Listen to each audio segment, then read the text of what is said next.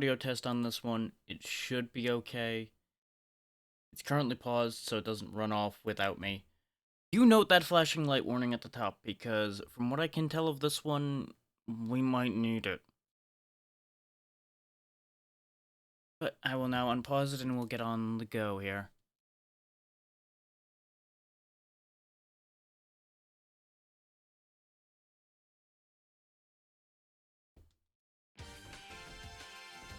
And the volume seems okay, but we'll see.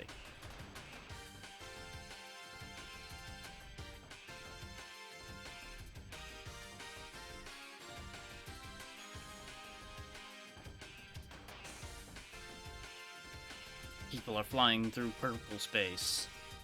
There's a man with a metal arm, and a guy with a really crazy look on his face. And then two people who have actual sprites, and are probably the characters. Rapid reload. This gave me real big Gunstar Heroes vibes when I was looking at it. So I said, you know what, why not? Let's give this a go today. It's also, I think, like a 2-hour game. I hit the wrong button.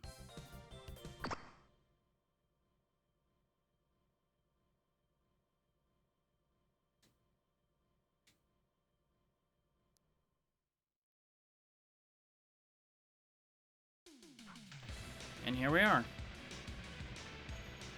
You run, you gun.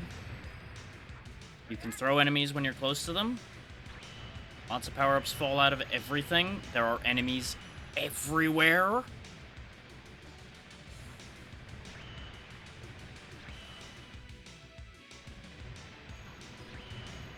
We have bombs to use, but I'm going to hang on to those.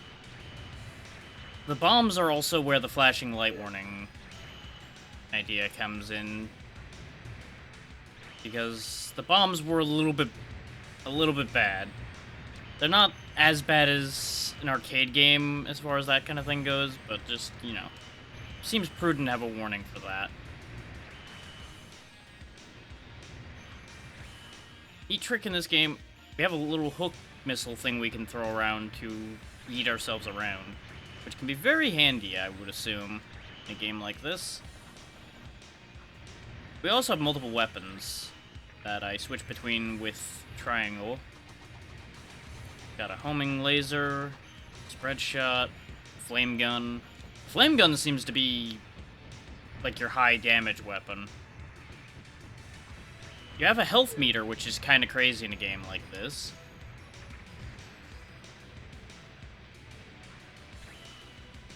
Which is actually why I was willing to do this. Because if this was a one-hit death game, I probably would have just went no.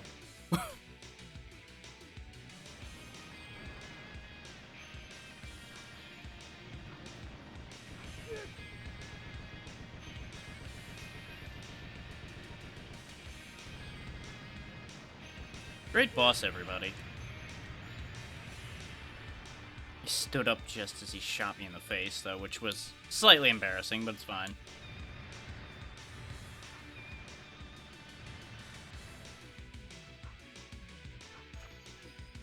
These spotlights apparently don't do anything. Okay, good to know.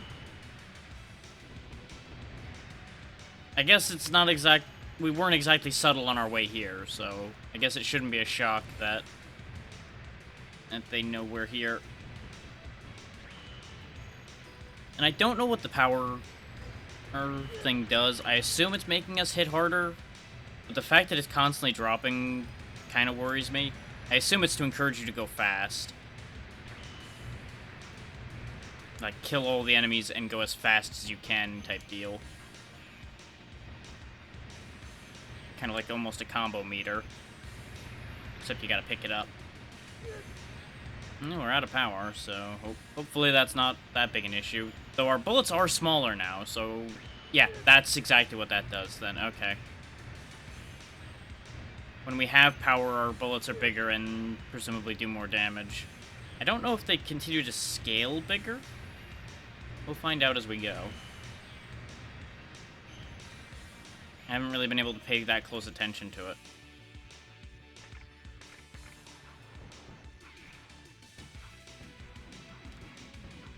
That's a mace. It's spin.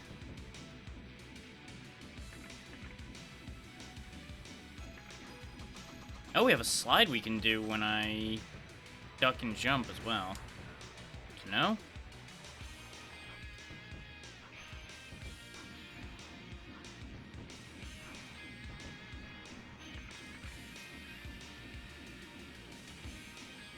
So far, this idea seems to be working.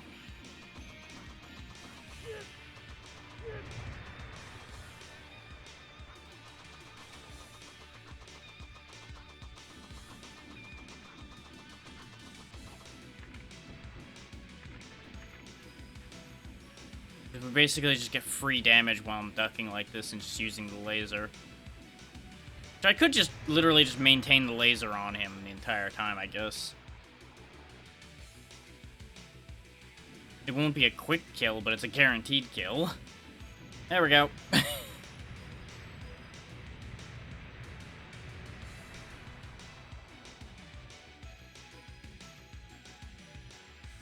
Yeah, still no screen transitions or anything, so that's interesting. Now, it's worth noting, the only part of this game I've played was up to that first mid-boss, the mech we blew up earlier. I hadn't seen that boss or any of this before. I don't think I've ever even seen this game anywhere before. Like, this is probably the most blind game I've played in a while.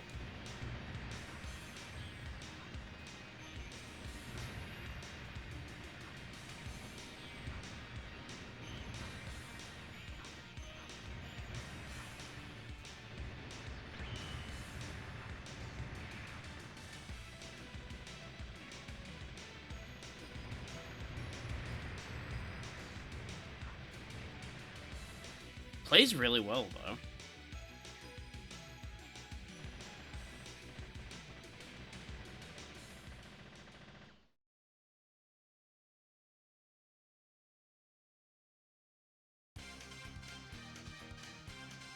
So you're after Valkyrie. Too bad, because those pumpkinheads will get the treasure first. Okay, so presumably this is the actual stage boss then, yeah? Interesting, okay.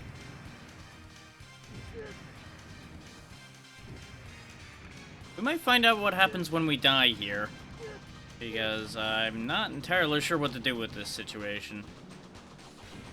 Breaking these isn't moving his health bar along either, so that's concerning. They appear to be destroyed. There we go.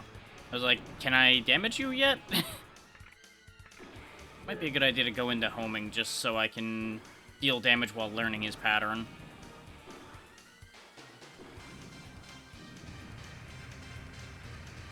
It's also worth noting that we kind of have to be kind of careful with our movements because we don't move that fast.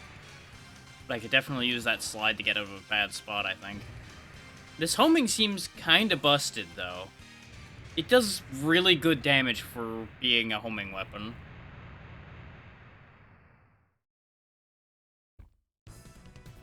You shouldn't judge people by their appearances.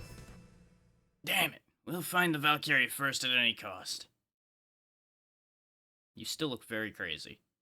Also, Pumpkinhead's probably not the best name, but you lot chose it, so, you know, you do you.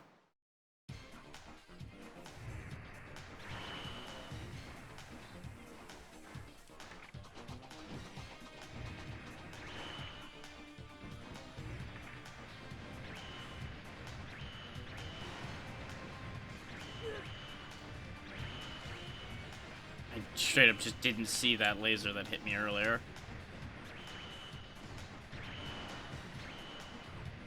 Definitely a game that benefits from you just never letting go of fire, as is tradition with this kind of game. Oh, that thing was tanky.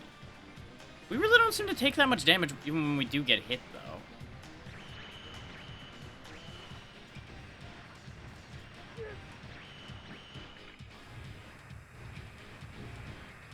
Okay, you get multiple lasers if you get the better homing. Okay.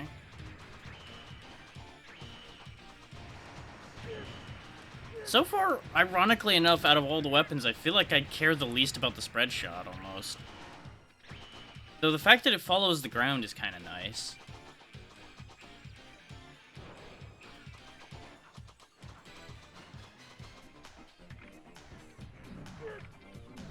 There's also a lock-in-place option. If you hold L2, you can lock in place. Yeah, I had a feeling. Oh, boy. Don't like that. This might be the most in danger we've been so far, actually.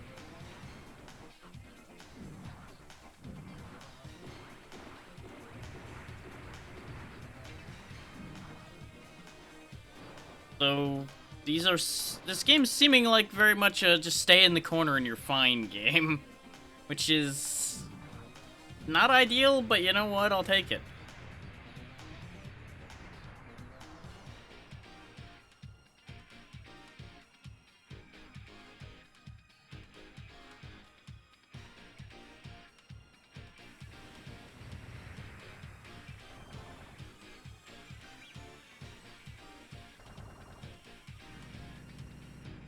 But give me one quick second to double check something.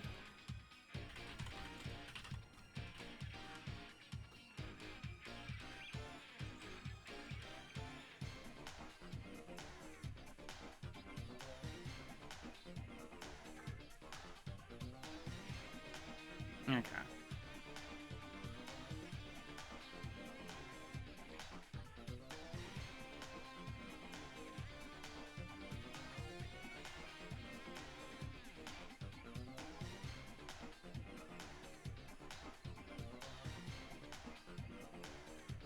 Okay, so I was basically right about the power system. The higher it goes, the better you are off, and it can go quite high.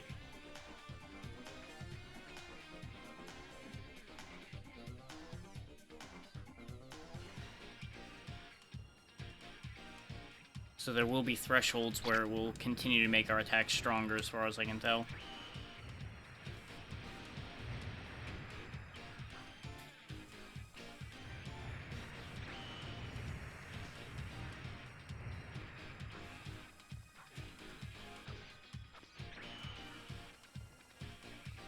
That thing was kind of tanky. But it dropped health, so I guess that's probably why it was durable.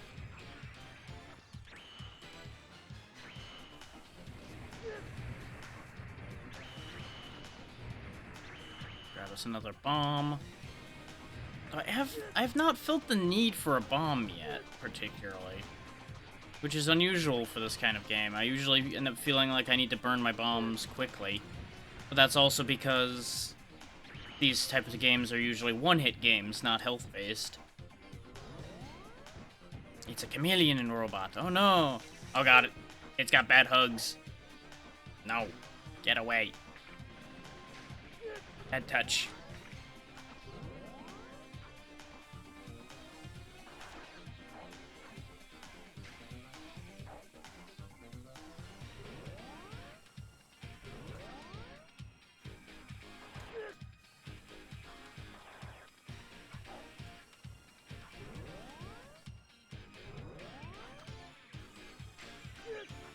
Another enemy very easily defeated by the homing laser.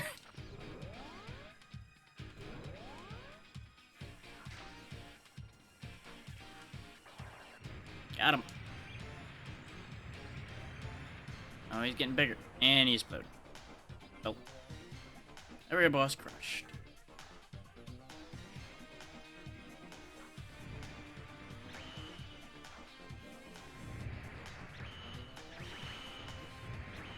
Actually, since I tabbed away, let me make sure the capture is still... Okay. Capture looks to still be fine. Because as we know, the PS1 stuff is the most prone to ending up with the screen freezing when we tab away. So, best to make sure.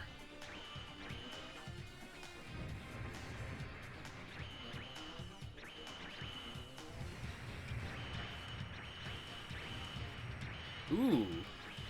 Red laser! What do the other ones look like now? Oh, boy.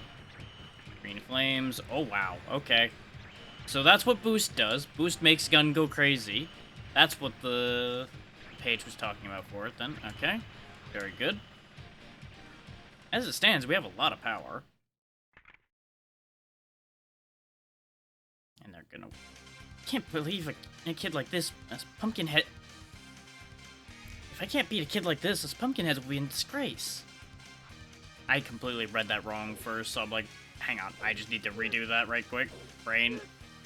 Okay. Can't reach low with those attacks. Okay. Oop.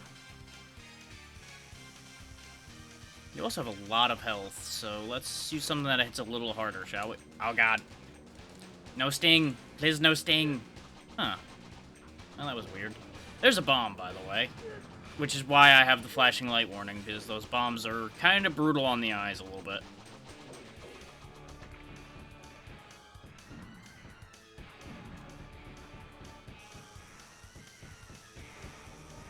Okay, the fire is doing good work, and that's at the F.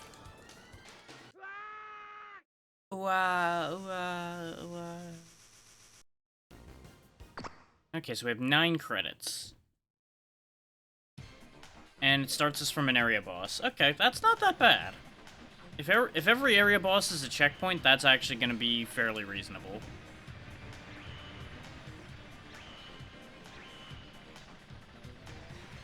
That said, getting through a game like this with only 9 lives could be interesting.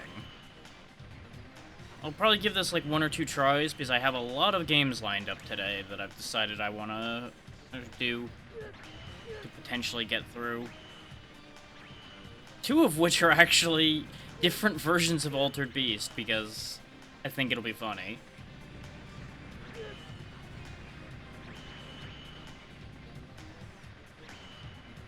And they are, as far as I can tell, different enough that they are actually, like, viable as different games. One of which I know for a fact is a completely different game. The other one I don't know. So, I can't speak to that being different or not. But as far as it was described to me, it is different.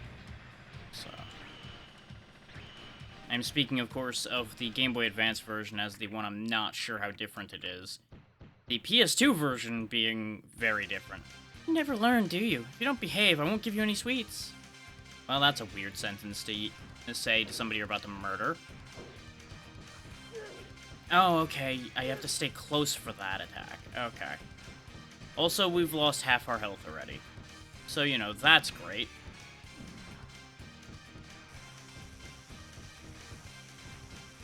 This is also precisely why I'm like, I'm only going to give this a couple tries, because it seems like it goes 0 to 60 rather rapidly in terms of danger.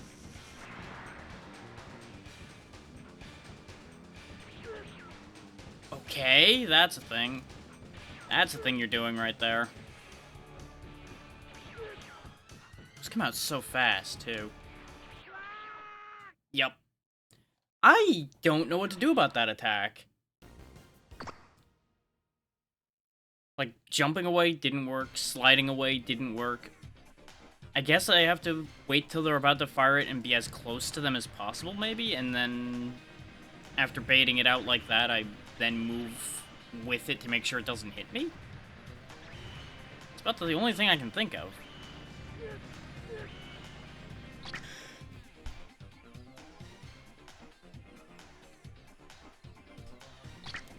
I wanted to mute to sneeze so I didn't blow anybody's ears out with it.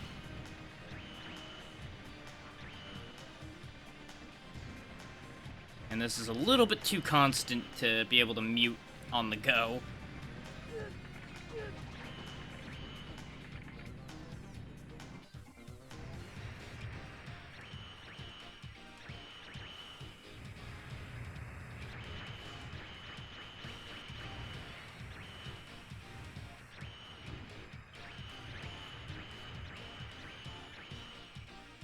If I could get to her with the boost on, we might actually be able to do something with that, but that seems not physically possible.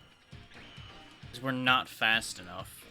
Even if I didn't stop for those items, I don't think we would have made it here before it wore off. Especially with how long she takes to spawn in.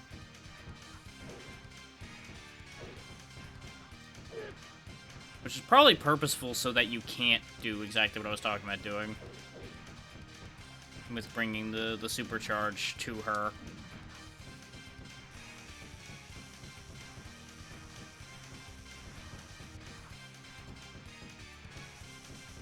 Okay, we broke her in the second phase, which is what's gonna kill us again, probably.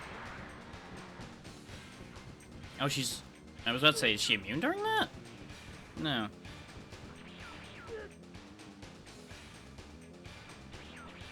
Okay, that's exactly what I need to do, is be far enough to the right that I can clear both of those with one jump.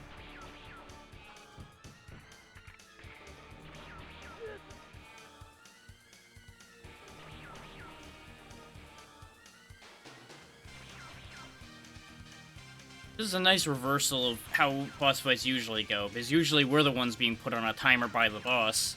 This time we put the boss on a timer.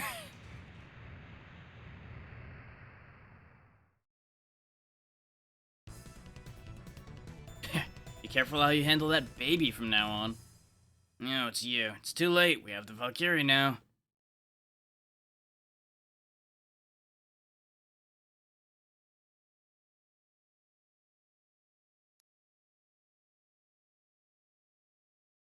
Oh god, we're on roller skates. Help.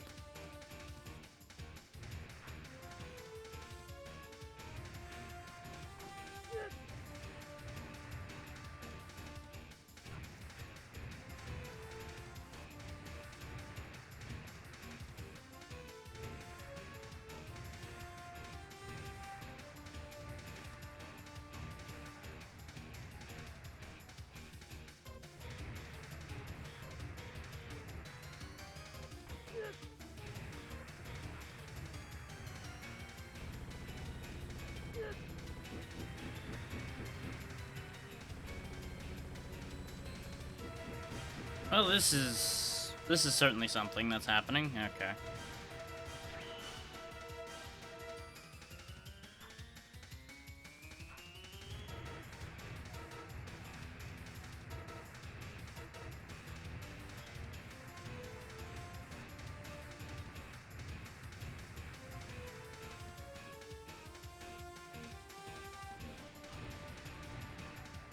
Oh, my power-ups. There we go.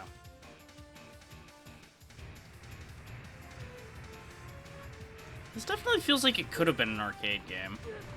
As far as I'm aware, it's a PlayStation exclusive. And it was published by Sony, so that would make sense.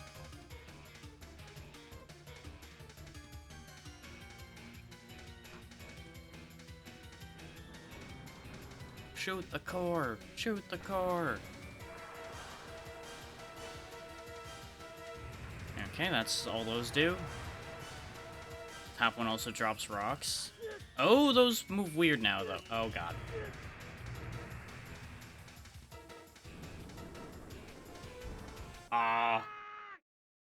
I'm sorry, what? This might be over rather rapidly. Because if it's gonna keep throwing attacks like that, we might be done before you know it.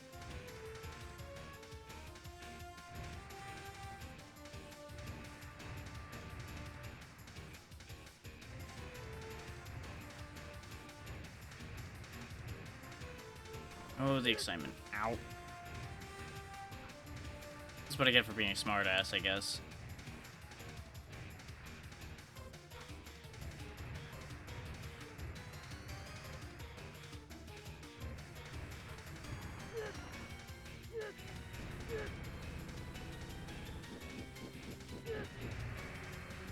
Not sure why the laser didn't target the missiles that time. Oh, right, because we're out of power, so it's only a single line shot now. Right. That's why we're getting fucked up by that guy's missiles. Okay. I was like, this ain't making sense. This worked the last time. Why is it not working now? We are probably gonna be dead before we get to the area boss this time. Because I 100% got lazy This homing laser is so good.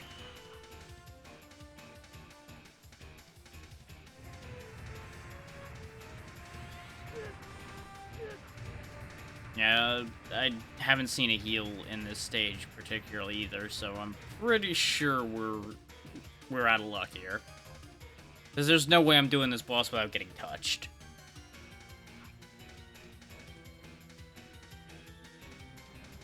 Hey, what's that up there? Huh. Big robot. That's a problem.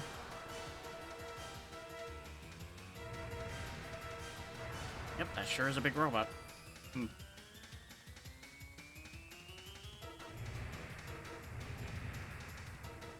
Okay, we figured out what to do with that attack.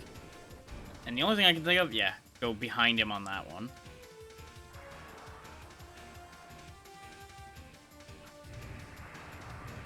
We might be okay. Oh god. It went up. Suck it, you Wheel Gator wannabe.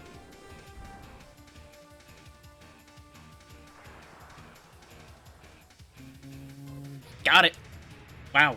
What do you know? No sooner did I say there's no way I could do it without getting hit. We did it without getting hit. Well then. There's egg on my face, I guess.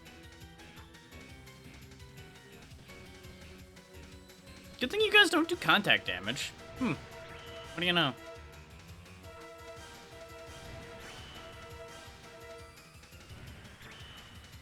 Much needed power boosts.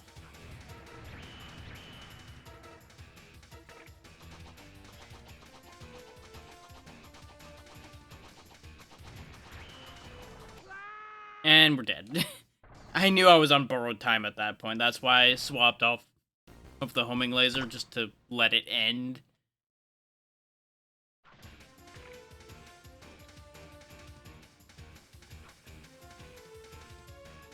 I was terrified for a second because I couldn't tell whether that was before the boss fight or not.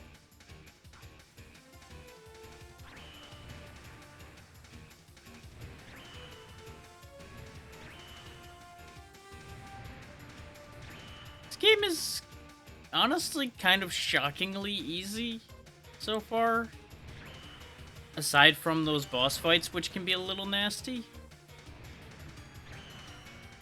Which is not surprising, because that's what this type of game usually turns into, is like, you have a grand time running and gunning and destroying everything along the way, and then the boss kicks you in the teeth. And make sure you stay humble.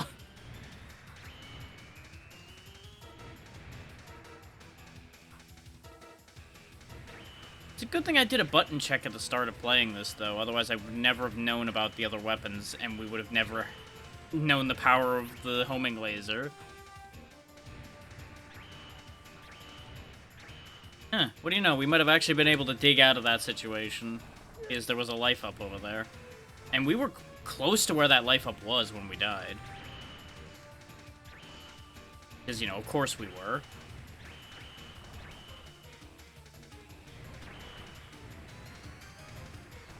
This laser is ridiculous. I can't be beaten until I run out of power.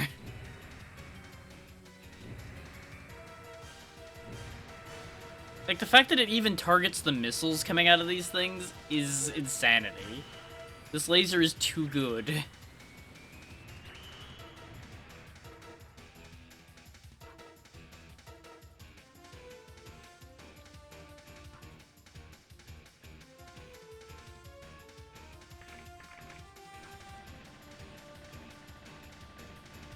I don't like the look of that. Get away from me. Ow. We appear to not be able to harm that. That thing just seems to be a hazard. I am thankfully out of its reach, sitting here, so we'll forego getting the powers in favor of not being grabbed by the grabby hand.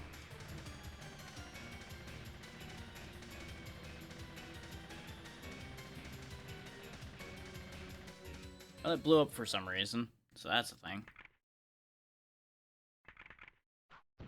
I assume the Guardian is showing up. It's time to pay, boy. Come on, see if you can defeat me again.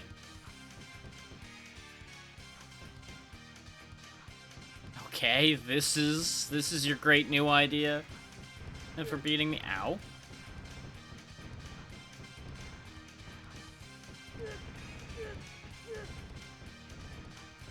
Okay, your great new idea is you brought contact damage, huh? Great, great. Love that for me.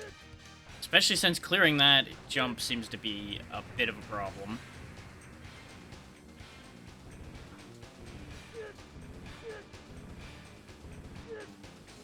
He also learned how to aim, which is a problem. Yeah, his attack pattern's a lot worse than the last one. Oh, and it's all the way back here, because of course that was where the last area boss was. Well, remember how I said this might be over before it starts? Yeah, this might be the one.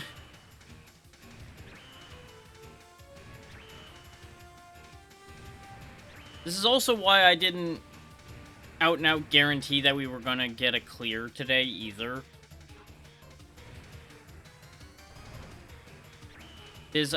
Most of today's list are like 2-hour games. Like 1 hour to 2 hour, usually. There's one or two of them that I think were closer to 3 hours, maybe a little over 3. So those probably aren't getting cleared today. They're more of a, I'm gonna show these off if we get a clear today. Or I give up and decide not to worry about getting the clear today and worry about it later. Because we got time still to clear a single game. I mostly queued up a bunch of them today just to make sure, one, I don't have to get stubborn and set in my ways and beat my head against the wall like we did yesterday. As much as people enjoyed that, apparently.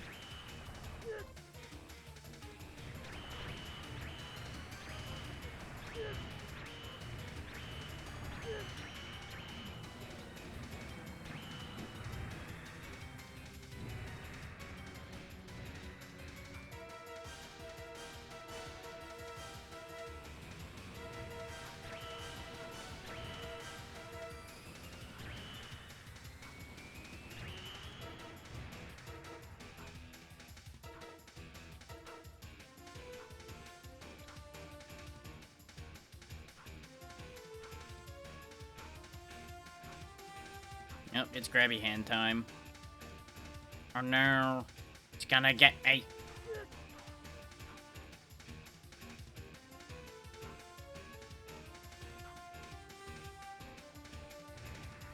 Okay, I think I'm out of his reach permanently now.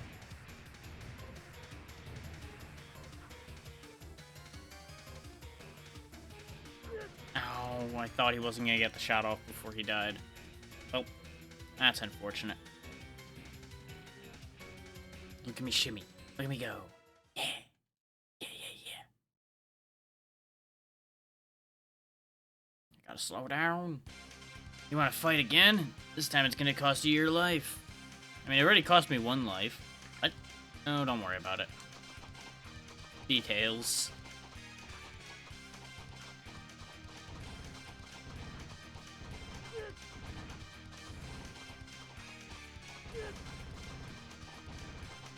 Like, the spread attack he does on the ground just comes out so fast. It's really hard to avoid the flames he has coming out the bottom. Like, the machine guns I've kind of got down now, but that attack, I think, is just going to keep catching me over and over again. Which is why I'm like, I think this might be over. Like, the barrel launching, that's nothing. That's fine. Oh, he's got a missile launcher as well, huh? Okay. And that's not even through the first phase, either.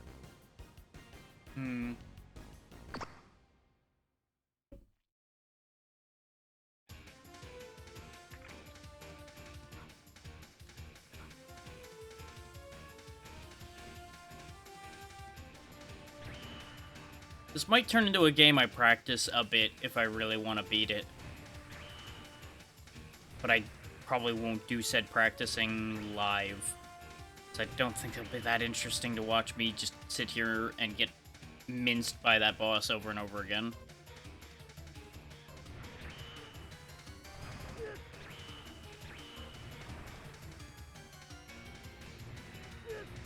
Like, we made some meaningful progress in the second attempt of that boss, which is why I'm willing to keep going right now with this game.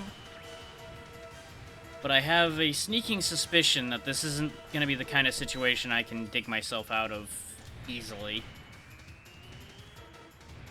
Not like what we had with Altered Beast, where all of that seemed insurmountable, but it was also very cheesable for the most part. So I wasn't really scared of that one. This one, there might be cheese, but I haven't found it yet. Well, aside from the cheese of laser everything to death. That's definitely in full effect.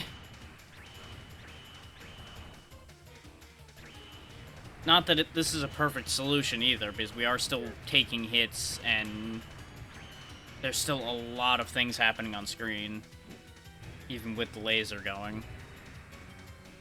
The laser just reduces our problems.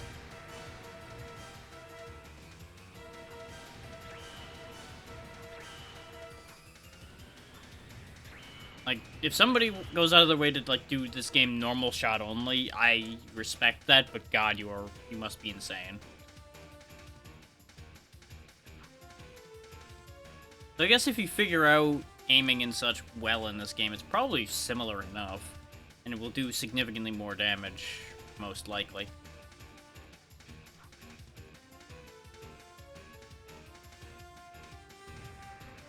I would have loved to get that health, but I'm not gonna go past the arm for it. Because I'll more than likely just lose that health.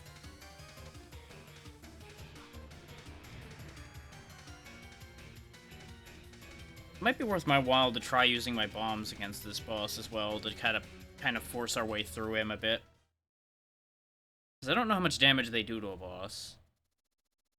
I've mostly been using them to avoid getting overwhelmed.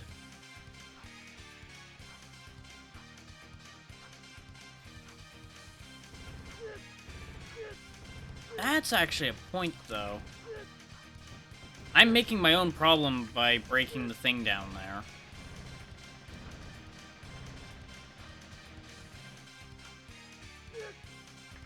Like, I didn't notice it the first time, but the homing laser might actually be a problem with this fight. Because of the fact that I keep breaking his leg pieces there, which leads to him just being able to destroy me just by touching me.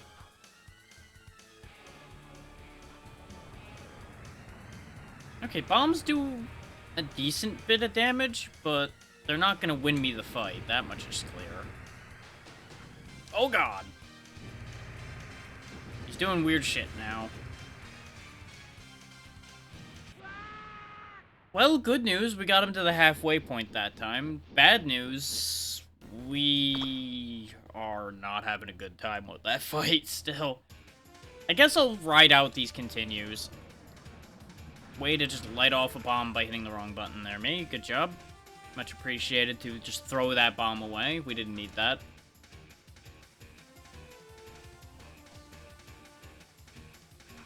We also didn't get any power, so we're just in the worst possible position right now. Oh my god. How did this end up going so wrong?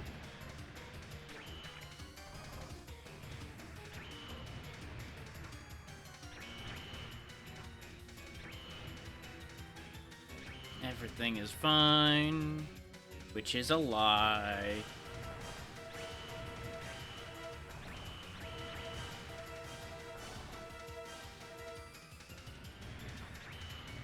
And I will say, there was, like, a lot of, like, jank, silly games I could have picked that would have been fairly easy clears. But I didn't want to go too easy. Like, I could have picked some, like, edutainment garbage or something. And it would have been pretty much a guaranteed clear. but I didn't want to cop out on it.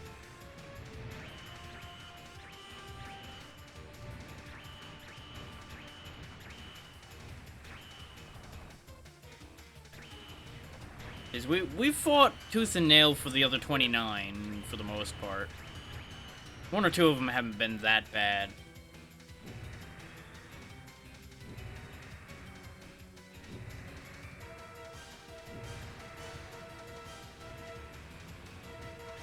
It's like, aside from the final fight of Gravity Circuit, for example, I would not say that I had that hard a time with that game. And the final fight even wasn't that bad, even though I got very frustrated with it.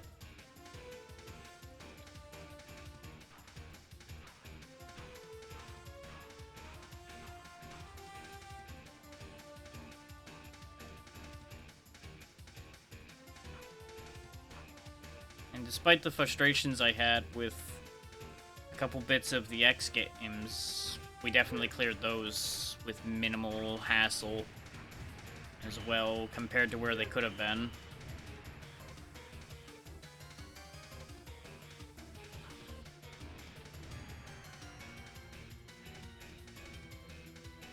Like, Alundra 1 and 2 definitely were difficult to clear. But I think Alundra 1 was at the end of last year. Yeah. So that was like October of last year, I think it was. You've already cost me a couple lives here, buddy.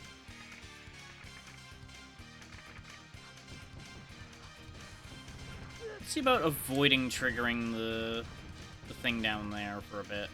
See if that does anything for me.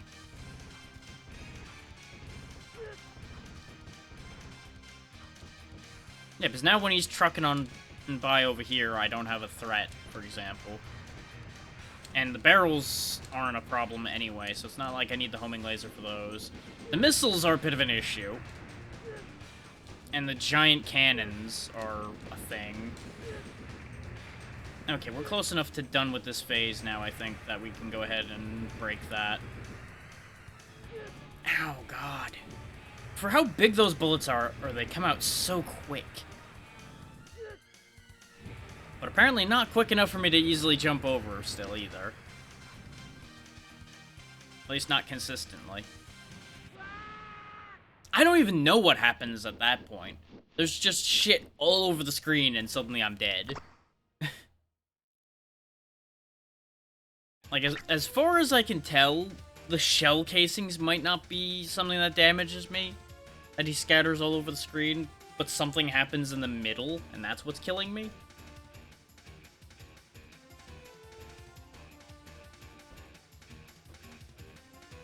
Like, I'll be 100% honest. I haven't the slightest idea what happens there. Aside from I probably shouldn't be in the middle.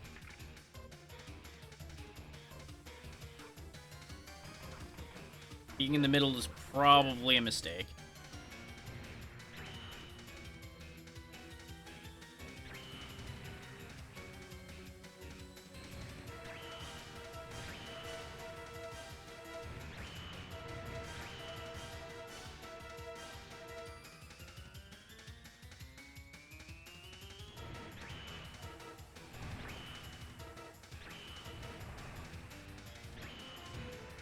Yeah, because you know those shell casings fall out of those guys too, and they don't harm me. I think those are just for effect, and they're just distracting. I wanted the power, and I was a fool. Yeah, see, I purposely jumped through the shell casings there just to verify that they cannot hurt me.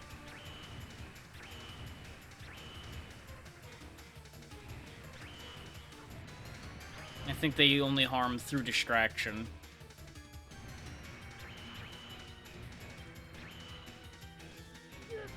This music's nothing to write home about, but it's alright.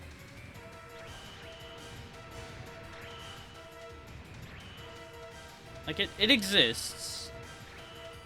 And it does not offend my ears, but I can't say I'm impressed by it.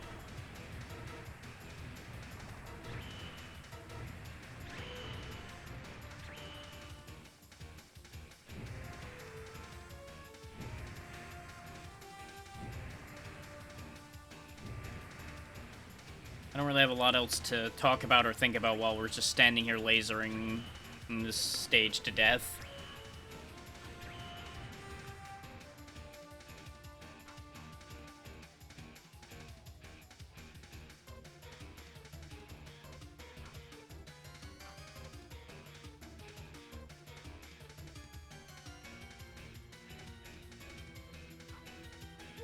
Yeah, I figured I underjumped that. I didn't really have a choice but to underjump that, though, because I had no room to move. Eek. I'm glad we managed to pick up the health there. That's the one thing we managed to be able to get rid of early enough. Really? Why did he live longer that time? I still don't understand what happens with that one. I think for the first, like, pass or so, I'll fire or blast him, and then we'll switch to homing.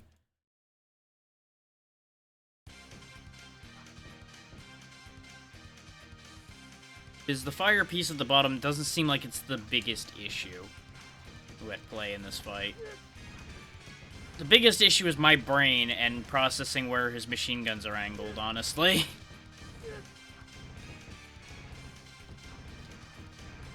So I have jumped into so many of those. Well, I set those on fire anyway, so I may as well just pull the homing laser out.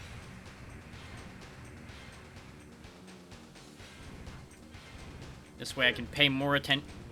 How did I get hit? What? I got so thrown off by getting, I guess, clipped in the back of the head by the last bullet or something when I stood up, that I just could not react to anything else in there anymore. That all went to hell from one hit. Because I literally just don't understand what happened anymore at that point.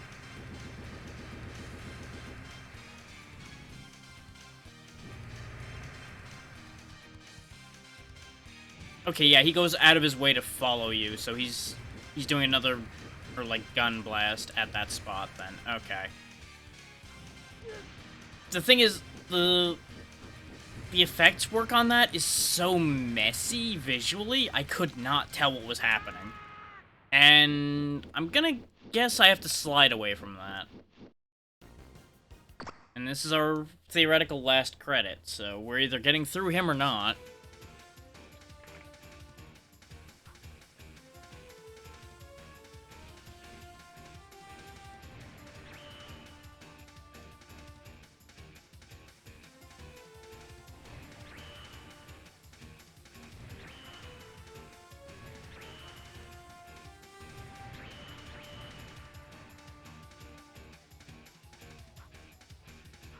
Like, this is a very interesting idea of a game, but it's definitely not grabbing me particularly.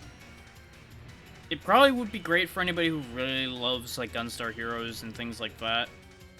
I didn't especially care for those games to begin with.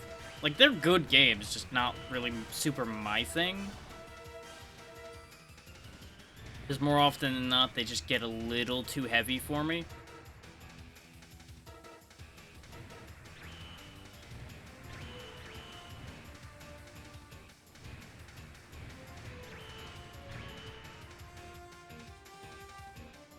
And this is turning into a similar example of that, where it's not too out of hand yet, but we're only on, what, like the third stage boss, I'd say? Yeah, I think at this point. Because it was the big walker, then it was the mantis thing, and now we're here. And I'm already getting bodied. So, I have real strong fears about what's gonna be coming up after this. And considering this is listed as like a 2-hour game on how long to beat, this is probably the halfway mark, if that. Which, I say if it's even the half-hour mark, because I don't know how good the handful of people that would have put a time up for it are. Hang on. Anything adjustment there. There we go. There's a very real possibility that the only people who put times up for this game are people who really know their shit, because that happens with some of these games, especially the really uncommon ones. Because the only people that know about it enough to put a time up for it are like speedrunners and things, which can really skew the times. That said, given the style of game that this is, I would believe a 2-hour time. A 2-hour time is reasonable for a game like this. I just don't know how many stages there actually are or anything.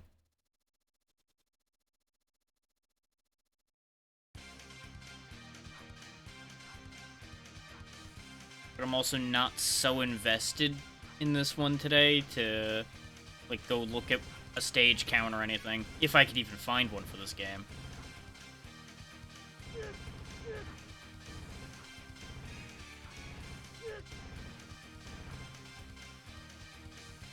Well, despite the hits we just took, we're debatably off to a better start than we usually are for this fight. May as well bomb the bastard. Though I may want to save the other bomb for the flying phase, considering we were having so much trouble dodging that.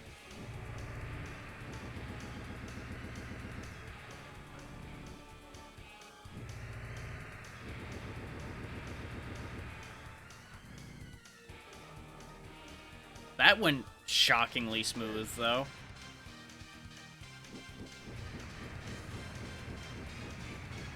I apologize to everyone's eyes, my own included.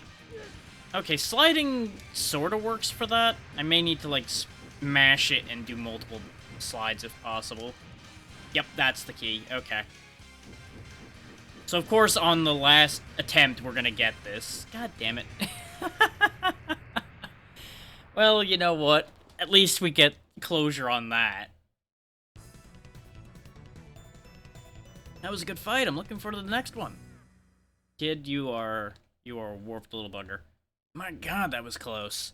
So it wasn't just pure luck they won last time.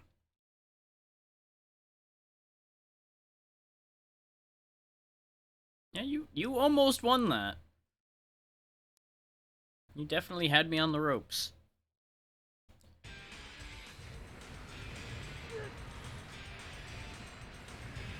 Okay, this track is winning me over a bit more.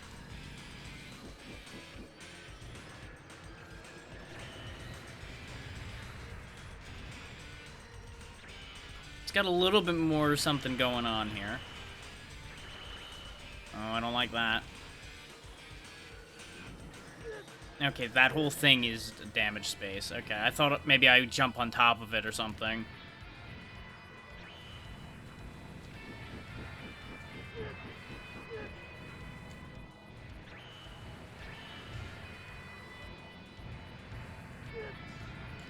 Okay, glad we're on our last credit, though, because, God, this stage is a lot.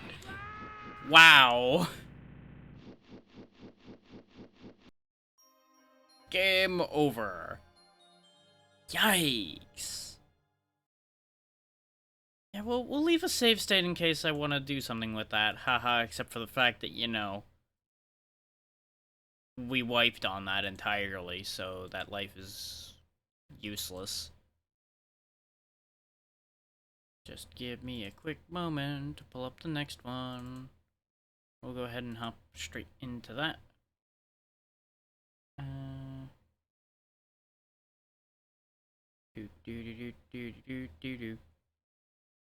I didn't do audio balancing for this, so I'm gonna have to raise it up, probably. Okay, it cuts there, so this should be okay. We'll see how badly cut off that is.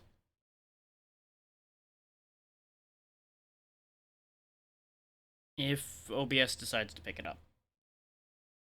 Come on, OBS, you can do it. Come on. Come on. Wait, yeah, I have a GBA capture. Hang on. There we go. Aha! It is not cut off at all. Fantastic.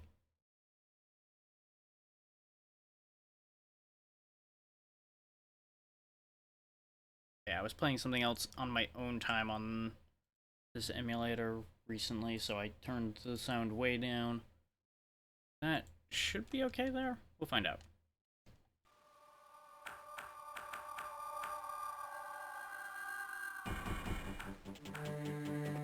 That's a little loud.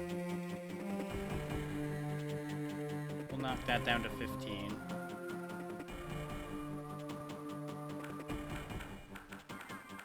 That kicks at my ears a bit less now. The sound still looks a little high for OBS though, so we'll go ahead and drop that a little further. Need be, I can raise it back up. The Dark Reaper Arcanon has rebelled against Olympus. The Guardians have failed. He has stolen their realm keys. He now controls the Hall of Realms. He also looks like a weird bug man. I command you to rise from your grave, reclaim the Hall of Realms, and restore balance to the universe.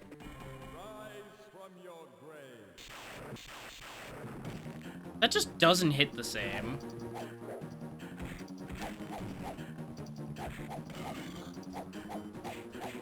How does this manage to look worse?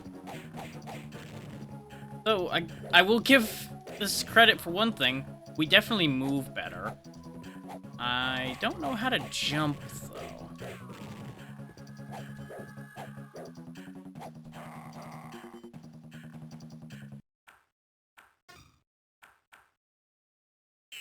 What does swap buttons do? Ah, that just makes punch and kick reverse, okay.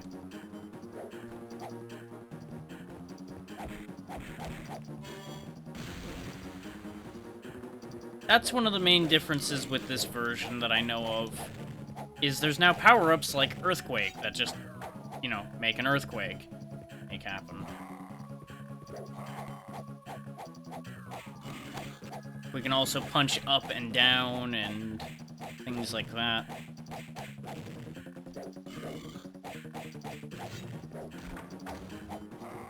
And our health bar makes a bit more sense now.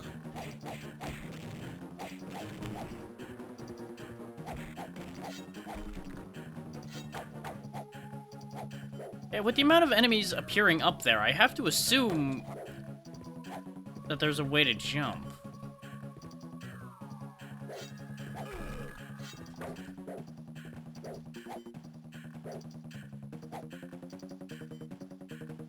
Okay, it's not start for some weird reason or anything. Though, actually, give me one quick second to double check something. Specifically, I want to double check my controls and make sure I didn't screw something up somewhere.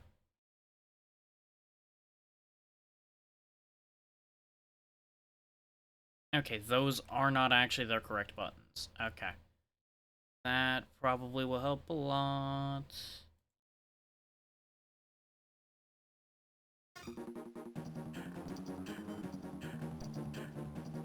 There we go. So, L is jump. That's why this was a problem. I was like, there has to be a jump button. There's no way. It's because at some point those got screwed up. Probably when I switched to the wireless controller instead of wired in, it got confused.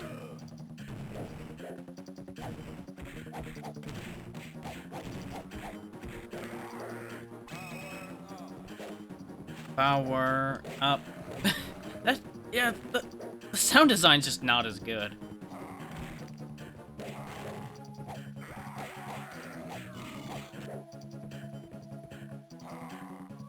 Okay, L and R are both jump, actually.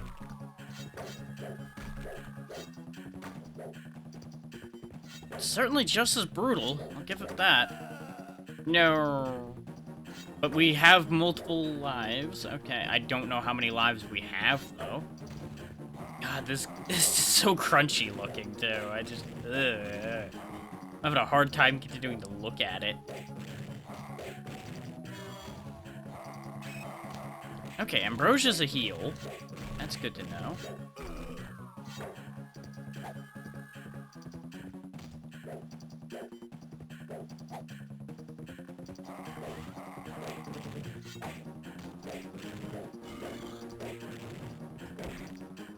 Like, I'll give this thing credit for two aspects compared to the Genesis Altered Beast, and that is, it's more responsive, and there's more things going on, and I say that in a favorable way. Though there are also more enemies, probably because it's more responsive. They feel they can get away with spawning more dudes, which is fine. There we go, we are big boy now. Still getting our ass kicked by axe skeletons, though. Our kick weirdly curves up, so it doesn't have as much range as the Genesis version.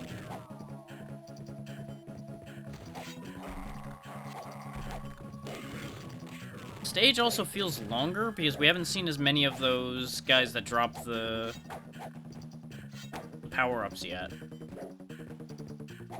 It seems to specifically only be those guys with the robes that are floating around. Ah, no. We do keep our power-ups when we lose our lives, though. Okay, the thing next to our health bar is our lives. The number of faces over there. It's just a little hard to tell.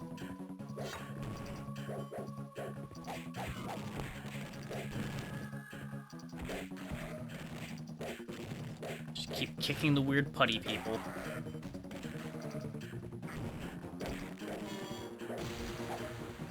That was a well-timed earthquake.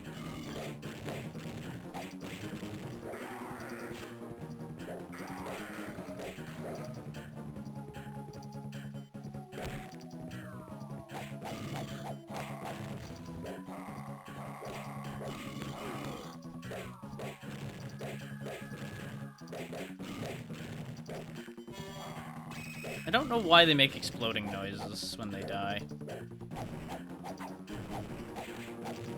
There we go. Give me that. Power up Canis. Okay, we do the same things we did before, just we have like laser noises now.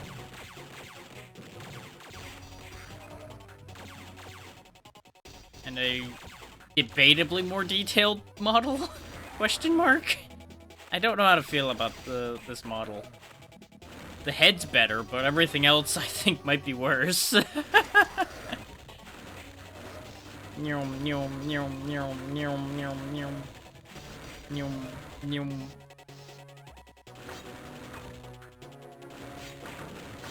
Still just as kind of bustedly strong, though, so there's that.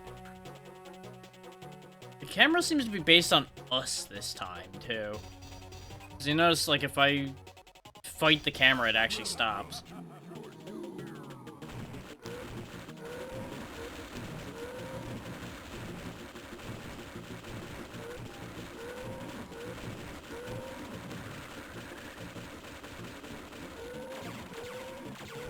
Oh, I need to break the pillars, okay.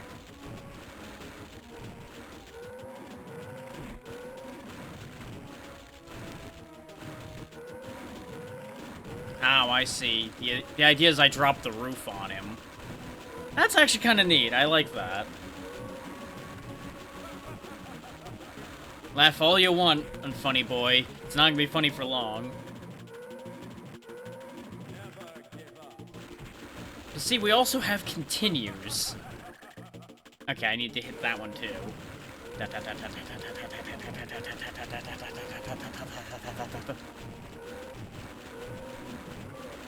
This does seem harder to immediately win without taking damage compared to the other one, though. Extra life! At least they give us lives, though. No, my power-ups. So they still do that bit, of course. Talismans recovered, none. Realm complete. Ooh, we actually get to choose our realm. Dubari, locked. Great choices, everybody. We get so much decision-making here.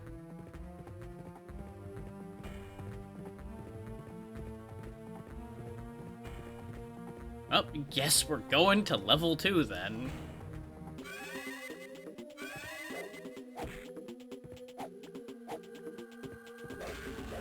Certainly seems similar to level 2 from the Genesis version so far. Just minus the things jumping on my head, which I'm fine not to— Oh god! No sooner did I say it, did something jump on my head. I don't appreciate this.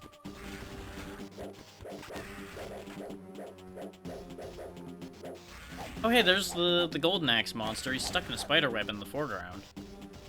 He's right there, see? He's stuck. He getting eaten. There's something else in the background getting eaten, but I couldn't tell what that is. Oh god, giant spider people. Ah!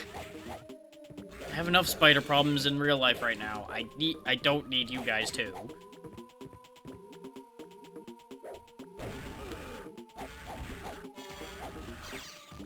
That was a well-timed shockwave.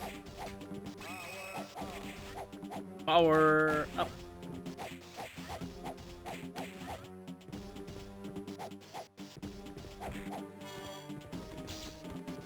Xander's shield.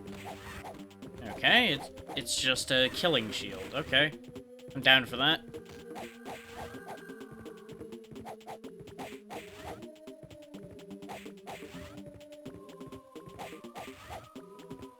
The punch feels a lot more viable in this one compared to the Genesis version. Because your punch always felt like it was too short to avoid something just punching you first. Whereas in this one, the punch feels necessary.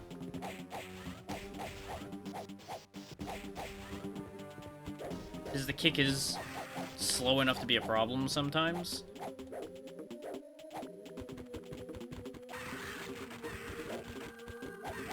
Okay, I thought that one being a different color might have meant that it was gonna give me a power-up.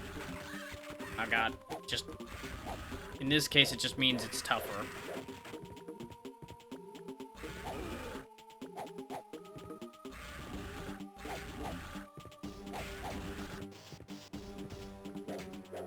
Joke's on you. I have a pointy skyfoot. Which is a hell of a sentence, but, well, you know, we're here. Speed! Yeah! Look at me go! Machine gun fists. Oh. And this game still has the bump into an enemy and get bounced around nonsense, but at least they kept it consistent where they get bumped around too. So you can kind of use that to your advantage if you need to.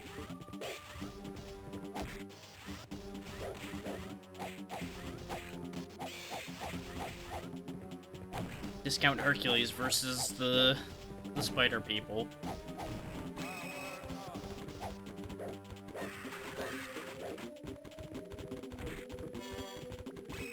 That's some well-timed ambrosia. Like, look at how much easier this is ending up being just because there's actual, you know, healing around. Crazy, isn't it? Of course, the higher-end spider people have the ability to shoot web. High five.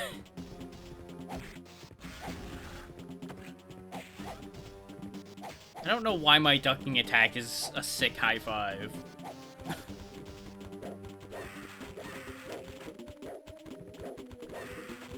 Come here. Boop.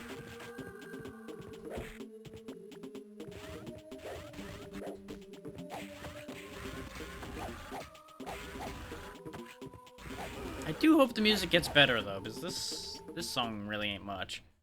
Speaking of, I don't know how well the music's coming through, so let me switch back over to being able to see OBS while I run through this. Nah, it seems okay. It's probably a little on the soft side, but it's a little on the soft side for my ears, too. Actually, what I can do, since they actually gave us options, is I can lower the sound a bit, and then I can raise the overall mixing. Let's see how that is.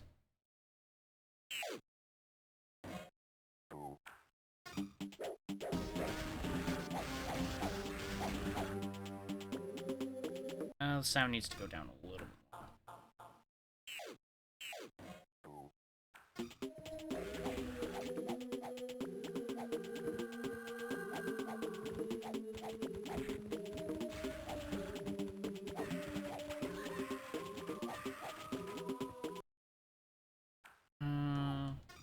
Now the music's just slightly too high, so we're gonna knock that down one, that up one. There we go. That looks like a good spot. Welcome to the fiddle I usually do off screen for all of y'all.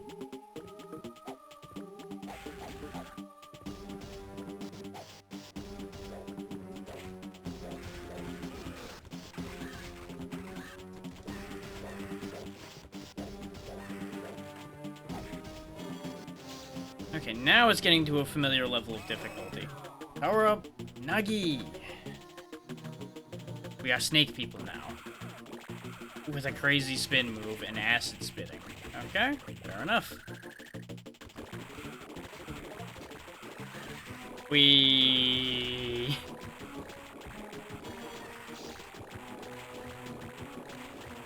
Well, this is the thing I'm doing, I guess. This is a thing.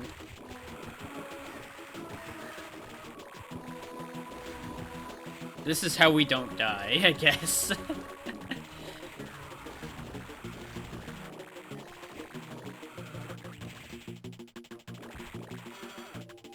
Hey, Ambrosia.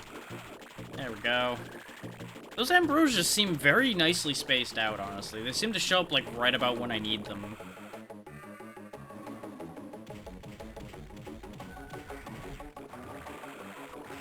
Okay, the worm is the boss, huh?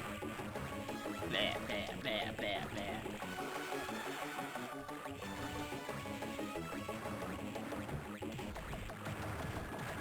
I thought the rockfall thing was just, like, its entry move.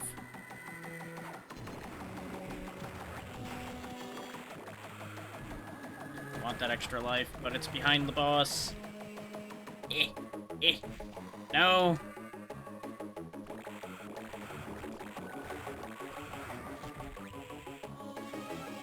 Okay, we got a life back. Though I spent a life getting a life, so I feel like that's not really that great, but... How much health do you have? That much. Okay.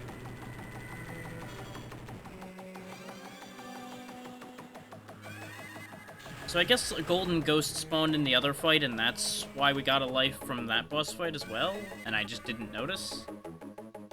Either way, Realm Dubari complete. Talismans recovered? None.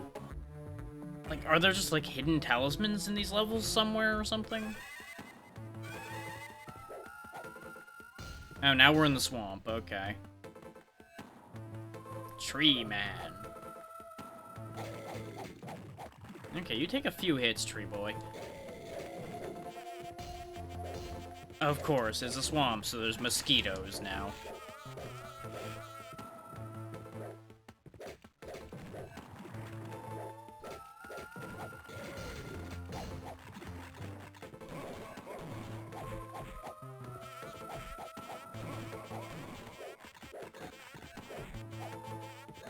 It would appear that the coffin doesn't mean anything.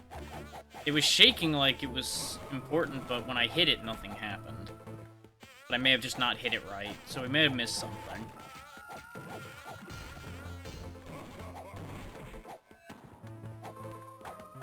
We'll know better if it reappears in the stage anywhere or not. Because if it's just a stage feature, I would assume we'll see it again somewhere.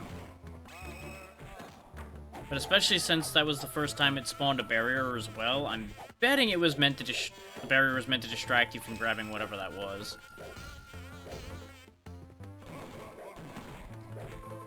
So after we finish this stage, we might go back and check that.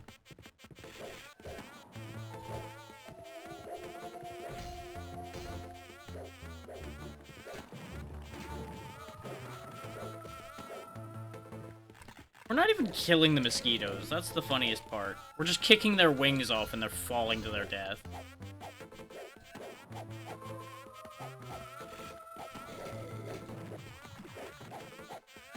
Yeah, see, there's another coffin here, but can't seem to open it in any real way.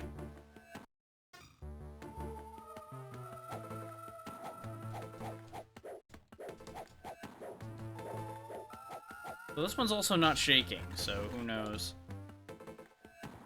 I'm gonna assume that's a death pit. Ambrosia get. And promptly lose the health I gained. Yeah, no, I think those are just meant to be background, because you'll notice the carriage full of corpses here.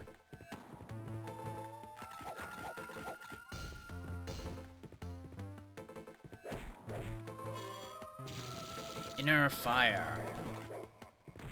Well, that didn't last long.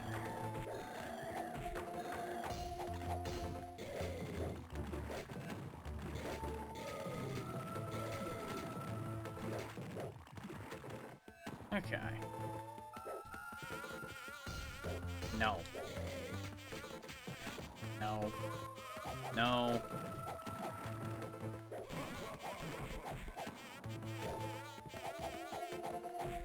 Like, it's kind of funny to say that this controls better. This definitely has its moments of, as far as controlling goes. Like, the whole fact that your jump button is on a shoulder button is kind of awkward, but it's also the Game Boy Advance. There's only so much you can do about that. Which is why my first expectation was that hitting A and B was going to be my jump option. And I'm happy to say that that isn't. Because that would have been kind of awful too. But it would have at least worked.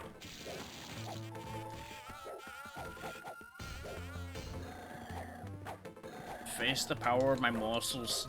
My horribly pixelated muscles. Interesting that we're getting Regenerate now instead of Ambrosia's. Like, I wonder why they chose that as a balance point.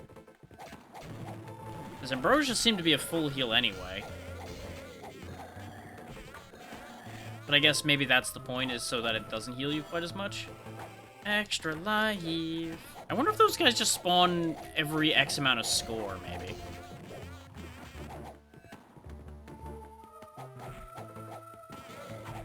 Also, I'm not sure we actually gained a life from that. Because it looks like it might only be able to display 4 lives.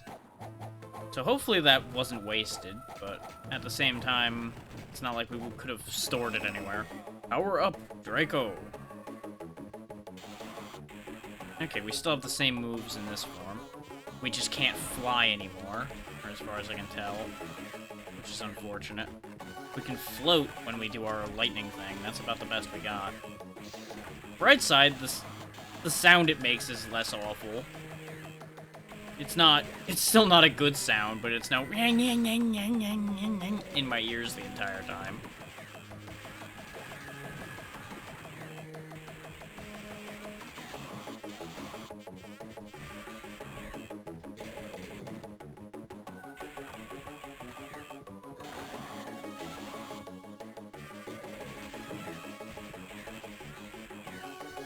Sweet rave party, yeah! I am a ball of lightning, you can't stop me.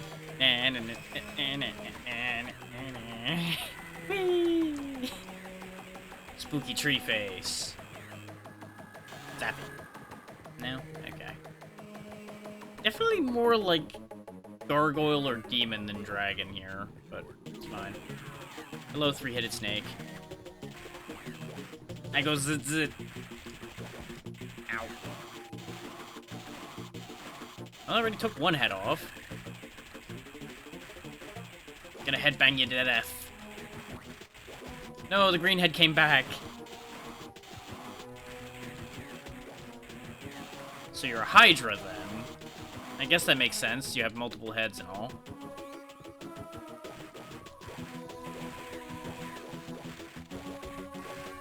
Definitely want to just kind of bash in with the AoE, just like the old swamp boss then. Okay, all 3 heads are gone. Now I can hurt the bodies. 1, 2.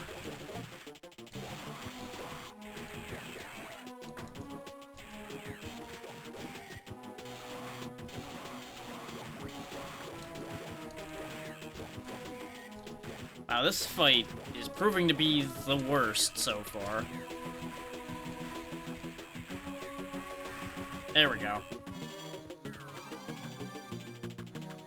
Oh, I didn't get the extra life because I picked up the key by accident first. Well, that's unfortunate. I kind of hoped that it would give it to me as I walked in the door. Nope. So we now know that we didn't need to go back in there. So, on to the next stage, Sahar. Which, you know, Sahara Desert.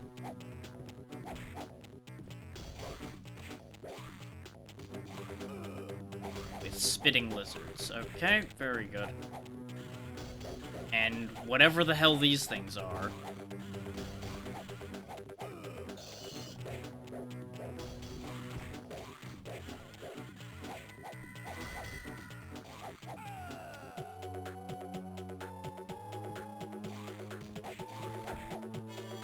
Avoiding getting hit by those lizards seems to be a crapshoot. Not gonna lie to you.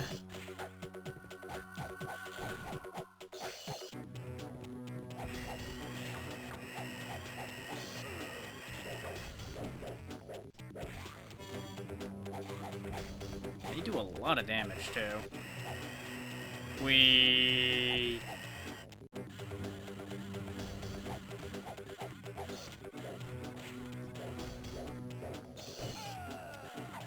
Like, we lost basically this entire continue just to the regular mobs around here. We got brutalized. Power up.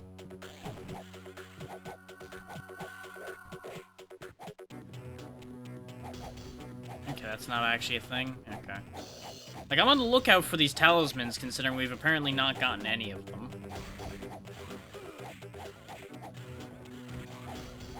I feel like they'd be somewhere weird and kind of out of the way.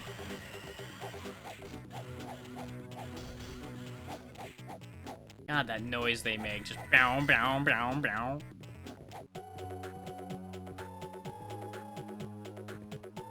Looks like we're getting Were-Tiger based on the face at the end of the health bar, which has been changing every time.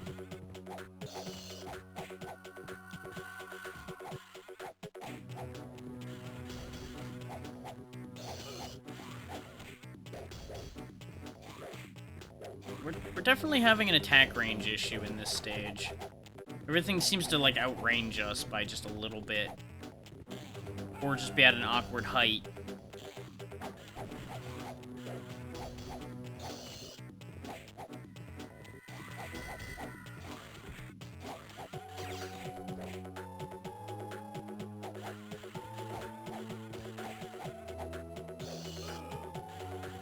It's like, these guys with their scorpion tails have quite a lot of reach, but they're small enough that I can't just, like, straight punch them most of the time, unless they're hopping.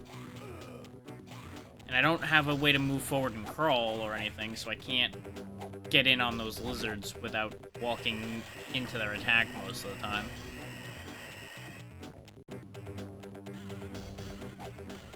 Probably wanted that.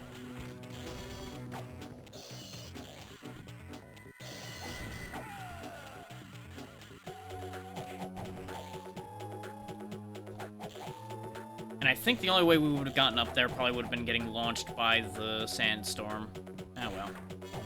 I think that was either Ambrosia or a talisman up there. I couldn't really tell because we didn't get a good enough look at it. Considering it's a pain to get to, I would assume it's where the talisman is in this stage.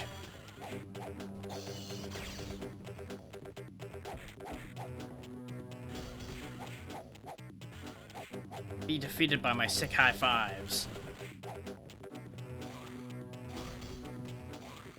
Oh my god. These lizards are the worst. And I like lizards.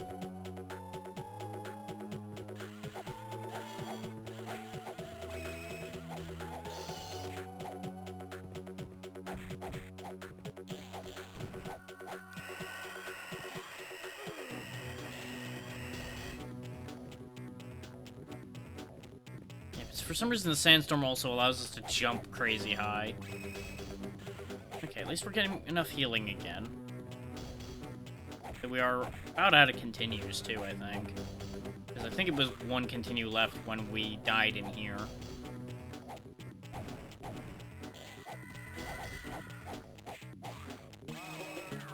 Smilodon! Yep, it's got the same moves. Though now it throws a straight fireball instead of the weird wiggle beam we had in the Genesis version, so that's already an improvement.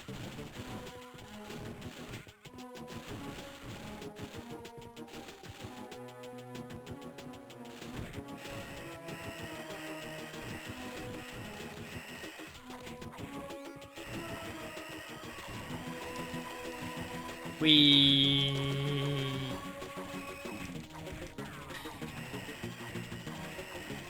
I cannot be stopped. I am a pinball. I feel like this shouldn't work, but well, here we are.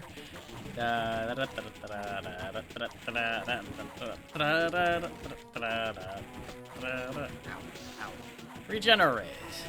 Boing, boing, boing, boing, boing, boing. Boingy, boingy, boingy, boingy, boingy, boingy.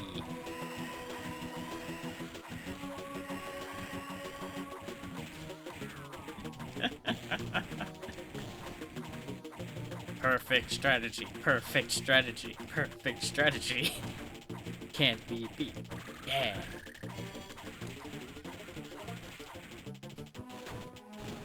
No, I just straight up can't pick up that ambrosia because I'm at full health. Crazy.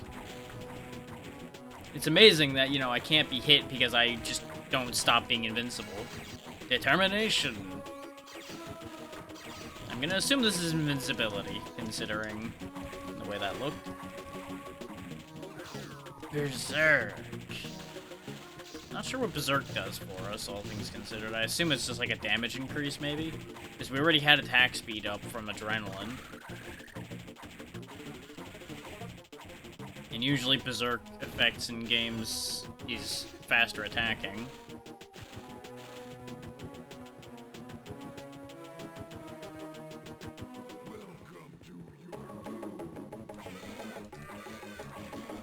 Okay, it's much the same situation again of I gotta be careful where I do the dash or I get screw jobbed. And it still spawns little things. And it's still crescent-shaped, ironically enough. I died to ants being dropped on my head. Okay, we have a continue story option. Oh, okay, that just puts us back at the start of the stage. That's not bad.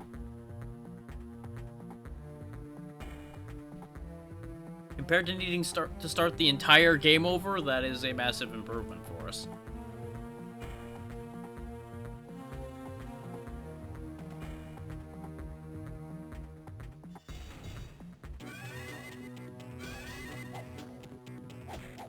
Of course, you know, the whole lizard situation still sucks.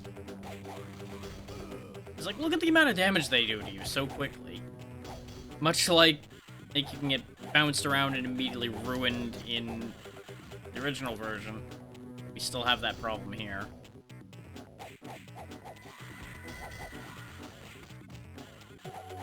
Yep, that's a life going out the window already.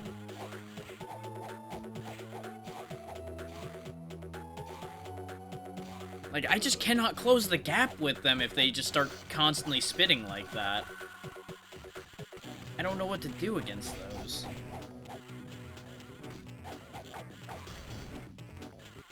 Especially with the stupid scorpion jackrabbits that just keep bouncing on my face, trying to make sure I can't move, so that they can ruin me that way.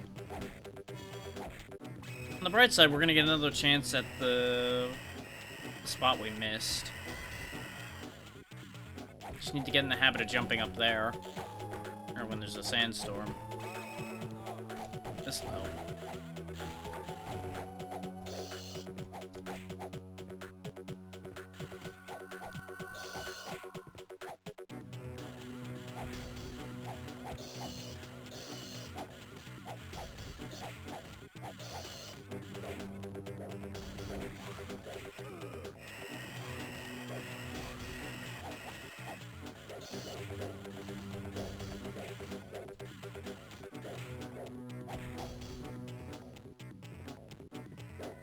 Like, if I can time it, the kick is definitely better against the rabbits. Because, you know, it's a lower attack. With a little bit more reach.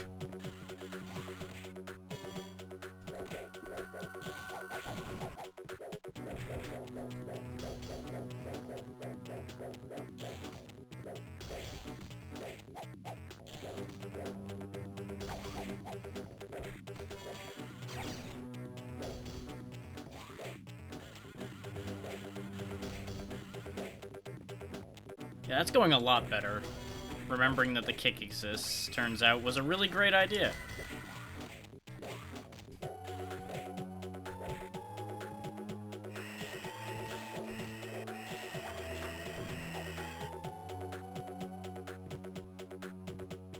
I missed it. I needed to be further forward. I think I needed to just, like, jump over those beetles.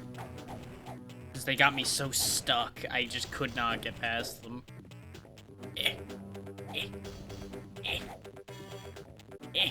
Nope.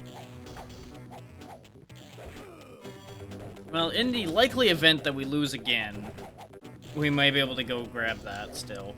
Slash, I'll come back for it just to see if those do anything meaningful. It also is a matter of, I don't know if we get our continue back when we load the story, essentially. We might not. And if we don't, that's still gonna be a problem.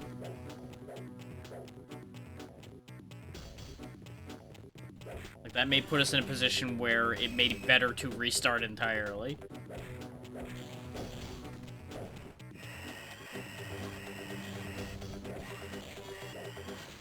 Earthquake.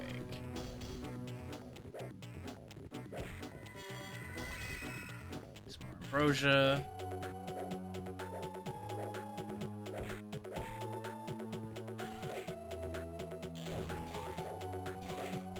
No, I can block their shots, though. So I was screwing that up the entire time. That's good to know. There we go. Smilodon again. Fireball. Why throw the fireball when I can be the fireball?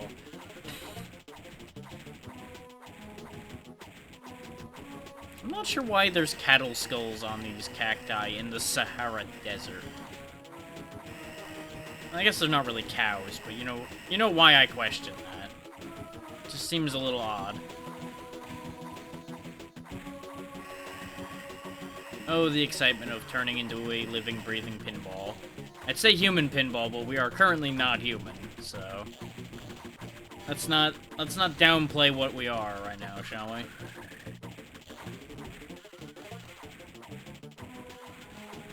I'm very glad we got Smilodon form before those red jackrabbits showed up. They seem like they would have been a real problem. Regenerate.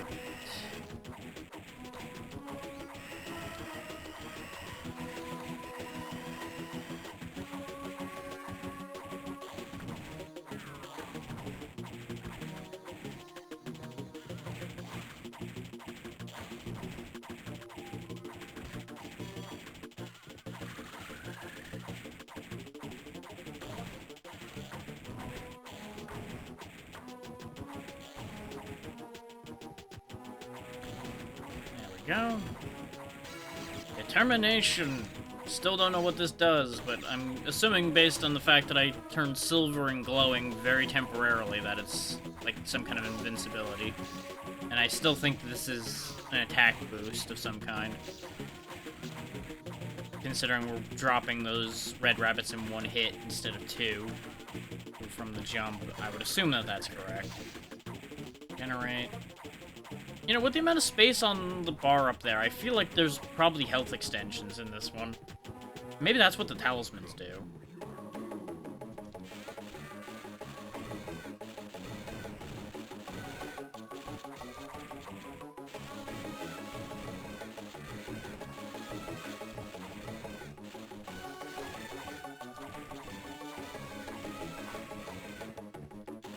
Seems like I just need to stay away from the mandibles.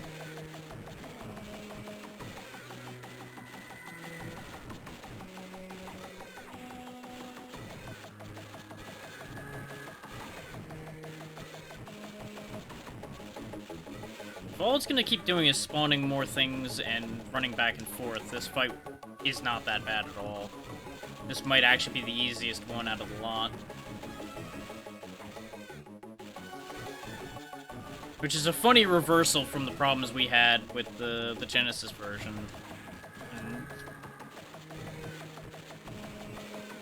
Presumed equivalent. Extra life. Yeah, there we go. He's dead. Well, we gained a life rather than losing one in that fight, so I'll take that. Take that in a heartbeat. Also gets us out of this stage. I'm tempted to go back for that talisman, but let's just keep going for now. Organica. Land of plant, and plant, I guess. Okay, it's raining. The throbbing sections aren't a problem. There's mantises, okay.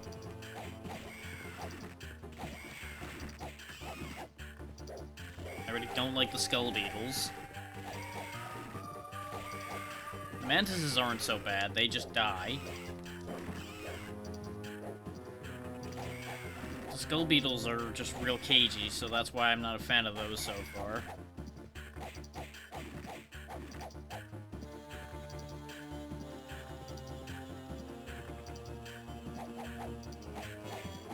Yeah, I figured that's where the power-ups lived. It had been long enough that one should have been showing up. That's right, you spawned into death.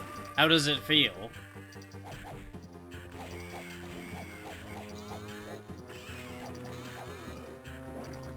The fact that those are warping in is a sign that I assume that they don't belong here.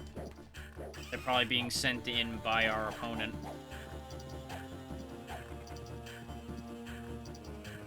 Whose name I've already forgotten.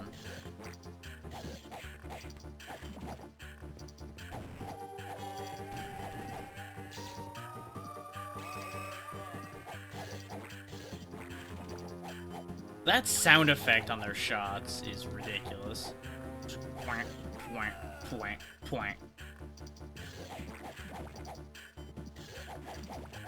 what kind of cartoon character shit is this?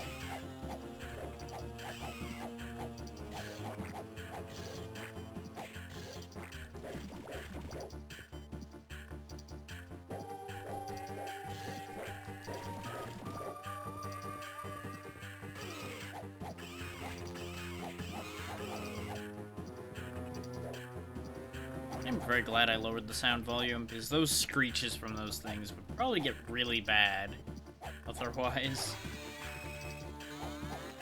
Oh, there's the vertical diving dragon things. Oh yeah, that reminds me. We haven't really seen a flashing light thing here, so let's go ahead and turn that off, shall we? I don't think I need those anymore. Because I don't think there's that much flashing light in the other games that I have queued up. Rapid Reload was the only one that really seemed like it would have a concern as far as that goes.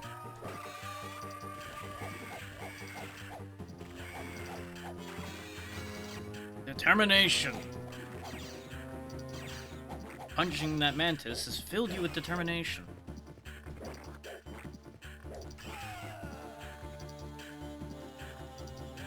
Yep, we do have our continue. Lowering sounds does seem to have lowered Zeus's voice too, though, which is a slight issue.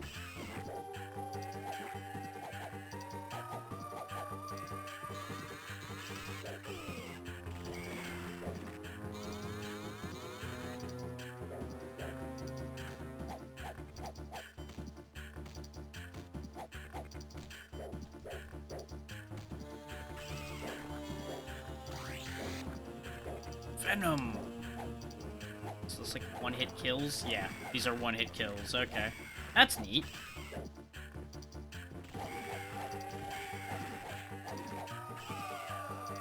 I really don't like these beetles, though. Like, I have the same problem with them that I had with the skeletons in the original Altered Beast, where they just, like, stay just out of your reach. And the second you make a move, they attack you before you can make a counter move.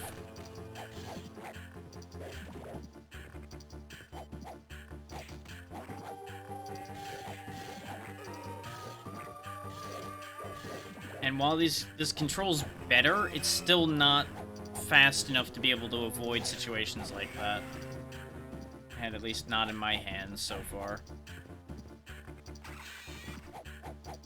But again, we have more wiggle room because as long as we don't full wall on a stage entirely, we can just keep coming back to that stage.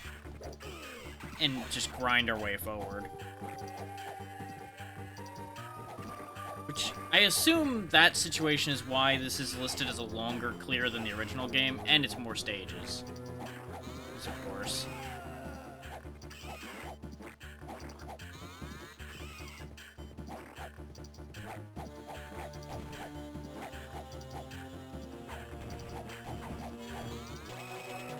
Power up, Tarapis.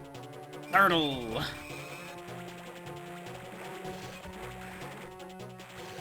Okay, that's a slow move. That's why it's a problem. Okay. We were getting hit out of it constantly.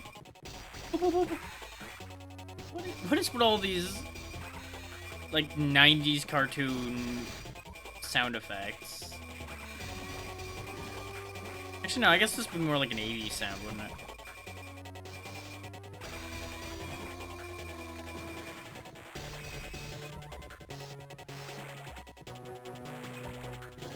I don't even know where to start with our roll sound.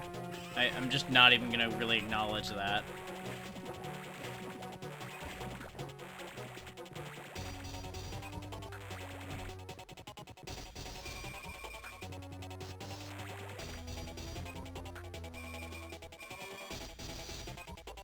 More ambrosia.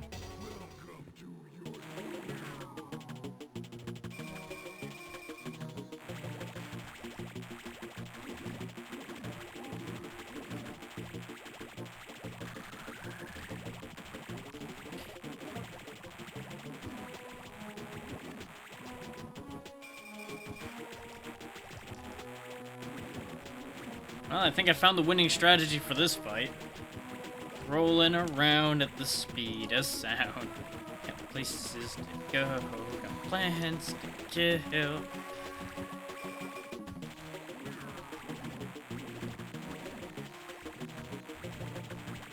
Problem is, it's got so many times where it's invincible that this is gonna take a bit, I think.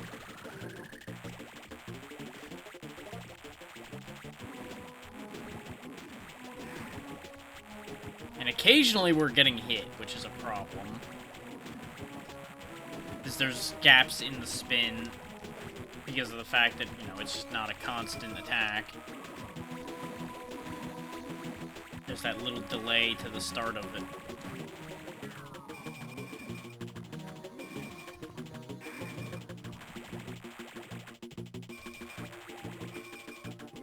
God, I've missed multiple opportunities to hit him now.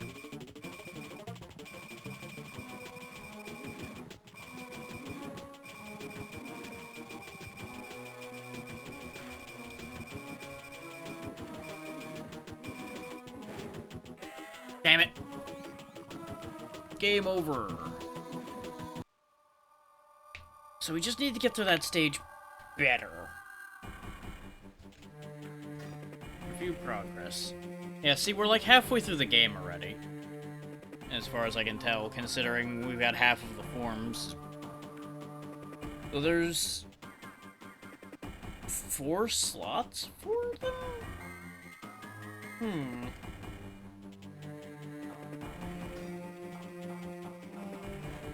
We definitely don't want to hit select on that screen because that clears progress.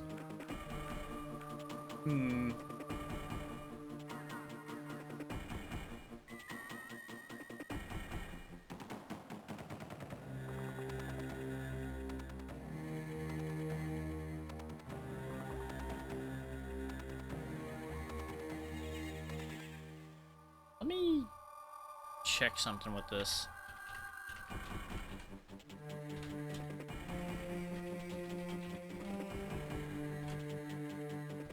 What do the talismans do? So I know whether to chase after these or not.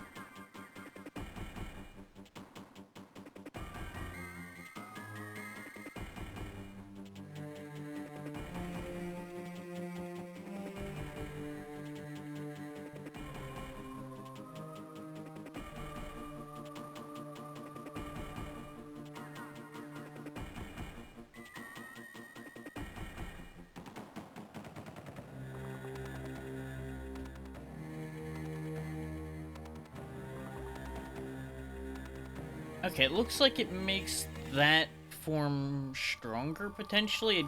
It gives you a different coloration version of that form.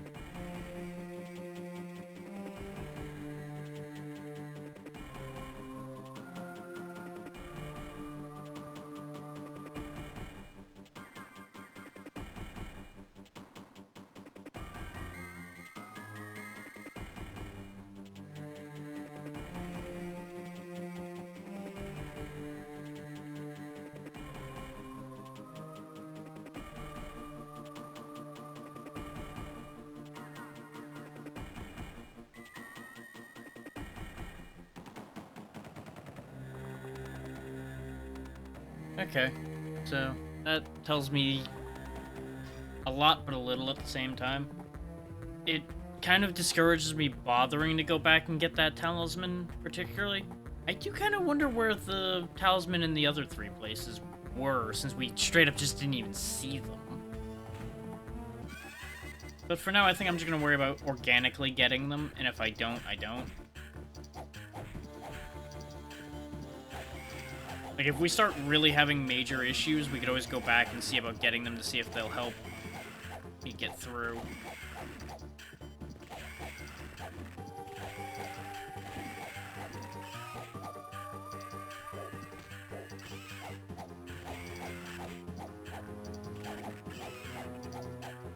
Okay, duck punching seems to work against the beetles, because they have a harder time hitting me.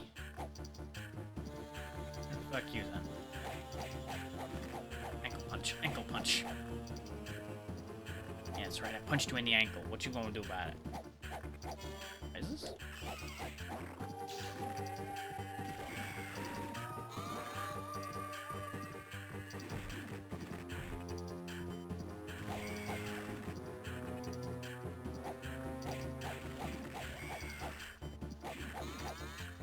Like, currently I want to rate this as easier than the Genesis version, but at the same time, there's a very real possibility this can end up harder, because they feel like they can get away with more. Because, you know, we have more mobility, we have more attacks, we have healing available.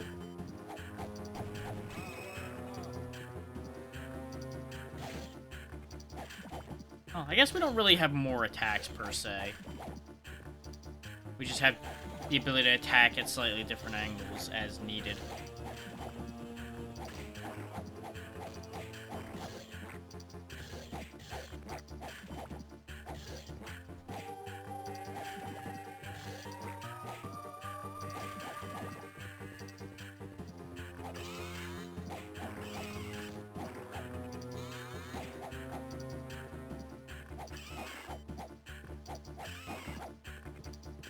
Okay, that mostly neutralizes the beetle threat. Keyword being mostly.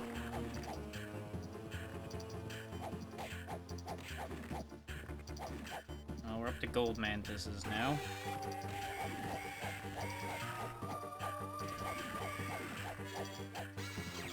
Determination!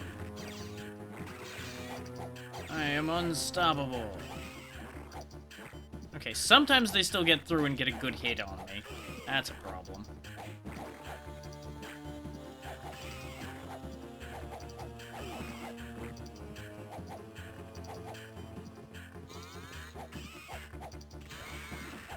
And of course, you know, some things never change. The cheeky double attack is still a thing that this game is more than willing to do. Just like its predecessor. Venom.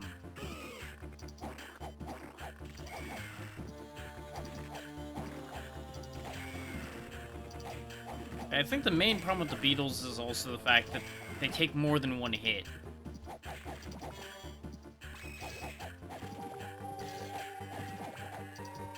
Not only do they fight kind of cagey, but they have the durability to usually get a hit off.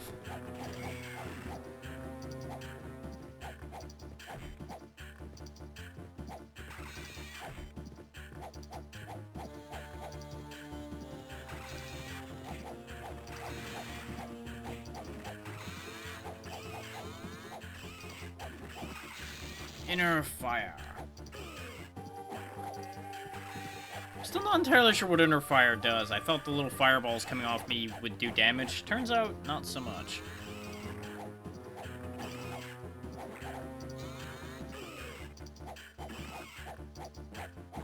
Really need to not lose our continue to the beetles quite yet.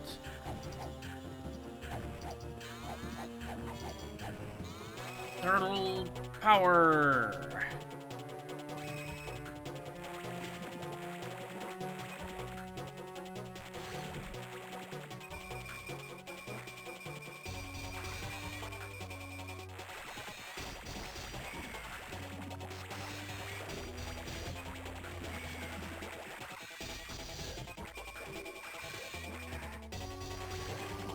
I see why the enemies are ranged here now. Because of the fact that they can take advantage of hiding behind things like the flying serpents and such.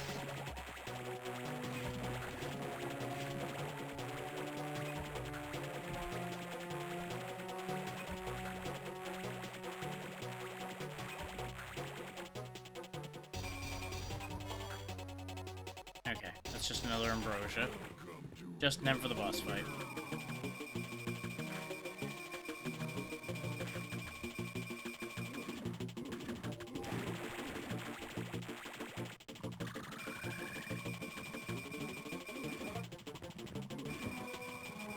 It seems as long as they don't get a direct hit on you, they just bump you, they don't actually hurt.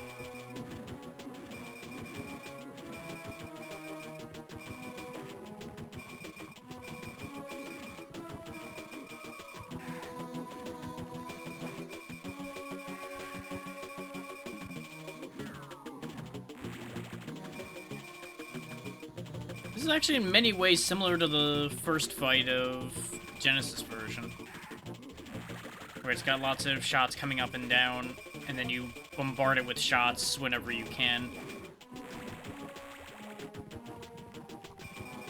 Though this one, you know, has shots coming up as well as down.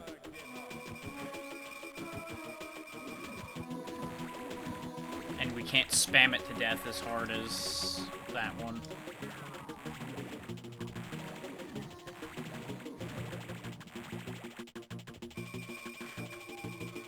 Seems like we only get one hit per rotation, which is unfortunate.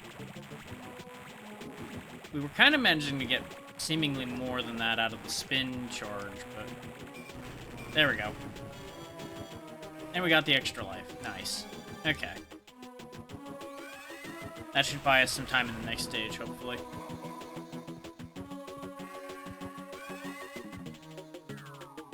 You fool, you dare defy me? My armies shall crush you. Good for you.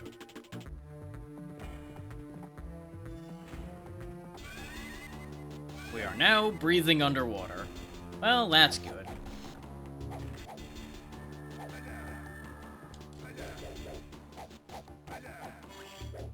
Quit hi-ying at me, you.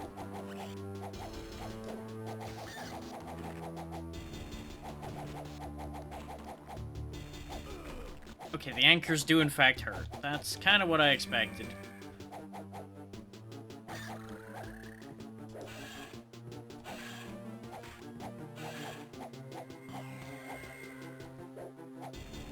Starting to feel like this stage is setting a tone for what's to come that I don't care for.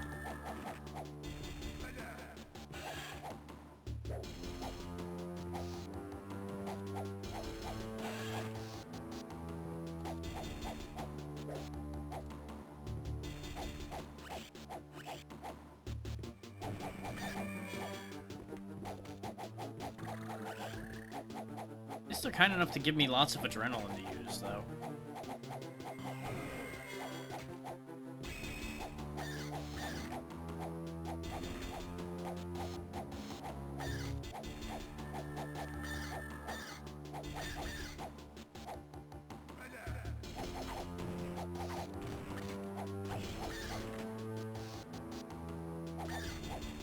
Okay, I guess that exploding guy didn't drop an item, huh? Come here, you. I need that. Venom!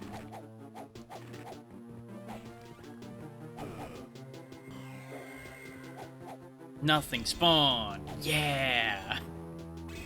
There we go, that's better.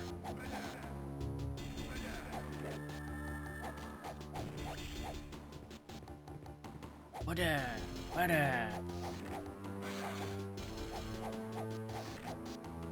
Oh no, they go belly up when I punch them. Oh no.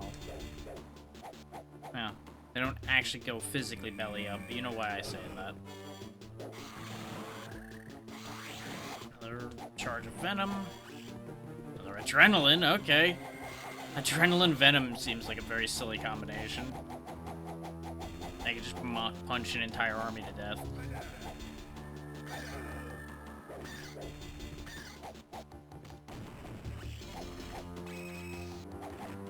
Go. Still in this.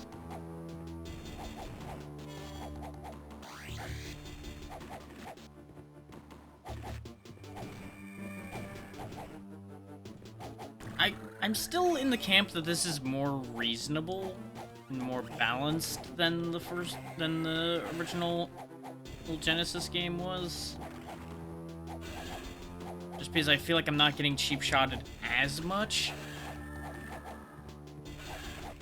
It's definitely rough, but I feel like it's fairer while still being rough, if that makes sense. Because again, because of the existence of the Ambrosia heals and such, as a means of balancing how many times they get easy hits on you.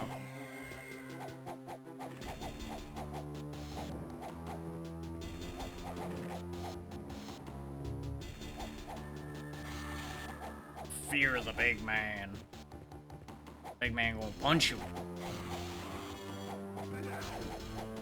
Uh-oh. Big man going berserk. Arr.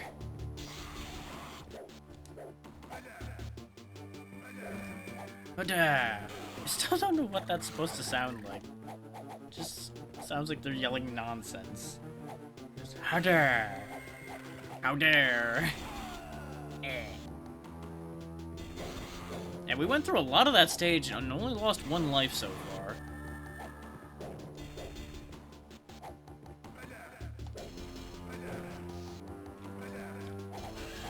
I was assuming that was going to have an item in it, but apparently it didn't. Generate will be very useful.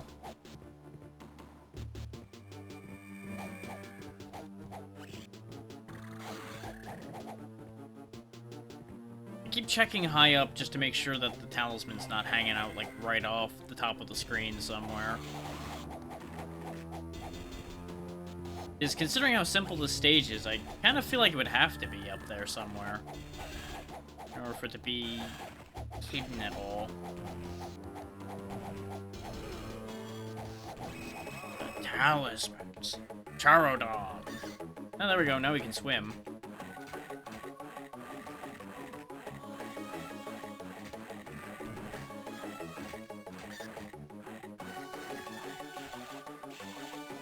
They really like the rolling attacks in this game, don't they?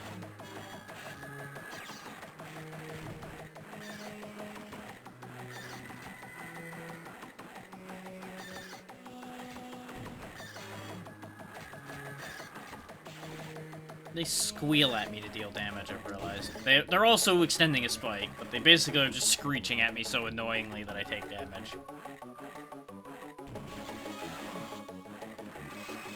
More Ambrosia.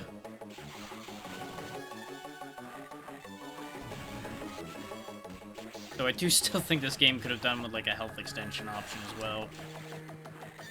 But, you know, it is what it is.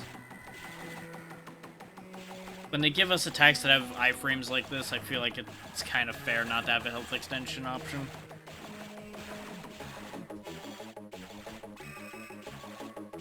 As usual, meaning the hardest part is getting into beast form.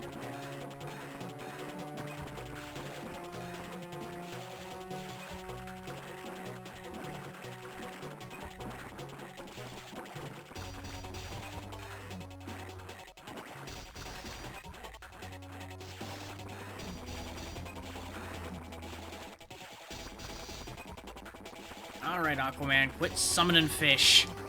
Jesus. He just hits a point where he just starts spamming them everywhere. Apparently if I just spam back, I win, so, well, we know what to do then, don't we? Just keep shooting, just keep shooting, just keep shooting. Like, every now and then he gets a shot through, but we're definitely winning the damage race at that rate.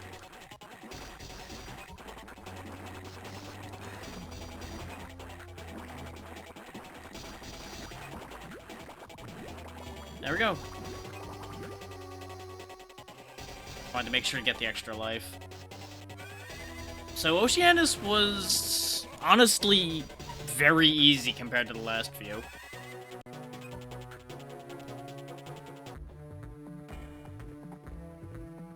Despot.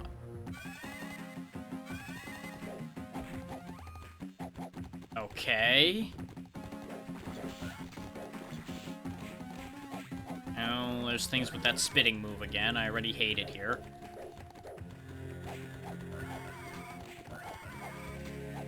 And those sounds don't make me like it here any more than that. Zombie dogs. Really hate it here. Okay. Just... Oh, and those explode, huh? Great, great. Love that for me. Thanks for opening that for me, buddy. Oh, and the skeletons are back, too. Great. Best news ever. You know, just power walk into victory, as we do. Don't you run off screen, you. Apparently, I just could not hit him for the life of me. What other game was it that has these, like, weird angular kicks with energy spikes on the end of them?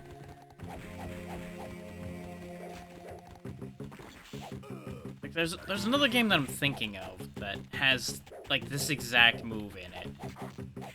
And it's not a good game.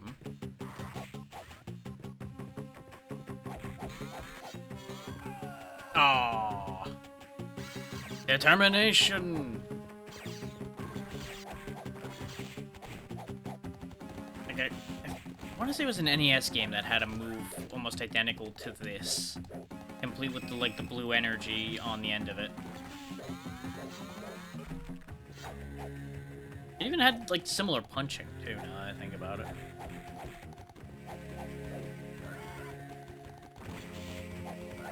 I know it was a game I tried to beat a lot. Okay, at least those explodey guys can miss, and they just take themselves out when they miss. So that's helpful. Oh yeah, it was like Street Fighter 2040 or something. Some title ridiculous like that. It was Street Fighter without being Street Fighter, as far as the title goes. Ow.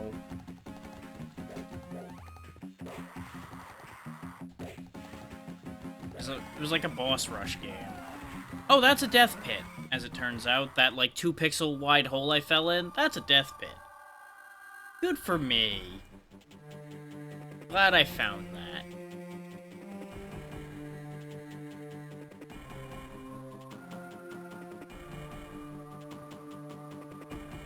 Well, back in it we go. At least now we have a continue again. And we know what we're getting into a bit here.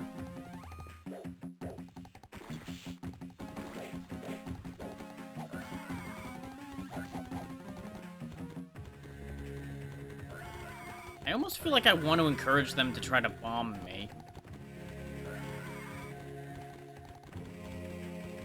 Oh, they try to wait until they have a moment, though, cheeky bastards.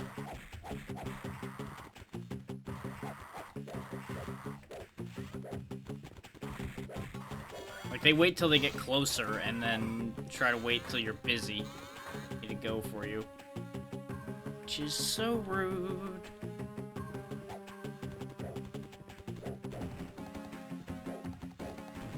It's kind of weird having some of these little segments with nothing happening.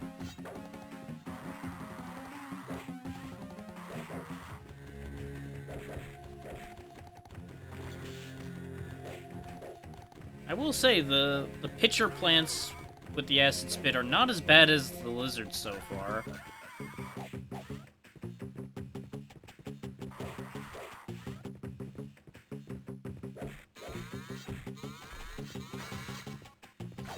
Haha, I got determination before you could kill me this time. Bring it on. Ow. Fun fact, I did not mean for you to bring on the explosion upon my skull. That was not the on you were supposed to bring.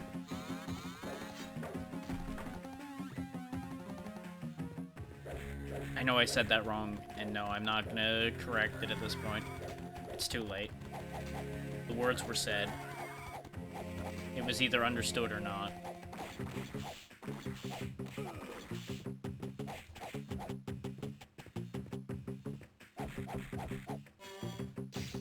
I think it's just a simple matter of these plants shoot just a little slower than the lizards did, so they're not as bad.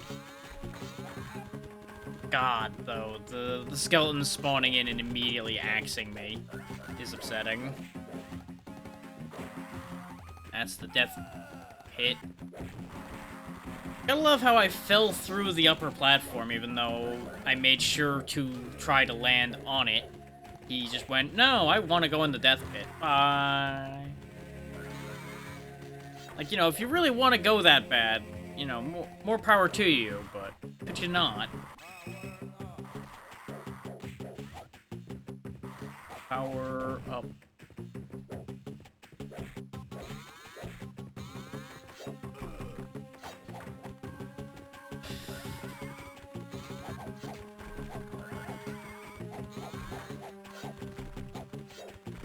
Oh my god, I was so focused on getting rid of the bomber that I somehow just could not line up with that skeleton at the same time.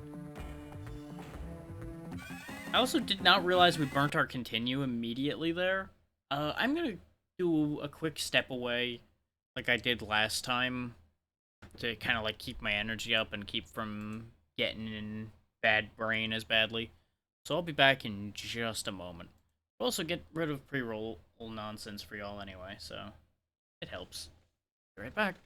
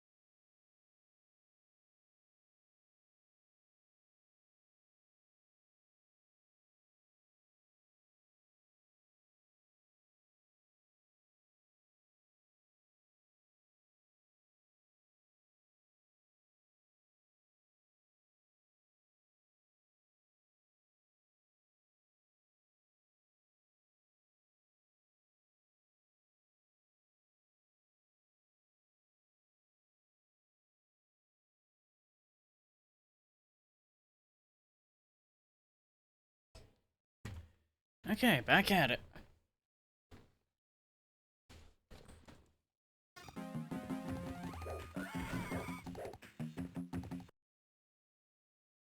What?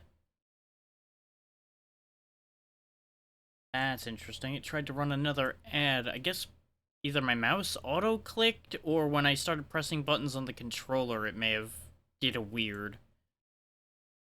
Well, it's just as well that there's a cooldown on ads, eh?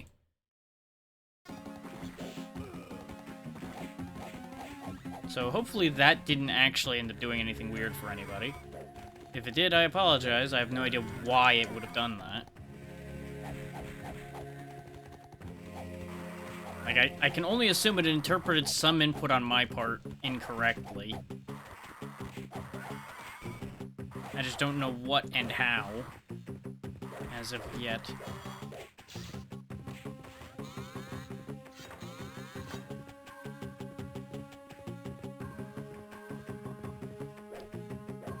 Yes, I feel like some of those power-ups are kind of poorly placed, though, I gotta say.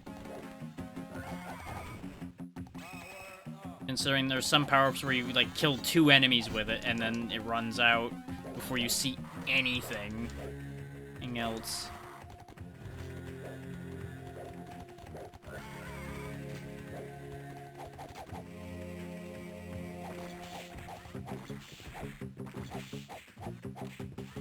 Was using that wall to my advantage for a change.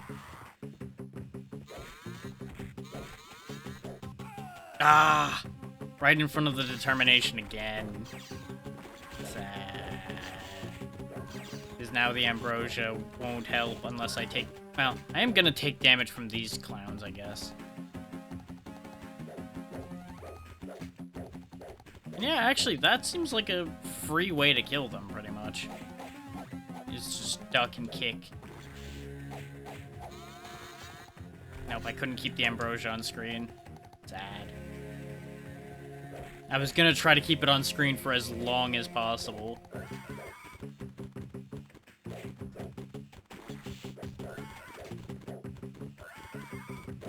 Yeah, you know they're going for a dive when you hear the noise from them, and it's certainly a sound.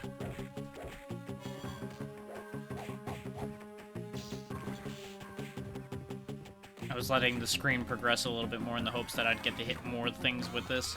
And it worked, because usually it ran out by the time we got to those green guys.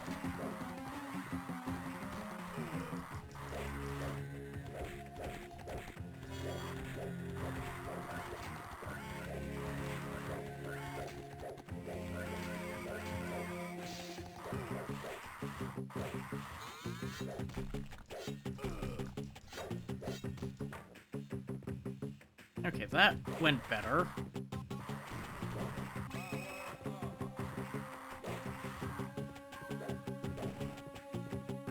Power up. Like, if I catch them on their way down, the skeletons are obviously not much of an issue.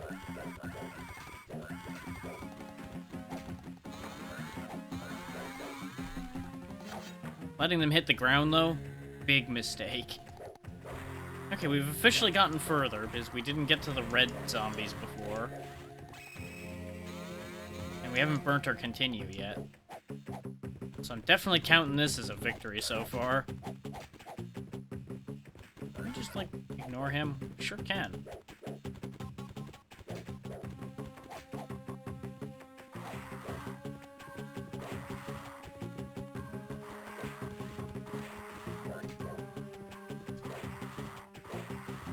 Okay. I was very worried about not managing to jump up there. That's why I didn't say anything when I made the jump. Come on. Enter my attack range, you cowards. Or miss blowing up on me. That also works for me. There we go. Venom.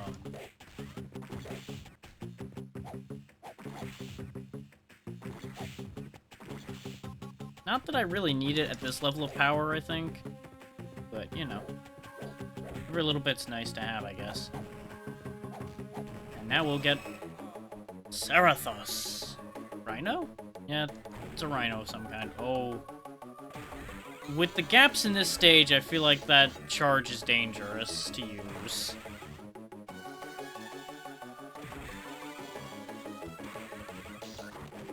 Xander's shield. Apparently it doesn't protect you directly above, because we kept bumping into those guys before getting to hit them.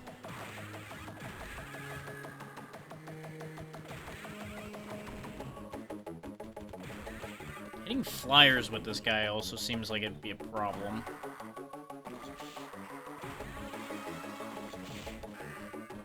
Between that and the delay on this attack, I have concerns.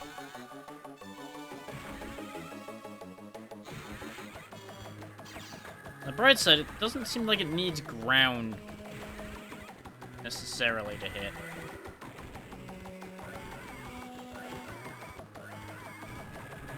The fact that we are more vulnerable to flyers in our beast form than we were in our human form is kind of sad.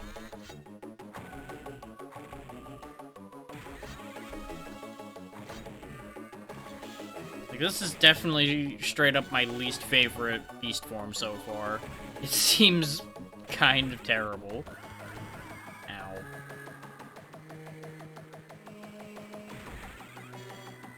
Like, it better do ridiculous damage to the boss or something.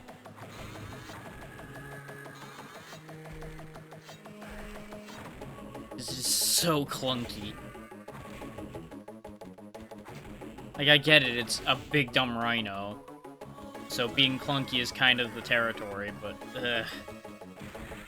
not really what I want. Armageddon. Okay, well that helped. Up until it didn't.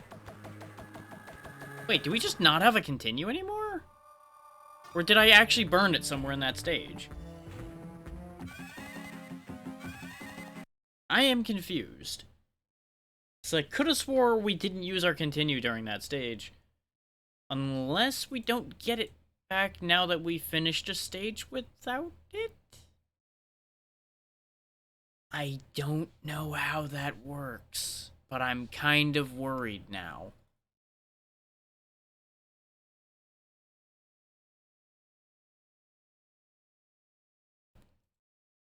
Let me clear some notifications right quick because they're starting to bother me. It'll only be a second.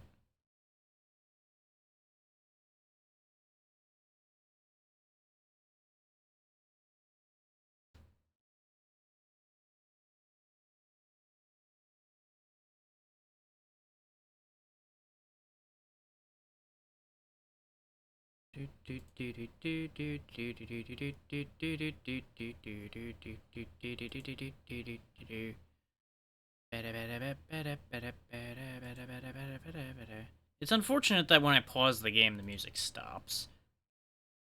It kind of complicates things a little bit. One more. Okay. Now Discord won't sit there with the angry red eye of notification staring at me.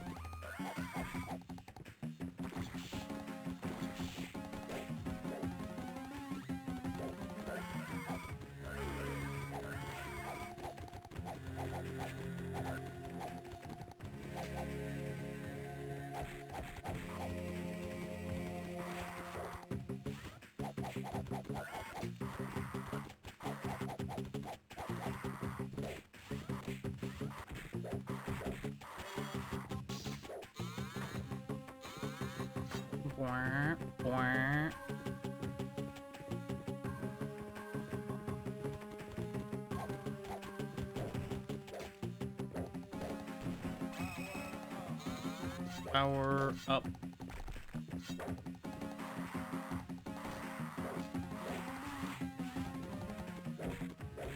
I'm starting to understand why this stage could be a problem, though. Mostly for the fact that this feels like it's longer than the other stages.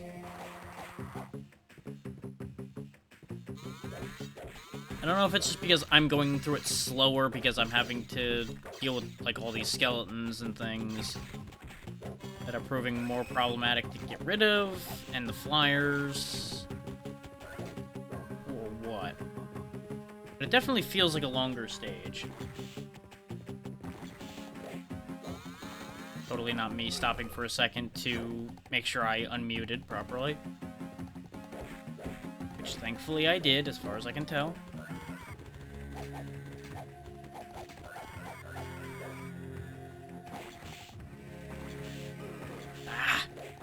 Still can't really get in at that attack angle without getting hit. Short of probably, you know, waiting it out would probably work too. But then you run the risk of them just starting it again, and you may not be any better off the second time. God. There's still the you're 1 pixel short, you lose problem with this version. But that's gonna be a constant, no matter what version of a game like this you play.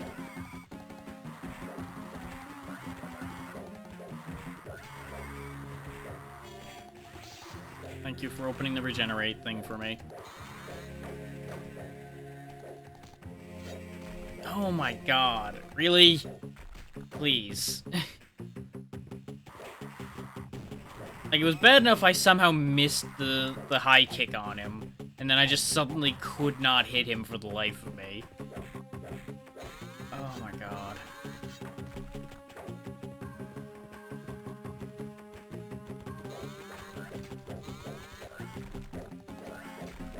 Like, they spawn in swinging, too. That's just mean.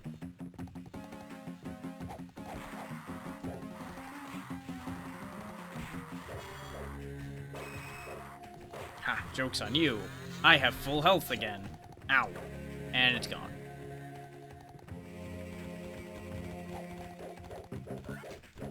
There we go. Yeah, the bombers really aren't a problem now that I've figured out just kick up at them. It's just the constant bombardment that really is an issue at this point.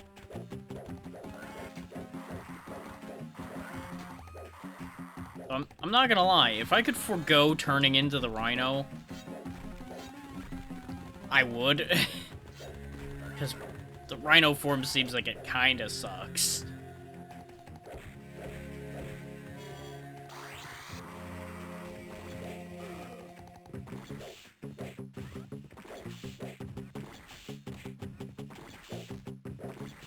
Oh my god, why? This is why I don't trust in the kick half the time either, especially when we get into big muscle man form, because of the fact that you have that, like, slight upward curve that actually cuts off part of your kick range.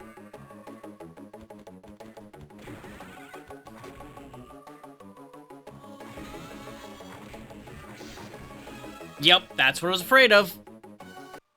At some point I was going to charge off the level, and you'll notice we did in fact not have a continue anymore.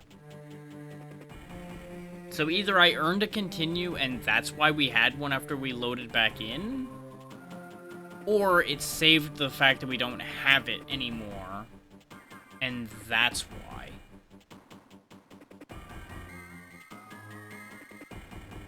Like, I'm a little confused about that one.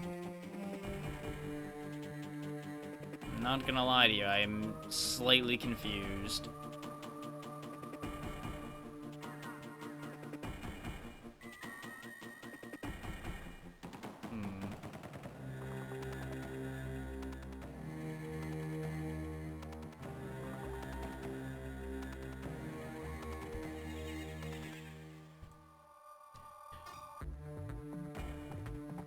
Because it looks like there's 1, 2, 3, 4, 5, 6, 7, 8...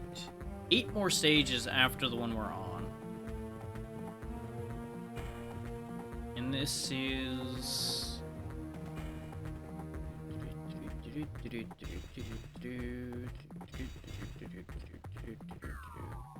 Stage 1, 2, 3, 4, 5, 6, 7. So we are at right about the halfway point of this game. And we've been playing for what? Give or take an hour and a half on this one? I think this was rated at like a 2 to 3 hour clear? And how long to beat I think it was? Let me verify my sentence there. I know I'm clicking out of the game a lot today, just bear with me.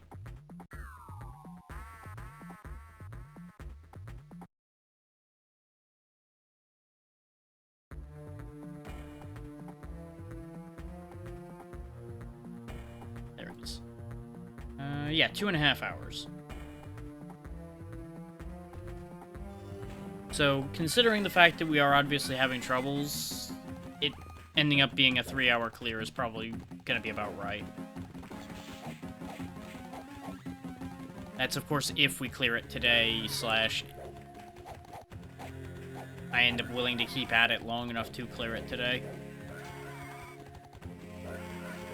Because I may, like, break off from this, since it has a save point, just to keep things varied today.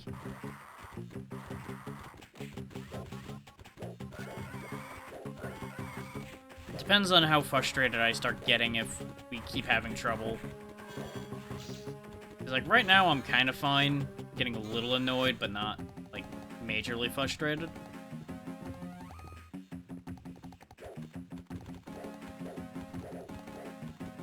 But I also don't want anybody getting sick of watching this game either. You know, that's always the thing, is you want the audience to remain engaged just as much as you remain engaged. Ideally.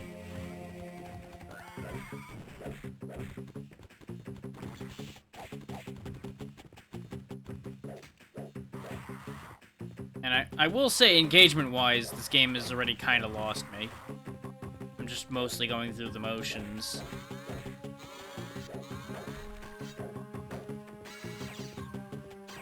But I can't exactly say I was super engaged on our way through Altered Beast for the Genesis either. Like, the most my brain engaged with that game was, how do I get through this goddamn boss that is kicking my ass?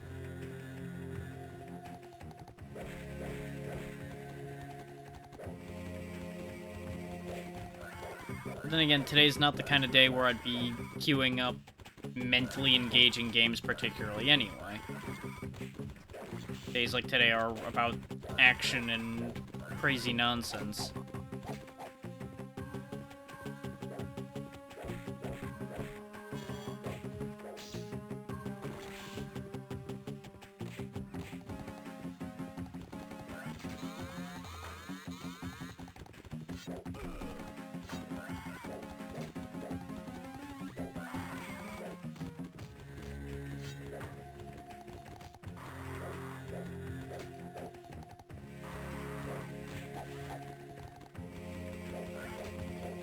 I have considered, as far as, like, mentally engaging things, I was debating doing some of the Sherlock Holmes games. Problem with that is I'm worried those are gonna get backseated to hell and back. Either purposely, or just people are theorizing out loud along with me and they end up saying more than they should.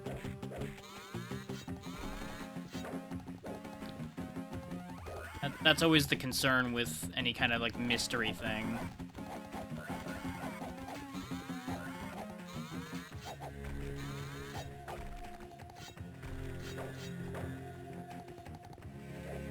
There's also the very real possibility of getting stuck a lot in those. Trying to figure out where you need to go next and what thing you need to touch to trigger things to happen. Hang on, my mouse was doing a thing. I saw it hovering over the X in the corner, and I was trying to figure out how it ended up shimmying there slightly.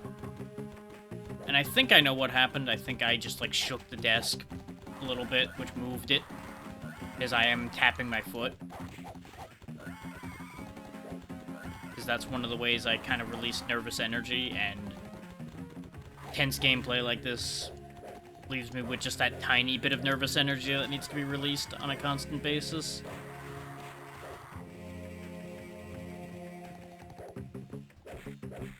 That twinned with, you know, general anxiety kind of leads to constant motion being helpful.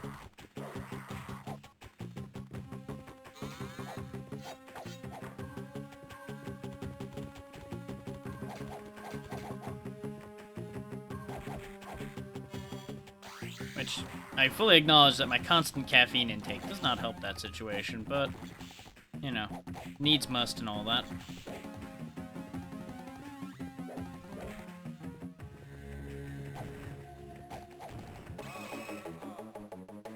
Okay, at least we're back to the point where we became the Rhino.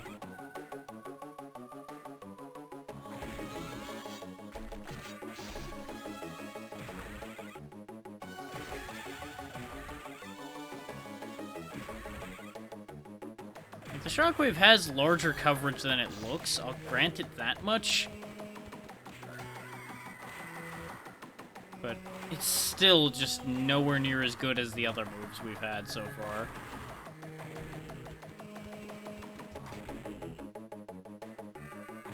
And I'm still really not a fan of the fact that I basically have to risk binning myself down a hole in order to deal with flyers.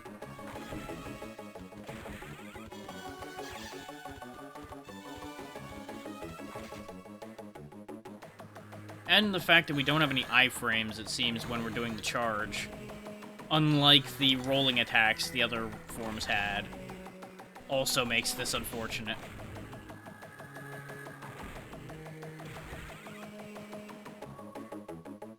Are we gonna get to the boss fight finally? Eh?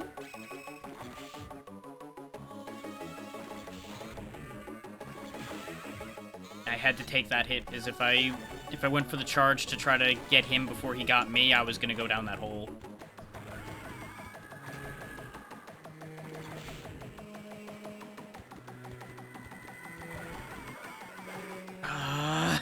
I had to take that hit because I couldn't afford to try to dash out of it or anything. Because if I made the wrong dash ever so slightly, we were going down that hole right there. The one that I nearly threw myself down now. God, it's just such a constant bombardment. Why? This form isn't good enough for this shit game. Come on. My God.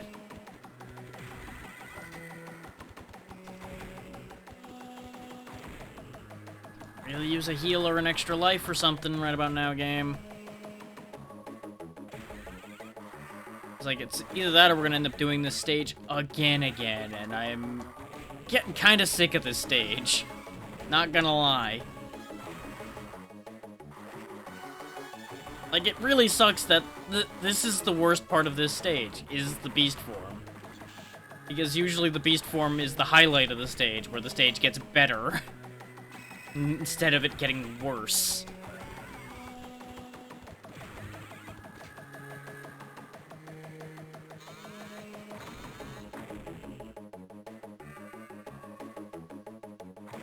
Like, I feel like I'm gonna have to just be, like, super cautious fighting this boss.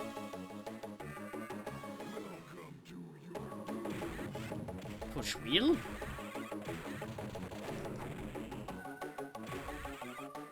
Oh, what do you know? We got a flying boss with the guy who can't fucking fight flying enemies.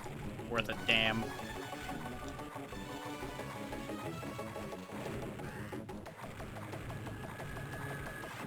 It's the best play I can think of to do for this. And we're dead.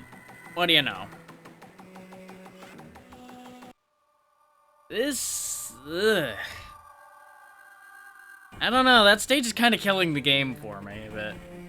I think we'll put a pin in that for the future and play something else.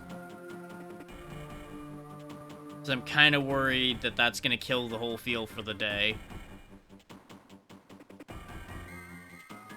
Which, I'm not going to lie, I'm already kind of in a weird mental space today compared to yesterday.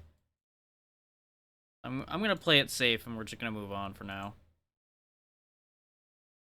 I've got plenty of things booked. Okay, we're gonna skip that update for this thing, then. Which one do I want to do next? I guess I'll go in order that I grabbed them in. Why not?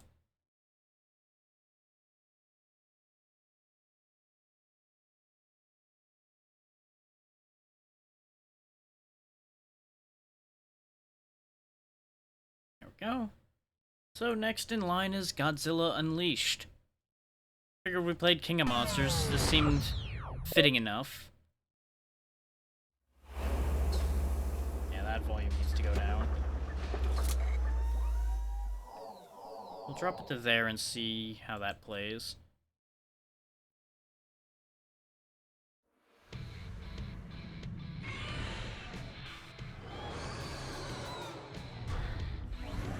Needs to go down just a little tiny bit more, I think. Yeah, that seems like it'll be okay.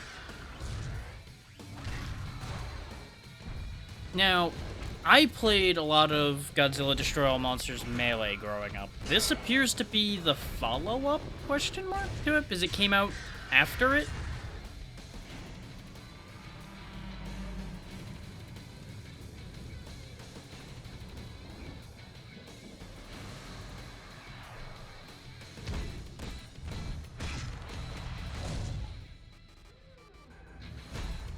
It might also just be like a port of it, for all I know. Even though it came out a couple years different. Godzilla Unleashed. Yes, I know there's no game data. Go ahead and put game data there so you stop complaining about it. Monsters sure are terrorizing the city. That is a thing that's happening.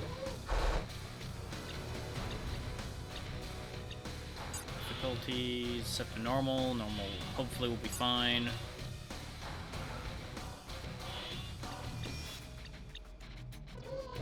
Okay. New story. So we've got the Earth Defenders. And apparently we have to buy the other monsters? Huh. So we got Fire Rodan, Godzilla, and Anguirus. As far as Earth Defenders go, GDF doesn't have anything, Mutants doesn't have anything, Aliens. So I guess we're gonna have to play as one of these three. I mean, Fire Rodan has the most speed. Those other stats seem pretty rough. Especially when you look at what everybody inflicts and realize that everybody we can see inflicts damage that's good against Fire Rodan. I'm gonna try it anyway. This may be a regrettable choice.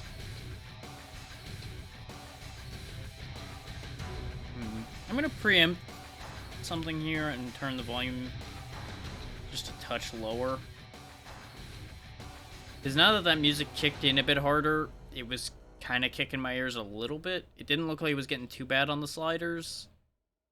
But if it kicked in harder, it was going to start to become a problem. So I'm just going to safety net that a little bit.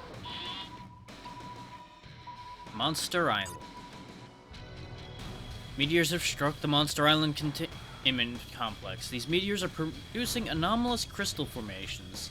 The crystals are also weakening the force field barriers, and there's a high probability that the monsters will try to escape the island.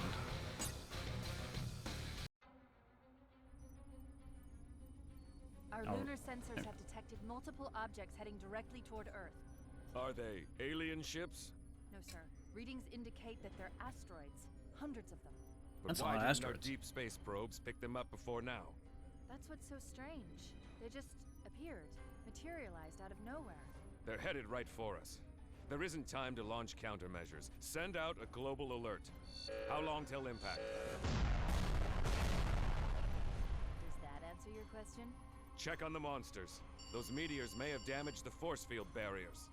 The island's taken several small hits, but wait a minute. Something strange is happening. It looks like some kind of crystal formations. They're growing from the impact points. My God. I've got a hunch the Vortak are behind this. An invasion can't be far behind. Right now, we've got to keep the monsters from escaping the island.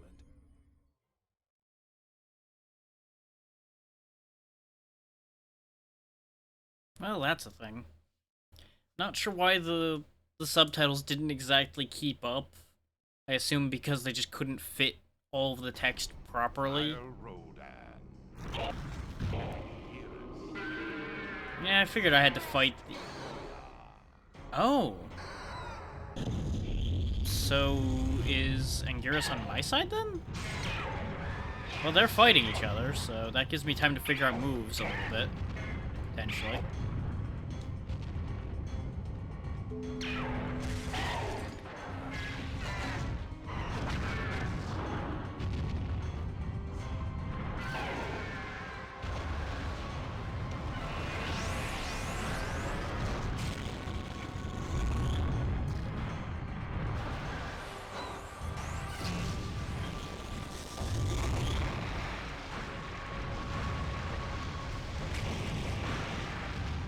Just slap the shit out of you.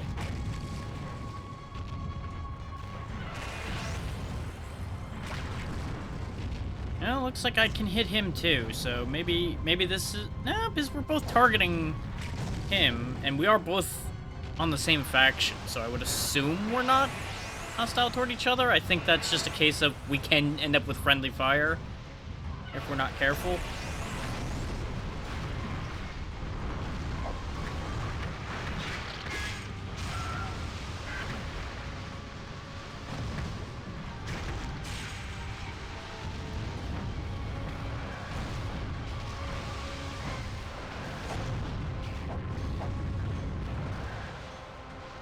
Some of this sounds real loud. Yeah, support your allies and defeat your enemies. Okay. I'm gonna pull OBS back up again and keep an eye on that volume. Oh yeah, that gets bad. Okay, hang on. We're gonna knock it down another step.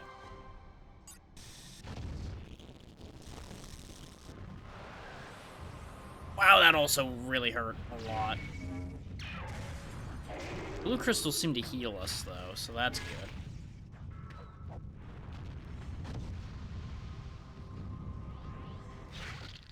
Yeah, the developers for this don't seem to have had any idea what the concept of audio balancing is. Ow.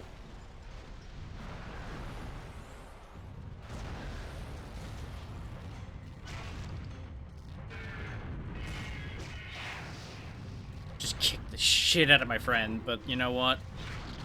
Ends justify the means. Well, I got karma for that one. There we go, we win. You earned 195 store points. Okay.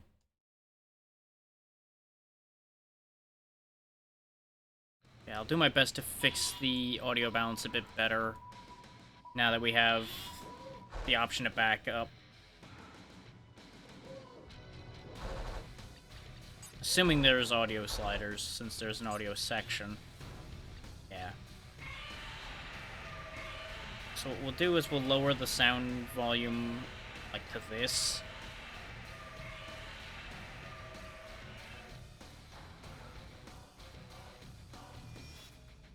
So I feel like we had the music in a decent spot there. So we'll go ahead and put it back up to where it was and see if 60% sound volume will be okay.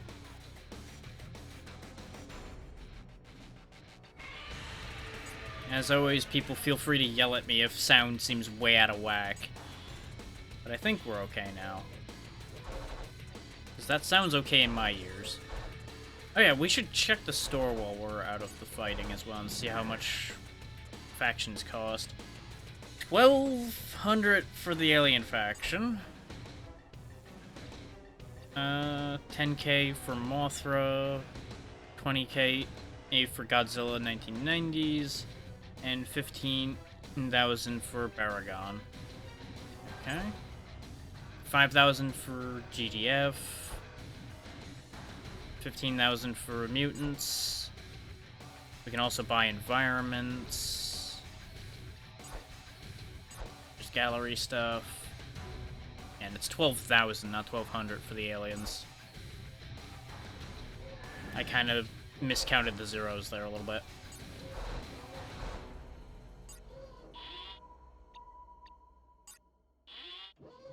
We may as well save, just to make sure. And it looks like we don't have choices as to where to go, we're just going to San Fran. It's the big one, folks. Damn crystals have split us wide open, right down to San Andreas. The bay's pouring in like it's Niagara Falls. Hell of a sight. If anyone can hear us out there, we're in a world of hurt, people. The San Francisco Bay Area has sustained massive damage from earthquakes caused by a larger, more powerful strain of crystal growth. One or more of the monsters may be drawn to the city by the strange crystal radiation. Allowing these new crystals to persist could have a destabilizing effect on monsters or GDF mecha units. What's this? A new crystal type? You have something, Miku? Sir, this is a completely different crystal than what we've been seeing. Look at these radiation readings. They're off the charts. It's just surging with some strange alien force. Yes, and the monsters. They'll be drawn to that radiation. We'd better scramble a mecha unit to that location ASAP. We'll see if it can recover a sample for Dr. Shiragami.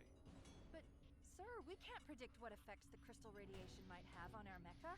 We might be placing them in danger. We'll have to risk it, Miku. Prepare Kuryu for immediate launch. Attention, this is not a drill. Initiate Kuryu launch sequence.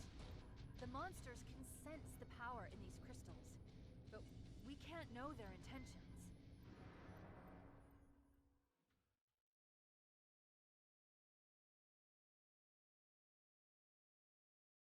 I don't remember there being much plot in Destroy All Monsters Melee, so this should be a bit of an improvement in that score too. But it's also been a really long time since I played it.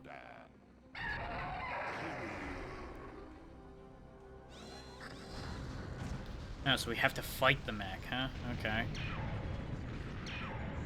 Even though theoretically we should be on the same side. Considering we're trying to defend the Earth here, but, you know.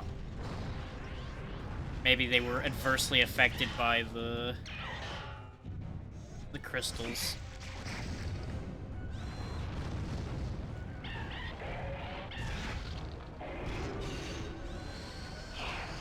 Fucking spin kick, okay.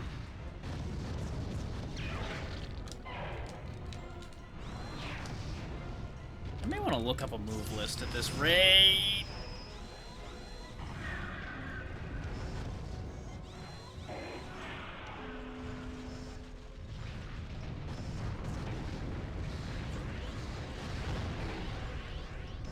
Considering I'm getting my ass kind of handed to me now. Doesn't help that I'm getting shot in the back by helicopters.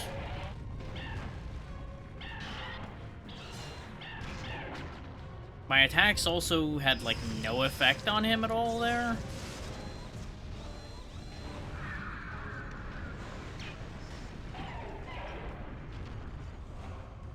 I'm gonna break these because I feel like these are important.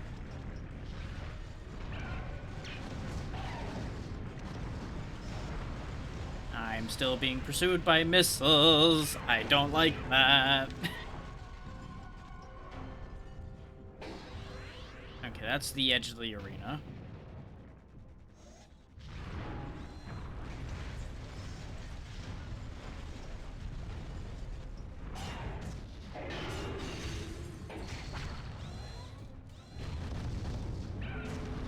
He's got some kind of red meter charge, too, and I don't. I assume that's a bad thing for me. There's the other crystal. No, don't target him, you fool. Complete. Okay, that's literally all I had to do. I had to break all those crystals to win. And we got a ton of store points that time. Or at least I'm assuming we won? Yeah, we can move forward, so I assume that was a success. But maybe there's like a pivot point. Like you're able to destroy them or destroy the crystals, perhaps? I think I'll quickly grab a move list.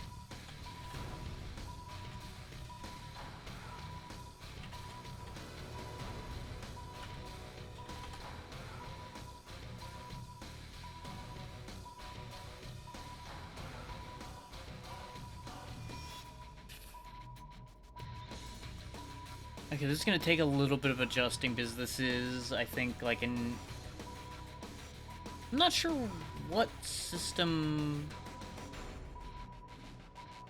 Oh, this must be... No? I don't know which system this is listing for, but it's got an A, B, E, C, and Z notation. Oh wait, and Shake Nunchuck. It's a Wii version, I guess? Let me see if I can find... PS2 version.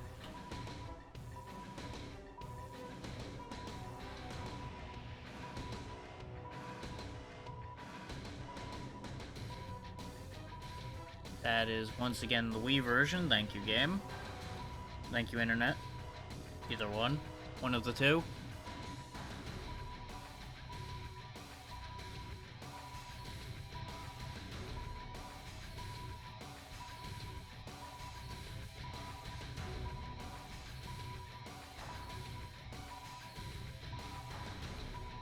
Once again, a walkthrough for the Wii version.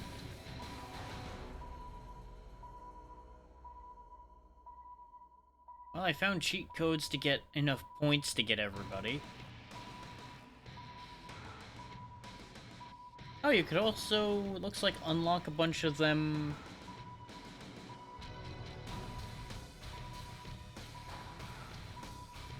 in other ways as well. Okay. So that's nice, at least.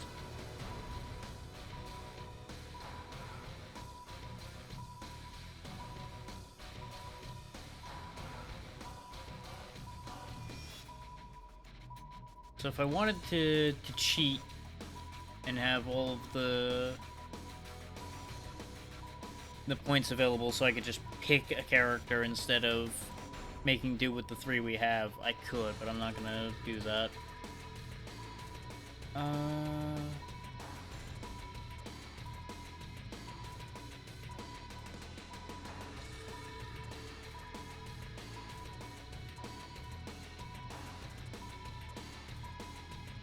Okay, the move list really isn't gonna help us that much, because I can't get one that's in the right notation.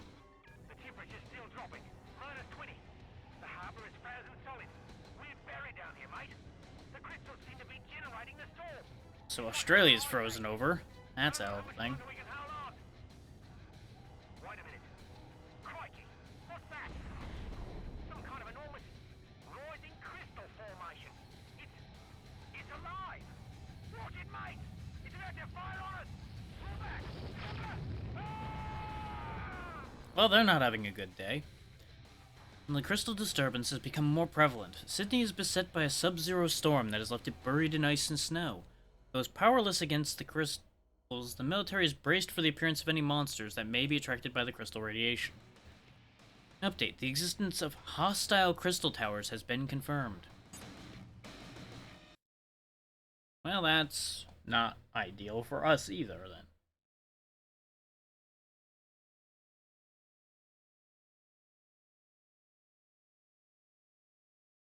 Crystal. Oh, the tower is my enemy? Okay.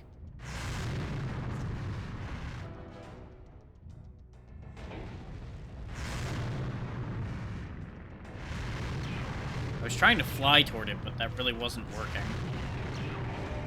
Also, wow, this thing is very strong.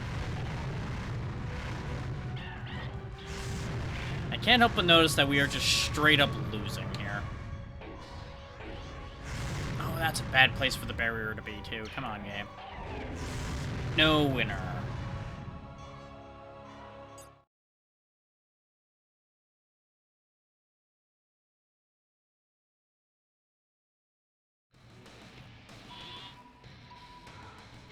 Well, that moved us along, so I'm gonna guess we were meant to lose that, question mark? Or maybe losing that is fine? Global defense. Tokyo is underwater, battered by unrelenting tsunamis created by offshore crystal activity. We have evacuated the population to higher ground, and all are safe. For now.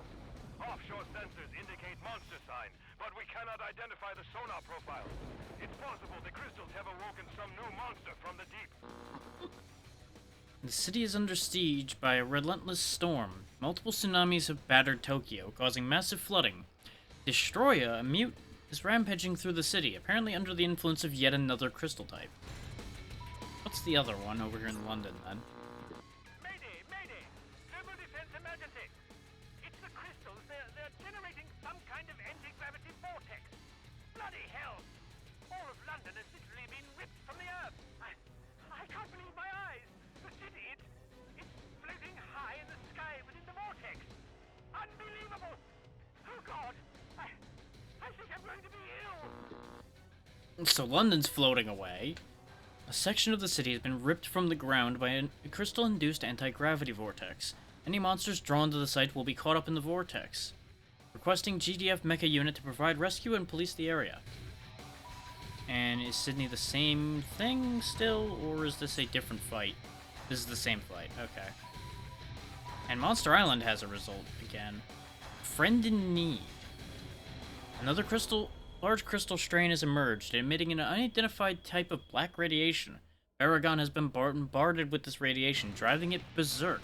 Destroying the crystals may cut off its newfound power at the source. This sounds interesting. We'll go do this one.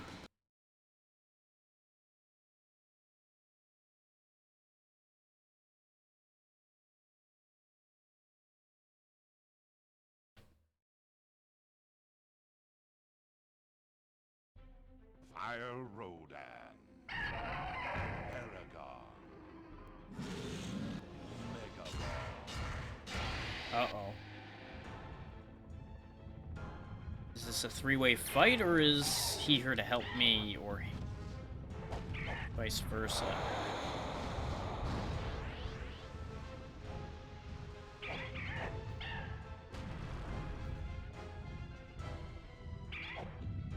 Don't need healing at the moment.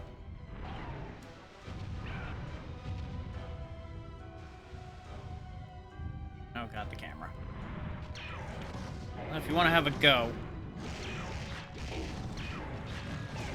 Oh, he is a tough boy, thanks to the crystal power. Thankfully, he's a sucker, so we can just leave him behind and break more crystals.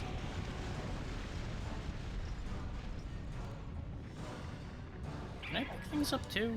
Or is that just not a thing Rodan can do, because Rodan is bird?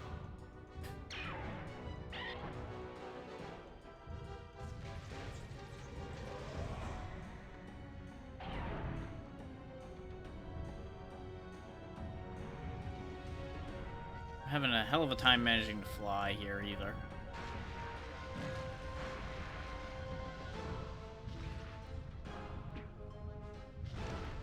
Did I...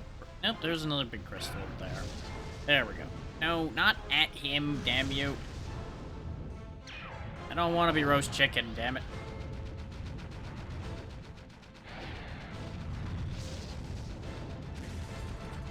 Ah, that's how I get power, okay.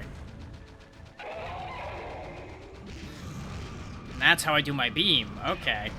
Figuring things out, finally.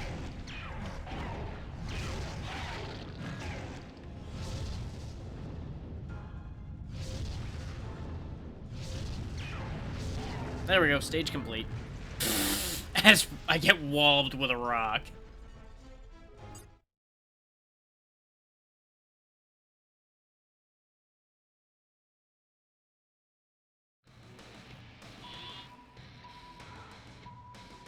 Now, if I understood things correctly, considering he was mentioned by name, maybe he's now unlocked? Question mark?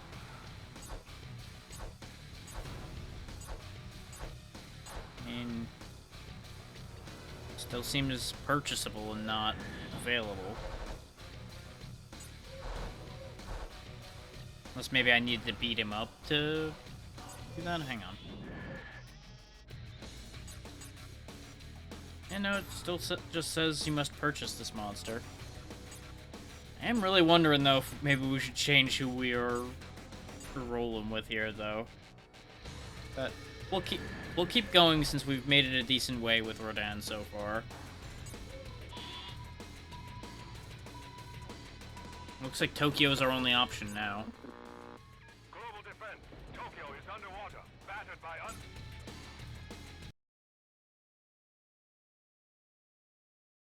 I guess London just floated away.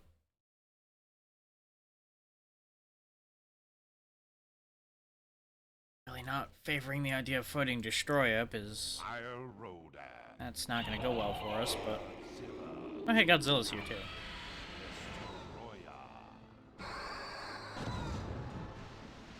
Yeah, we did fight Destroya once already, so I guess it's not that bad.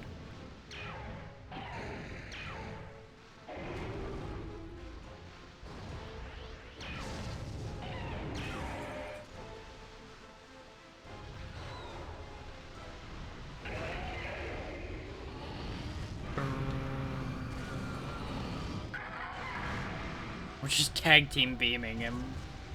Just like, here, enjoy beam.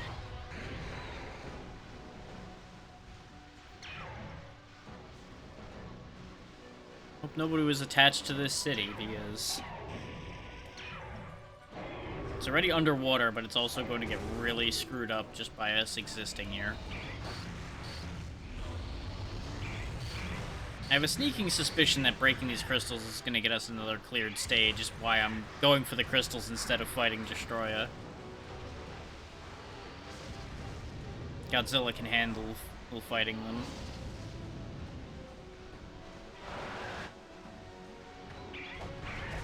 Yep, stage complete. That's what I figured.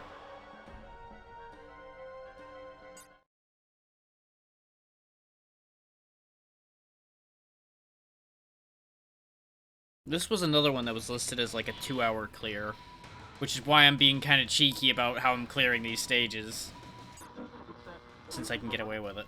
Hello? If anyone can hear me, we've got, like, volcanoes erupting everywhere. Seattle's, like, buried in lava, and it's getting kind of toasty. Little help here, maybe? Thanks. You global defense dude. Rock! Whoa! Hey, we've got monsters here! No way! Gotta go! Sudden volcanic activity has engulfed the city in rivers of magma. Monsters have been detected in this sector, most likely attracted by the powerful crystal radiation. A new red crystal type is driving our instruments wild, making it difficult to determine the exact situation. Ladies and gentlemen, we are currently facing the greatest threat the world has ever seen. Our planet is being torn apart by the giant space crystals and the extreme meteorological transformations that have accompanied them. We have already confirmed that San Francisco is in ruins, destroyed by massive earthquakes. Sydney has become a frozen wasteland. Volcanoes have erupted in the middle of Seattle. And that's not the worst of it. Dr. Shirigami, this is a closed session. What is the meaning of this intrusion? Dr. Shiragami. He's the world's leading expert on giant monsters. If the Council will allow me, I've just made a startling discovery that has a bearing on these proceedings. Very well, Doctor. Proceed. And this had better be important. As you already know, giant crystals have manifested in all of Earth's major cities, causing destruction on an unprecedented scale. However, I've recently discovered the emergence of a new, more powerful type of crystal, distinguishable by a bright, colorful aura of energy surging from its core. Our initial analysis has determined that these crystals did not originate from our galaxy. And more importantly, the radiation they emit is triggering some unusual reactions from the monsters. It seems to be drawing them in, and in some cases, the monsters are actually attacking these crystals. Attacking them? If that is the case, Doctor, then I fail to see the cause for alarm. Yes. Earth's guardian monsters. These subtitles are must so know far the behind crystals now. are harming the planet. The Earth is their home, and they will protect it by destroying them. Don't be absurd. These are mindless beasts we're talking about. The simple explanation is that they are hungry for the power that these crystals generate. You may both be correct. Although their motivations are unclear, one thing is for certain. Some of the monsters actually appear to be growing stronger and more powerful than ever from their interactions with these special crystals. My theory is that these monsters are actually absorbing the radiation surges, and that these surges are altering their DNA somehow. These mutations are giving rise to emergent abilities we've never seen before. Doctor, what's the bottom line? What kind of threat are we facing here? I don't like the sound of that critical mass. Suggests that monsters, as they absorb this power surge radiation, could become unstable. A point of critical mass, if you will. The consequences of which could be catastrophic. There is no force on Earth that could withstand the potential destructive power of one of these titans once it reaches critical mass. Sir, that won't happen. I know Earth's monsters will work together to destroy these things. I've heard enough. Our course of action is clear. We cannot allow the monsters to become even more powerful. For the sake of humanity, they must be destroyed at all costs. No! You only want revenge for your failed battles against Godzilla. When will you learn? The monsters are not our enemies. If we give them time, they will destroy the crystals. Miku, please. The Admiral's right, I'm afraid. We can't just stand by and let the monsters run amok. We have to do our job. Thank you, Commander. And I'd also like to thank you to keep your protege on her leash. Gentlemen, the Etrigon is being readied for departure as we speak. In the meantime, Shiragami, I believe, is continuing his research to try and unlock the secrets of these alien crystals. I don't know what he's doing, but it won't be enough if our monsters don't fight this menace together. They synced up the subtitles at the very end for some reason. I feel like the cutscenes might just be like visually running too fast, and that's why things are getting out of line, or one of the two is running too fast. Isle Rodan. Mothra.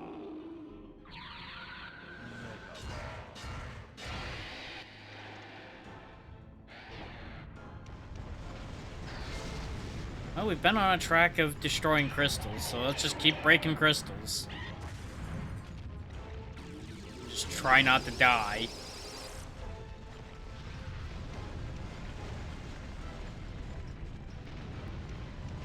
I'm assuming there's probably like a bunch of different plot lines where,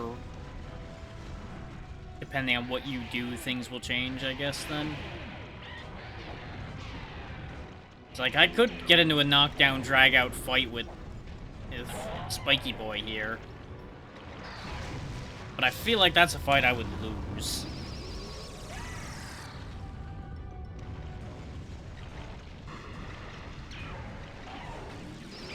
So he's interfering with me getting at that crystal, too, so it's kind of a problem either way. There we go, my wake-up attack broke the crystal. That'll have to do.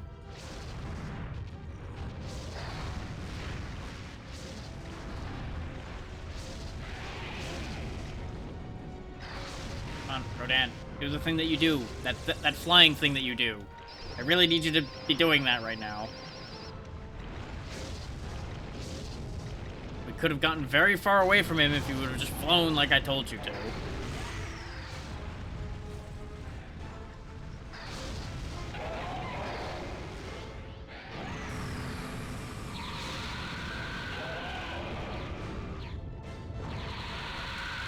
Oh, that hurts. Oh, I think Mothra's helping now. Yeah.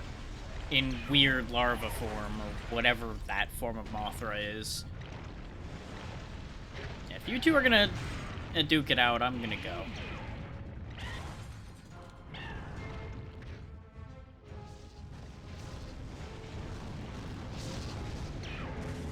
There we go. Mission complete.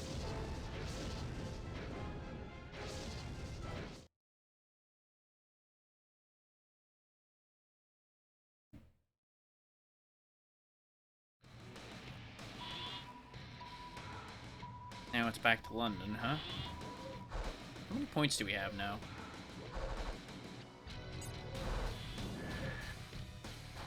5,650. Not enough for anything. Actually, wait. We might have... Yeah, we can buy the GDF faction.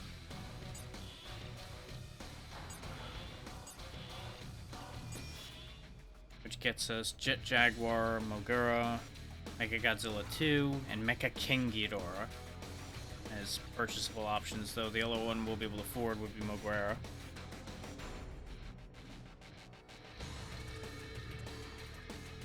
Well, I should say afford anytime soon.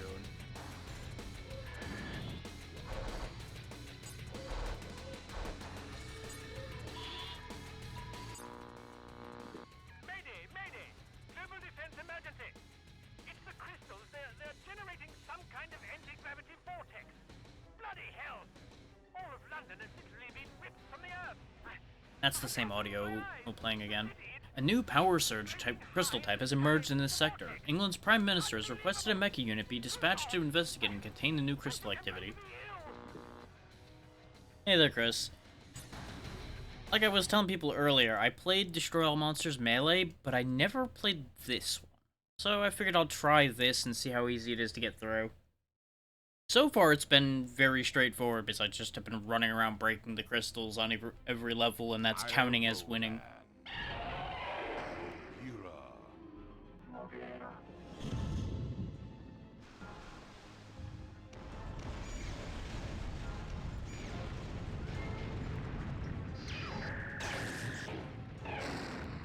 Oh, you do a lot of damage. Oh, that's not good.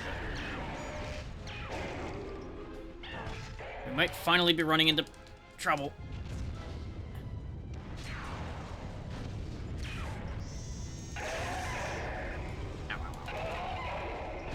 I can't get anything done. Damn. There we go. They did what I wanted anyway. Because the goal there was trying to break that crystal that was there. God, the atomic breath takes too long to charge.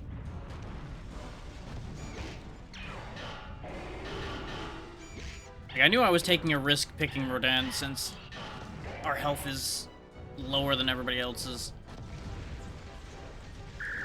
But I was banking on speed being a benefit, and it kinda hasn't been the best benefit, not gonna lie.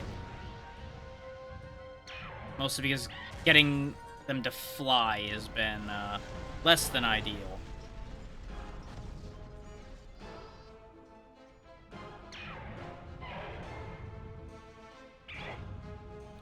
And for the life of me, I could not find a move list that wasn't in notation for the Wii version of the game.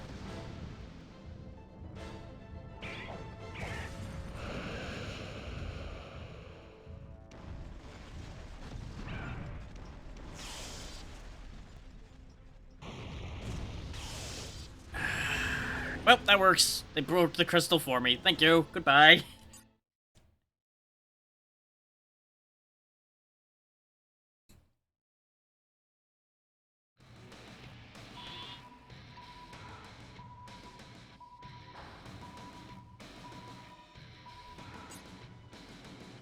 Because the thing is, I was reading the Wii version, but I just could not compare the entries enough to be able to figure out how to translate it to be useful to me. The city is engulfed in a toxic green fog generated by a mutated crystal strain. The toxic gas is spewing into the air from vents formed by the crystal activity. The city is being evacuated as hazmat crews work on a way to close the vents.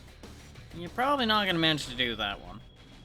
Update. Evidence of a growing alien threat becomes more apparent as Orga is sighted near Osaka. Most interesting. Earth's monsters are gaining power. This voice is, like, nearly unhearable. No matter. I must have them to strengthen our There we own go. monsters if we are to be victorious. There isn't time to wait for repairs. I will send one of you, my pets. You will head to the surface, steal the crystals, and return them to me. With their power, I will make you the most fearsome monster in all the universe! Yeah, the mixing on her dialogue was terrible. Half of it was so low I could not hear it, like, at all.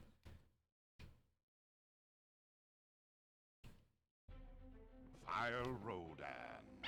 The thing is, it's all tied to the sound volume, so the combat sound would get ridiculous if I made it louder. Otherwise, I would have fixed that just by making the game itself louder. I don't see crystals around here, so I'm assuming I have to just fight you.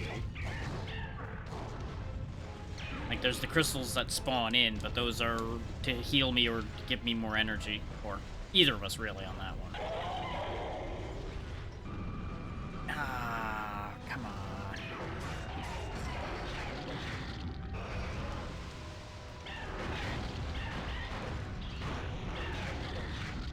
Oh, God.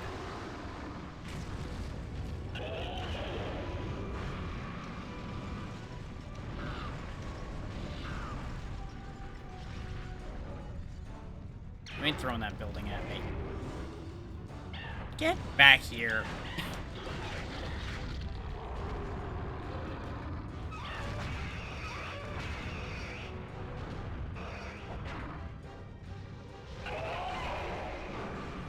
You put that down right now, young man.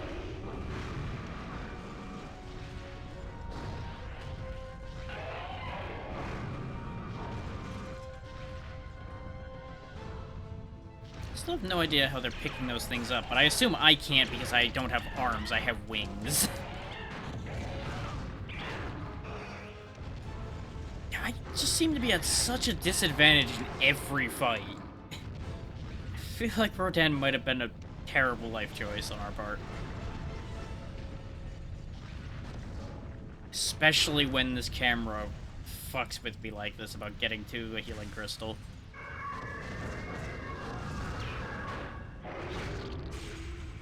Because, like, logically I probably should be doing hit and run attacks, but I just can't with the way this game controls.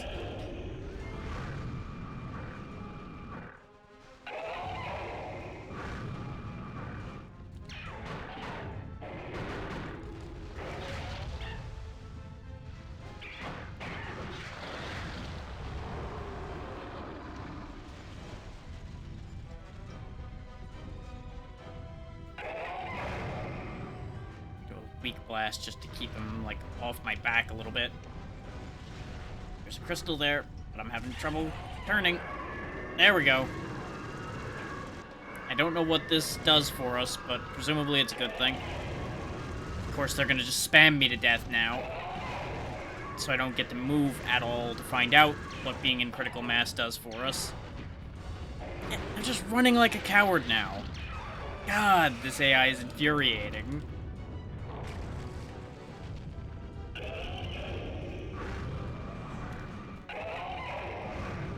Yeah, they literally just cheesed me out of my advantage there, to no one's surprise. And we're gonna die. Yep. This is why I was happy to avoid fights and break crystals, because the fighting in this doesn't seem that great. Well, apparently losing that was a valid option, because we now have other places to go. So we'll just keep on rolling.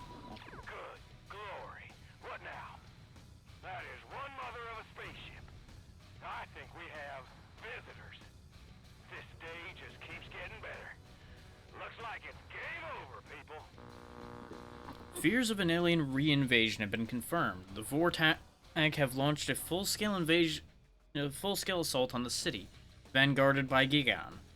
In a most aggressive move, the Vortak mothership has entered our atmosphere to provide backup support for the invasion forces.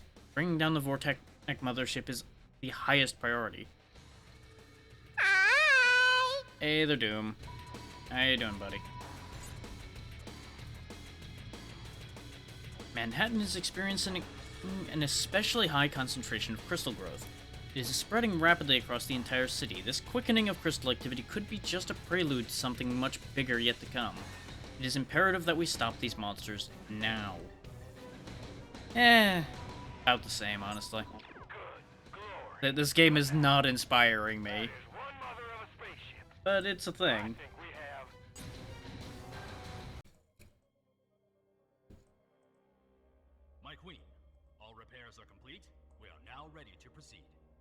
Activate the cloaking shield and set a course for Earth. Fellow Vortak, the time has come. Release our monsters. Prepare to take Earth! Well, that's a thing.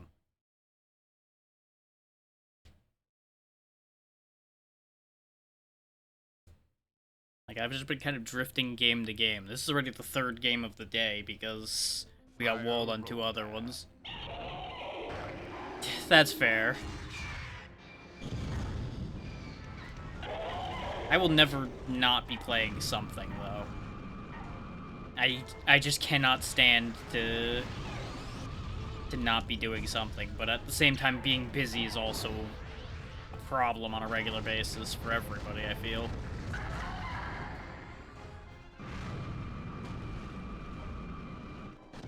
Kind of hoped that that beam would break that building down and we'd be able to get through.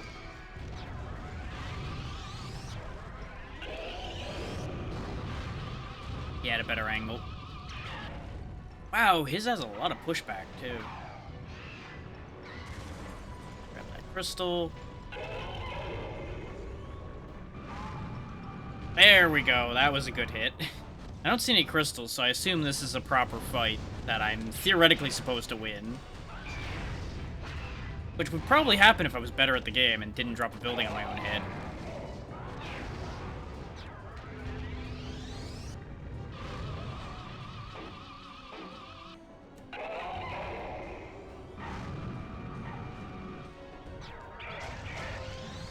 That said, at least I will say though, at least you got a new PC there, Chris.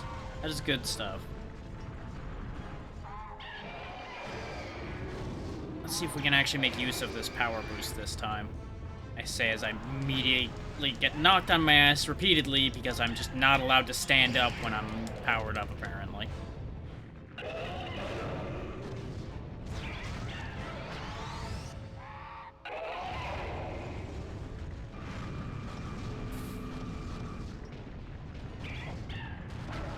That's a long time to go without an upgrade, but I assume you had a good setup then for it to have survived that long.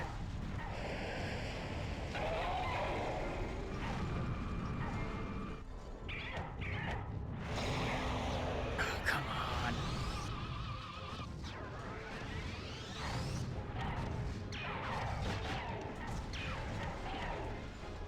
Okay. I mean, that both usually does and doesn't last, honestly.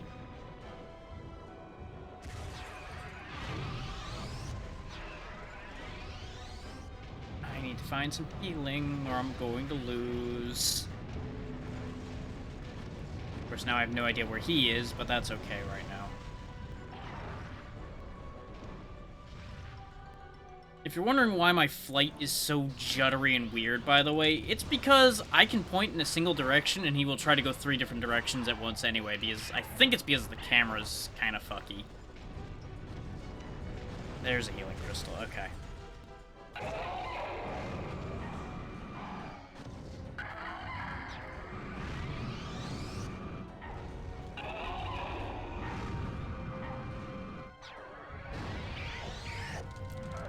Having to engage in very cheap tactics at this point, but that's because they do the same to me.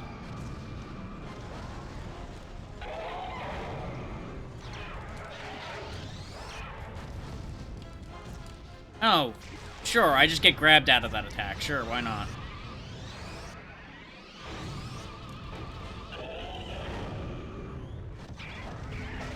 Got him. Dropped a building on my own head again, but that's fine. I think that's the first actual fight we won.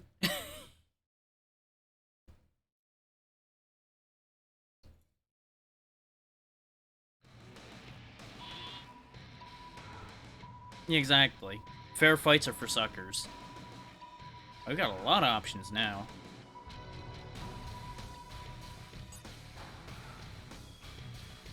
The mutant Obsidius is terrorizing the island complex. King Ghidorah, an alien, has been reported heading to Monster Island as well. A new Chrome Power Surge crystal strain has emerged. Megaguirus, a mutant, has absorbed the Power Surge. The mutant is exhibiting a new shield ability.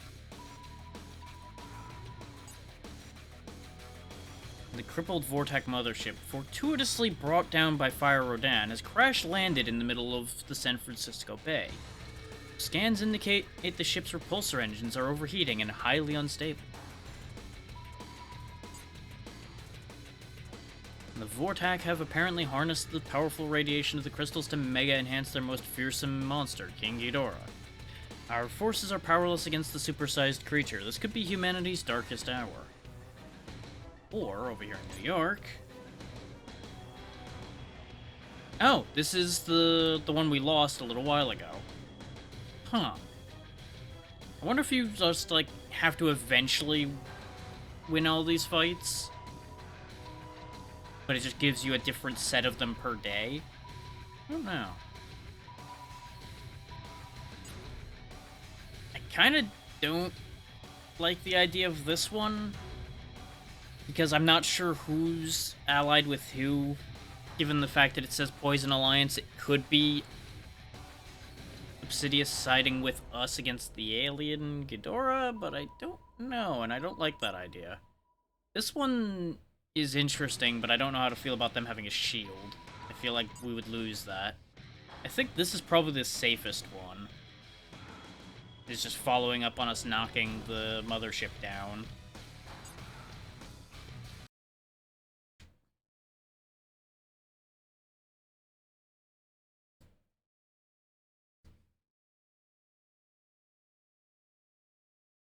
It's not like we're getting any stronger. Fire Rodan. Oh, it's this thing again. Maybe this wasn't a good choice.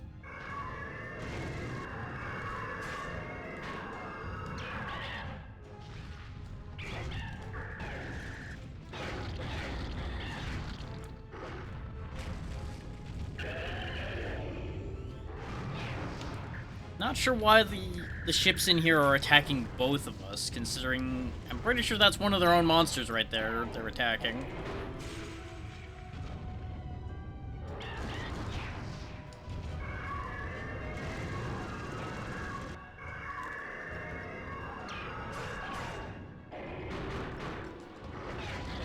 We're being attacked!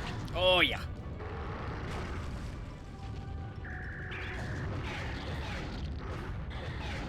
How does everything they do have more priority than everything I try to do? Cripes. Like, I feel like I might have just chosen the wrong monster here. Like, entirely. Because we seem to be getting the short end of every engagement, no matter what I try to do. Unless I actively just go full cheese mode. But then again, that might just be the nature of this game. This might just not be a good game, too. That is always an option. Where'd he go? There he is. I was about to say, I thought I had him lined up behind me, but apparently I was wrong. Of course, it doesn't help that my flight is, super awkward. Like, it's kind of bad when running chicken egg around the map is better. Let's try maybe for the boost again and see if that does literally anything for us this time around. Oh, what do you know? I'm getting knocked down trying to use it again. Yay.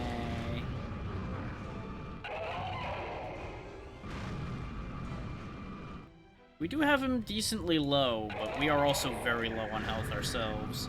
We really need to find a healing crystal, desperately. There it is. There we go, now we're on an even playing field.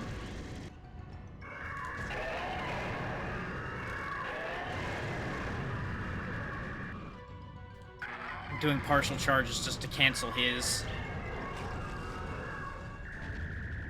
We're also low enough on charge that we can't, like, hit him for much damage anymore. Which means we really can ill afford to let him blast us.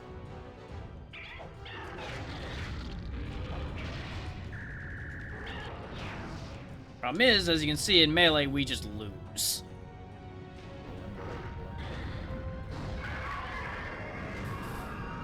I got screwed because Rodan didn't turn, even though I told him to turn.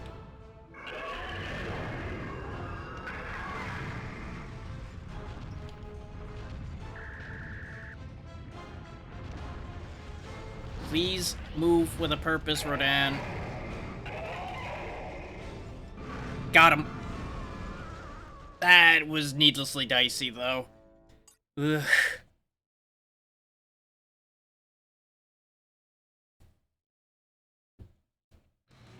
Like, 90% of our trouble's coming from just how awkward Rodan is to control. Okay, that didn't help at all because we still have the same options in front of us. Okay, very good. Let's try this one again, then. Oh, what do you know? Update. Fire Rodan may be heading toward New York. The President has requested that GDF forces be dispatched to stop the monsters. Ignoring the fact that we're helping. But sure, yeah. As usual, try to kill us for helping.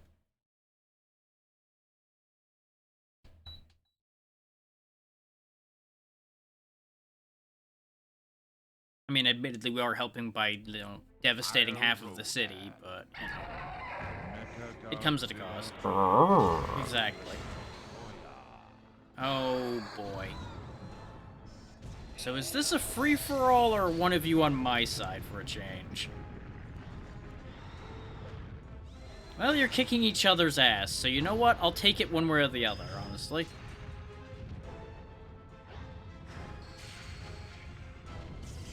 We can kind of just let this play out, honestly. Get some popcorn and just enjoy the show.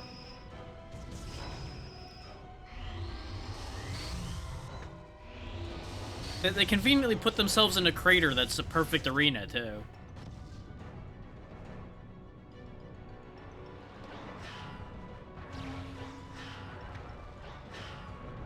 This is how the game's supposed to look, when you're not constantly flat on your back at getting the shit kicked out of you.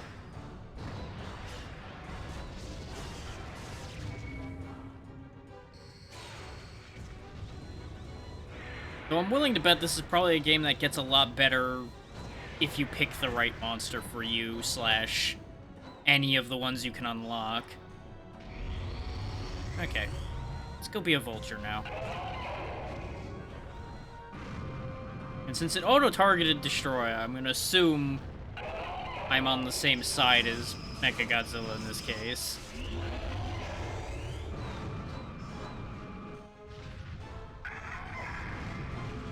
There we go. Remember what we said about fair fights?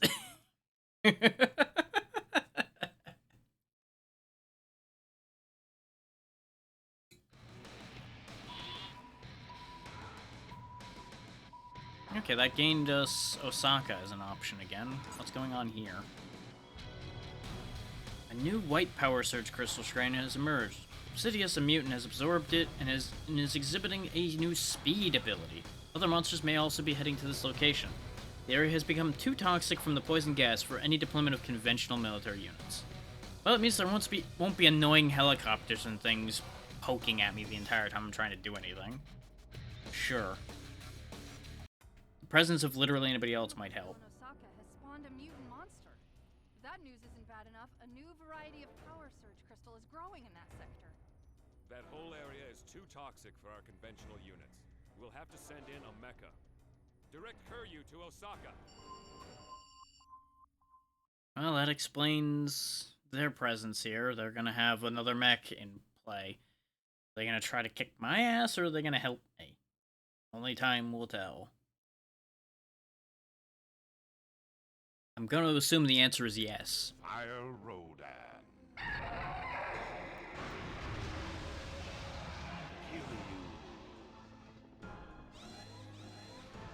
Alright then. Do you want to beat me up too? No, you seem to be gunning for him, so that's fine. Or not. You know what? There's crystals on the map. I'm gonna break those and you two have fun. Because that's worked every other time. So I'm just gonna go break those and you guys just do what you do. I think I figured out part of the flight problem I was having just now. I was holding a direction when I went to fly. It would appear I have to input a direction after he takes flight. You would think it would be fine either way, but no, it seems to be more specific than that. Okay, looks like he might be trying to break crystals too, or he's just doing a bad job of doing anything. I'm not sure what his deal is. He just seems to be going to town on the town. There's nothing there. Well, mission complete.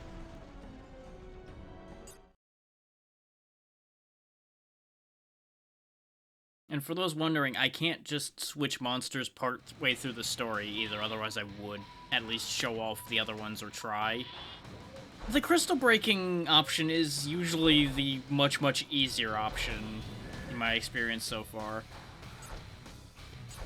We have enough money to buy Mogera.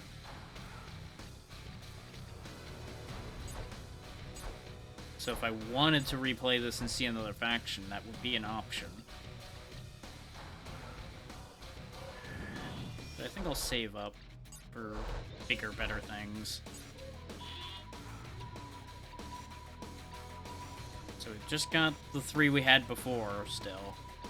Well, considering this is another 3-way fight, this might work out better for us. Oh, correction, it's now a 4-way. This situation worsens. Megaguirus has also been detected heading to this same location. It is impossible for us to predict how this might play out. This is gonna be messy. Oh no. I have not one, but two mutant monsters showing up on Monster Island. It appears they're teaming up to destroy everything in sight. Mutants are vicious fighters. I can't send a mecha unit into battle against two mutants. It'll be shredded into scrap metal. Has anyone been able to raise the Atragon? I have the Atragon, sir. Yes, Commander, what is it? Admiral, why have you gone radio silent for so long? Our units are spread too thin dealing with the aliens. We need Atragon. I'm on a mission here, Commander. And you're jeopardizing my operation. You deal with our alien friends and leave the big game to me. Gyozan out. Gyozan! The Admiral's gone mad. The crystals must have corrupted his mind. A single monster is no match against two mutants. The monsters must team up to take them down. Does that mean it's a 2v2 then?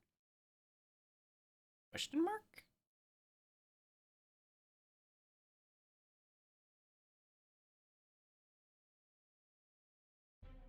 Fire Rodan.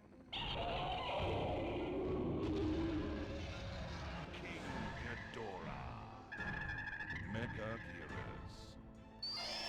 Oh boy. So, this is gonna be messy. Do I have a friend, or is everybody gonna try to kill me? Half of them are just kind of running in circles right now. So, I don't know what's happening here. He's playing with rocks, but he's also heading right for me, so I'm going to assume at the very least he is hostile. We've managed to confirm that much. Okay, looks like Rock Boy's on our side. Okay, fair enough.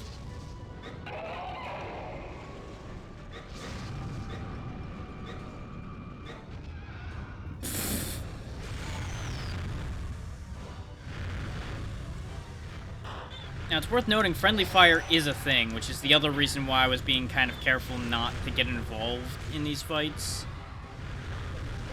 Maybe he isn't on my side, because now he's trying to kick my ass, too. This might actually just be a free-for-all.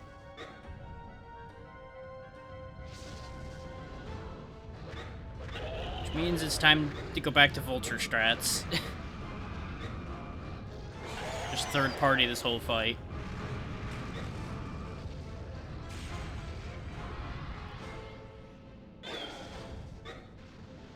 Just making sure to watch my back so King Ghidorah doesn't just show up and ruin my whole day.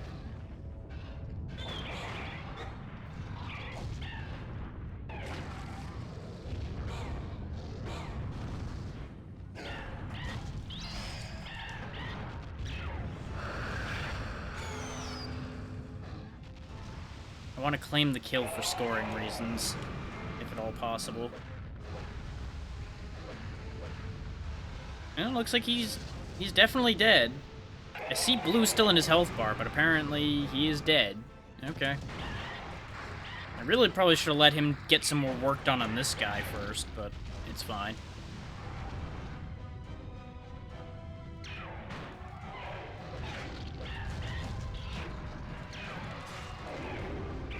I don't know how they just have, like, these invincibility moments. They're just blocking, but they never look like they're blocking, but I get blocked anyway. And that confuses me to no end. But I have a cunning scheme. Is we have another big scary monster in play here, and we can make them have a grand old time together. Hey, three-headed stupid, come here.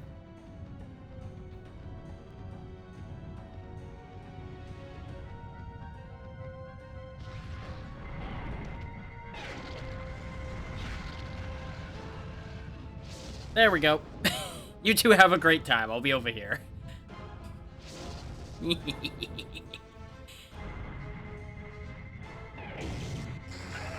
Apparently they don't appreciate that plan. But, you know, that's fair and valid. But, bye.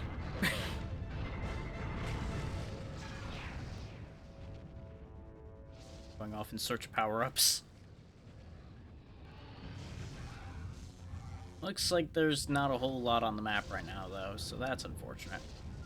Aside from, you know, over where the fight's happening. I'm just gonna be taking this. Or I'm gonna get stuck because the camera tries to force you into, like, a horizontal fighting plane, despite it being a 3D fighting game.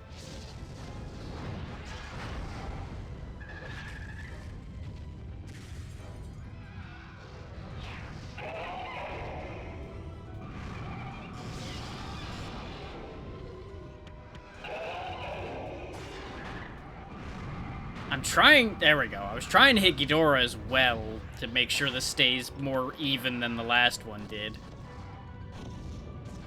But it's hard to keep the camera at a good angle without also getting dragged into the fight.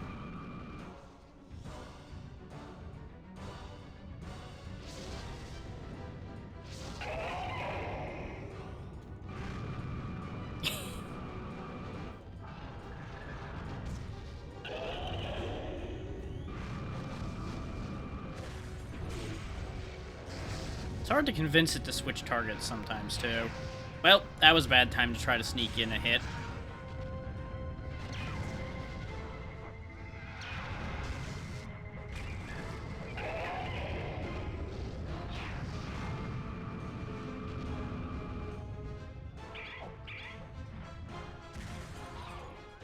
Wish I could say I planned that move.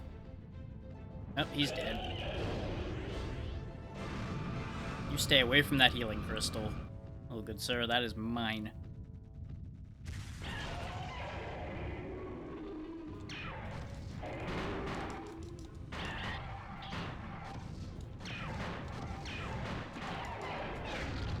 Yeah, the fact that they can just block, like, everything I do also is unfortunate.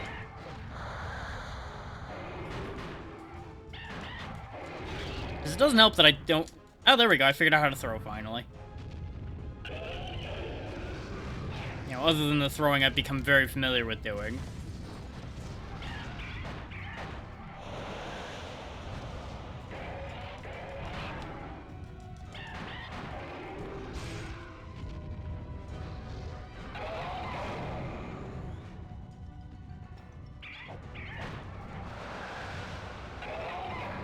God, why do you turn around? Why? I've had so many good beam charges soiled by the fact that he turns around stupidly sometimes. Just when I'm trying to back up from my opponent a bit.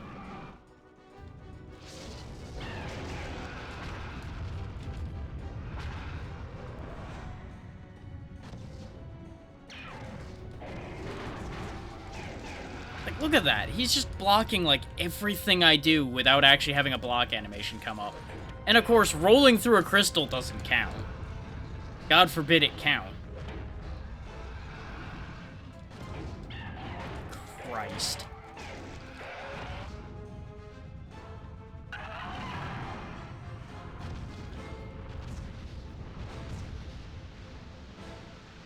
You know, God forbid I'd be able to get away from him either.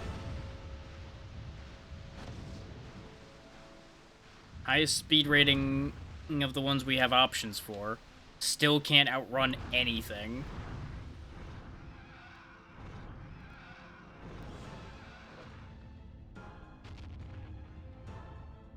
Game, please.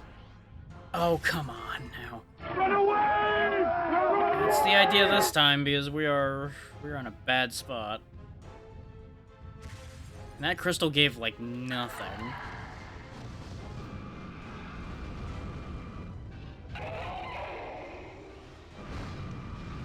He was gonna throw a rock at me. No! Thankfully, the AI is still kinda stupid. Still a lot better at fighting than I am, but still stupid nonetheless. Oh, God. Yep. Of course.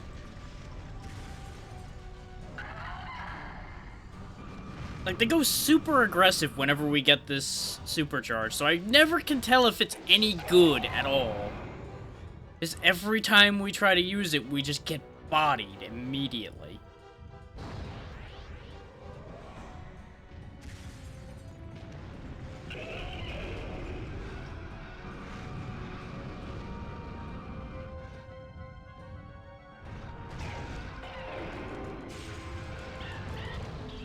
We really need to make something happen here, though, or the timer's gonna run out, and I assume that means we're gonna lose.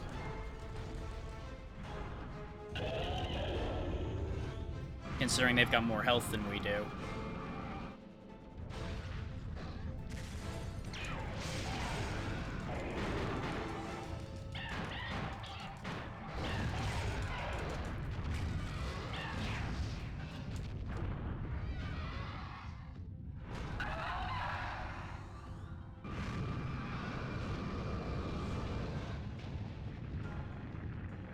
Of course, now they're running away, probably for that exact reason. Like, it's hard to tell whether the AI is doing a smart thing here, or if it's being stupid.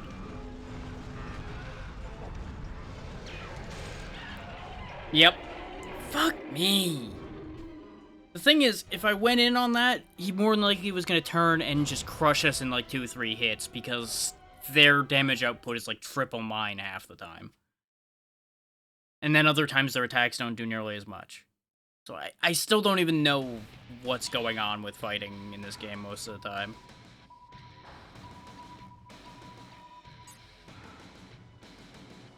Renegade monsters are totally beyond our ability to contain. It looks like nothing can stop them now. Seems like everything's gone horribly wrong.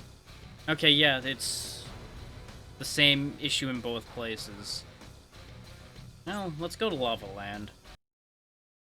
What used to be Seattle. I assume this is just gonna be like a bunch of 4-way fights then.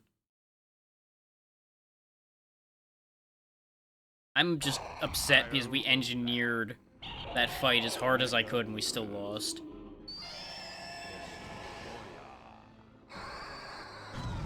Now this is 3. But I'm gonna go out on a limb and assume neither of them are gonna be on my side.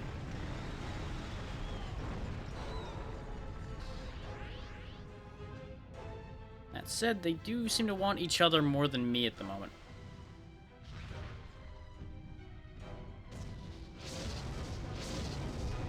Yep. Just change targets because I'm actually making a move.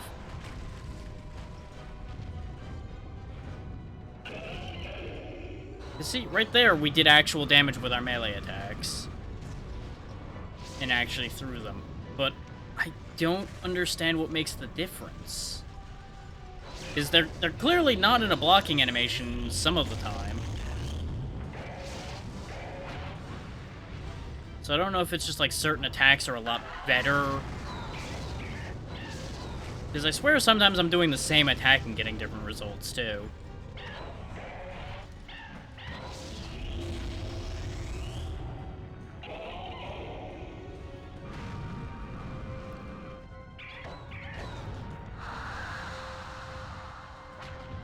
It also is really confusing to me that block is on one of the 4 face buttons. I really feel like that should be literally anywhere else.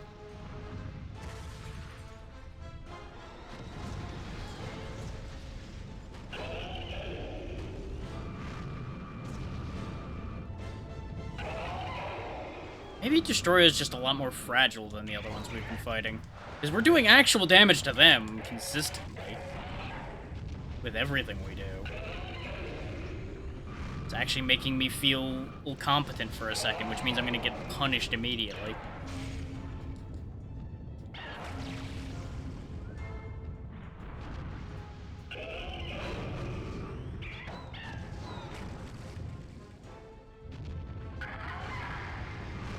Yeah, they're just having a time. And I am allowing that because I don't need to be dealing with 2 of them at once. You figure out that building yet, buddy? Huh? You good? Here, let me help you.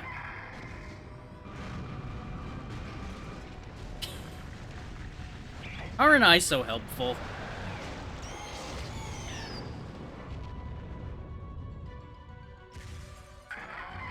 Like, if they weren't stuck, I absolutely would have just let them duke it out amongst themselves.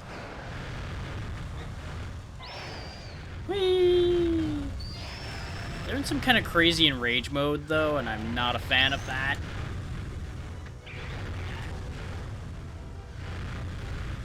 Like, it seems when it goes down to last monster standing other than me, they just go ape.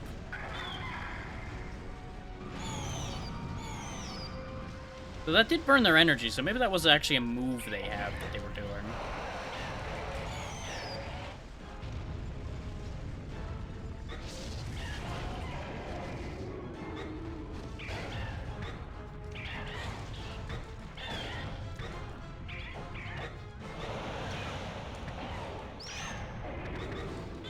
Because, like, they had that weird yellow stuff going on. I know what the red thing that's happening for me is. That's us going into critical mass. That was discussed before.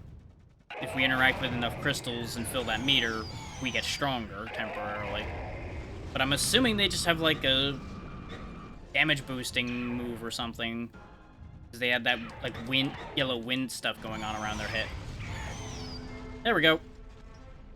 I might have figured something out, or that fight was just a lot easier. I can't tell. Is the flying metal bug was a lot easier to kill in the last fight, too. So it might just be we lucked out on a better matchup. Because there are strengths and weaknesses and everything. GDF satellites had picked up the Atara gun on making its way toward Osaka. All attempts to re-establish radio contact have been futile. Admiral Gyozen's true intentions are in question. He is now considered a rogue and dangerously unstable. A showdown with Fire Rodan is inevitable. Oh, good. Oh, good. I get to fight Super Machine. What has possessed you to bring that wretched crystal on board this vessel? It's consumed you, magnified your hatred for monsters. How many times have you led men into battle against these devil beasts, only to be disgraced by one humiliating defeat after another? You want nothing more than to destroy the monsters. Yes, destroy them all, or die to restore your honor. That is your destiny. Sir, we have monster sign in this sector. Good. Full speed ahead. All stations, prepare Atragon for battle. Oh, joy. He's gone crystal crazy.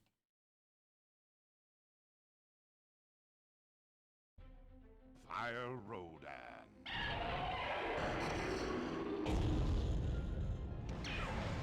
Oh, and I'm gonna have to chase the stupid thing around, huh? At least a partially charged beam does a good bit of damage to them, though.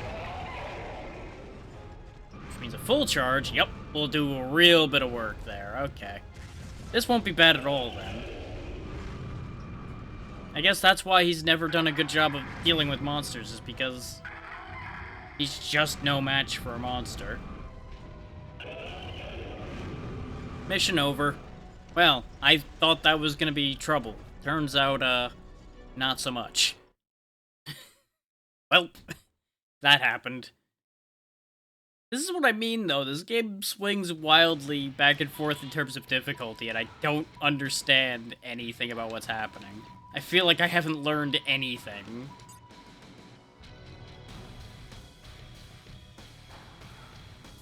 A rapid rise in crystal radiation has been detected within the meteor impact crater.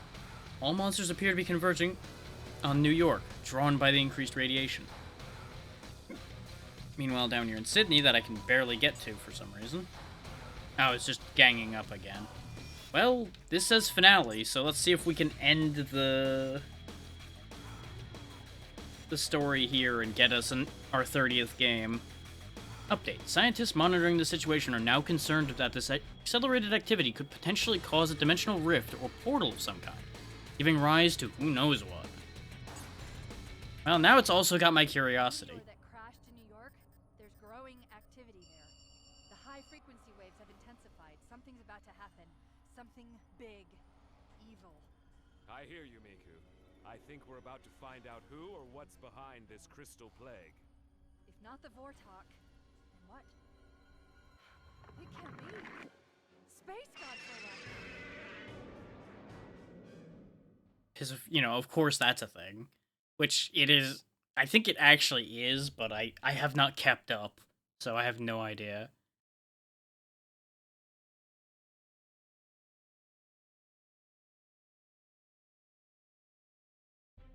Fire Rodan.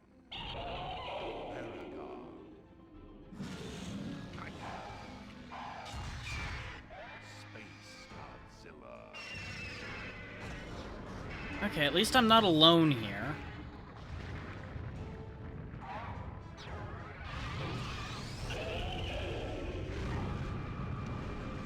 Fought you in one before, so I guess I'll fight you and hopefully Baragon will...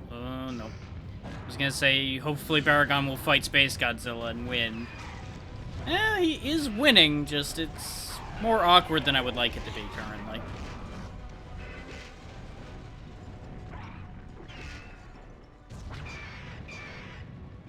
Though Space Godzilla's health bar is dropping dramatically.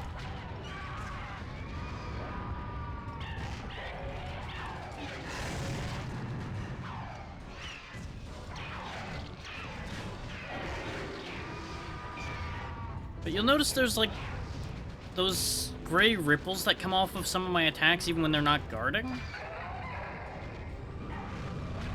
I wonder if that's them being resistant to the damage type I'm using, perhaps? And that's why some enemies have it happen a lot more than others?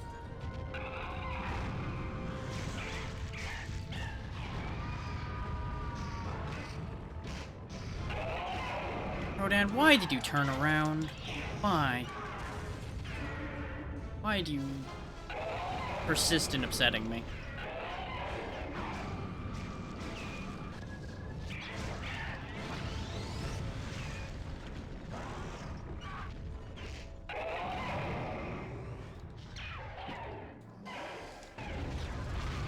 As you'll notice, those attacks had so little impact that he was still able to throw that building at us.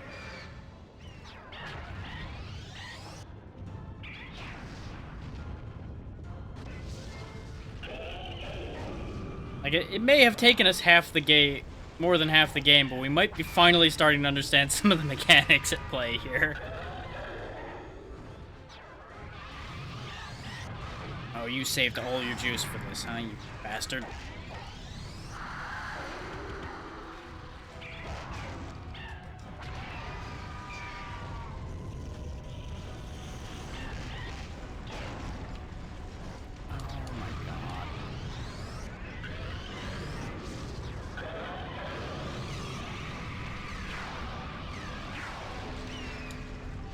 Well, that's what happens when you clash with somebody that's got more energy than you, I guess. Yikes.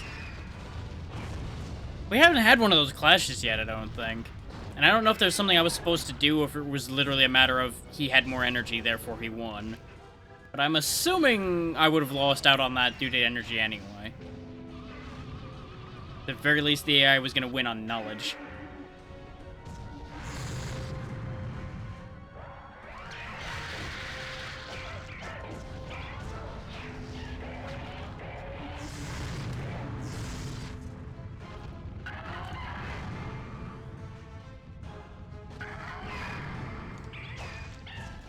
Got it. Ha! Successfully poached.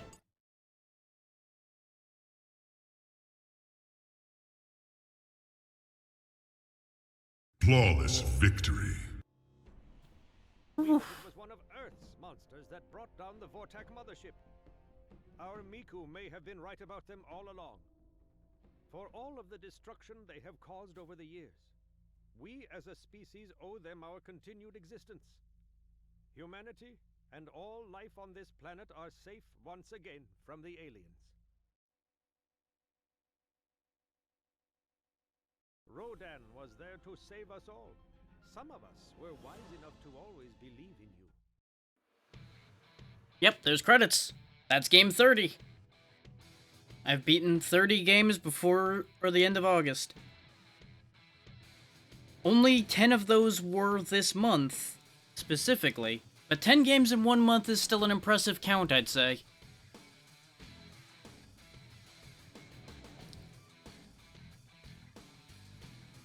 Some may be aware of this, some may have missed the memo, but I had set myself a personal goal early this month to reach a total for the year of 30 before August was over. Because, you know, I was reasonably close to it, so I figured, you know what, let's see if I can make it happen. And, well, here we are. I've done it.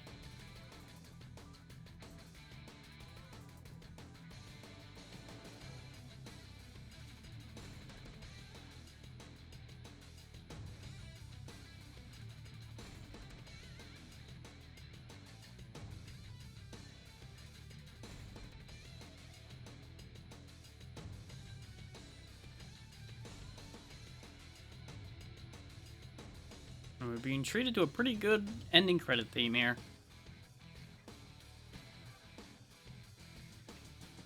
That wasn't a half bad game. It definitely feels like it suffers in terms of balance, but again, it may just be that Rodan was a bad choice.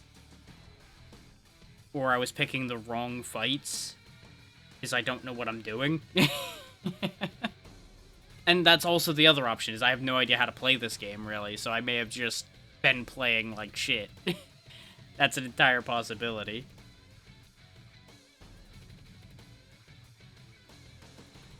Let's go ahead and get that. Hang on, the audio is gonna freak out for a second while I get the list pulled up. There we go. Because minimizing it makes the audio get mad. As long as I have it up but not focused, it's fine.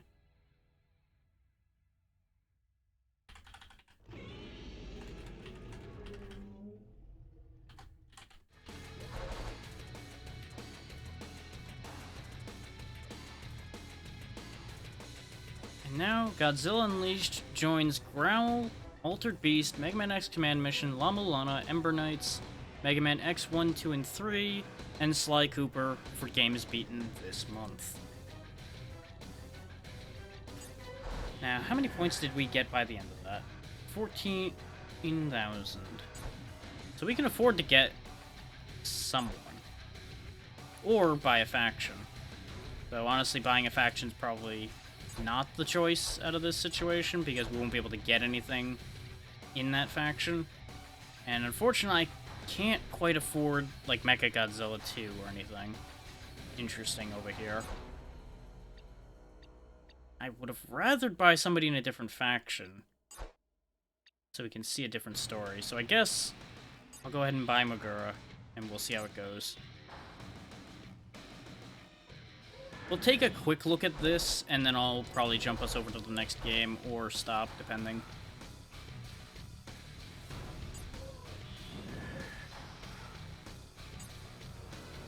Okay, as you can see, Fire Rodan's attack and defense stats were pretty terrible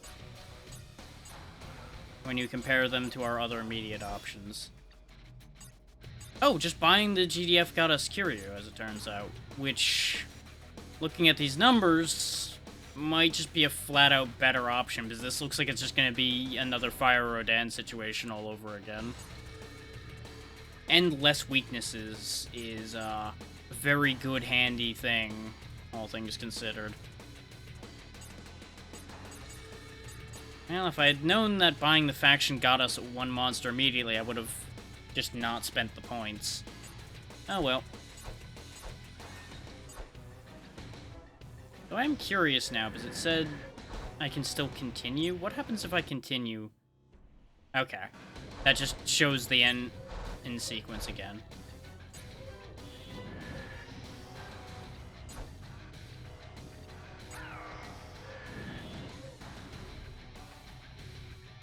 Let's go ahead and record this in a different spot as well, just to be on the safe side. Basic training. The crystals have compromised the containment barriers on Monster Island, allowing the monsters to escape. Anguirus has been sighted approaching Osaka. Initiate anti-monster protocols. Kiryu has been put on launch ready status.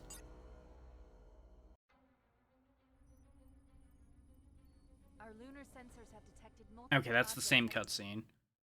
That's what I was curious about, was whether a different faction story was going to have different cutscenes. Seems like you just have a different path through the fights. So we'll see how this thing fights right quick, and then we'll move on. Jet Jaguar. And Iris.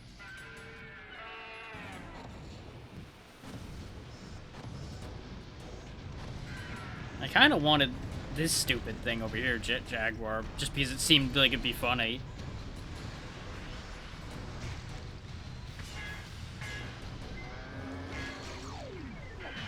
What the? He shrank.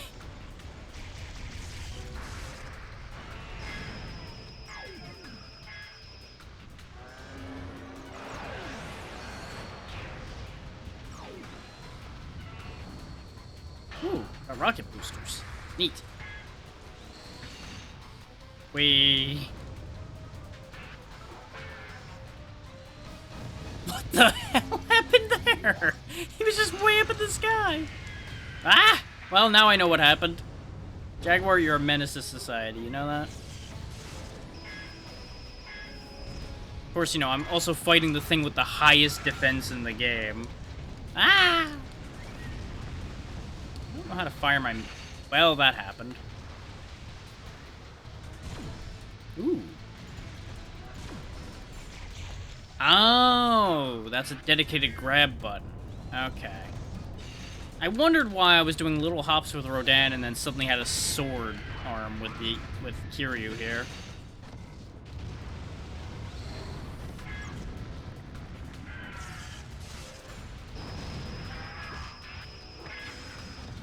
I blasted my ally a little bit, but they'll get over it. I don't know how to fire my missiles, because they definitely fired missiles at me before. That appears to be a taunt button, as far as I can tell.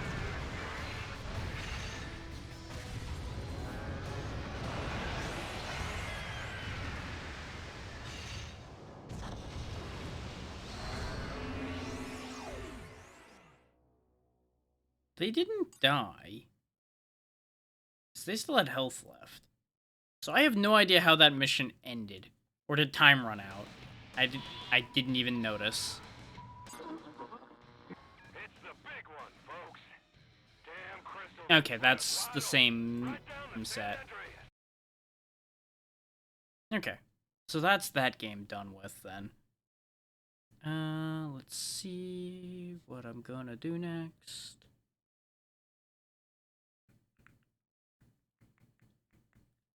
I don't need to prioritize shorter games anymore in order to finish the list off.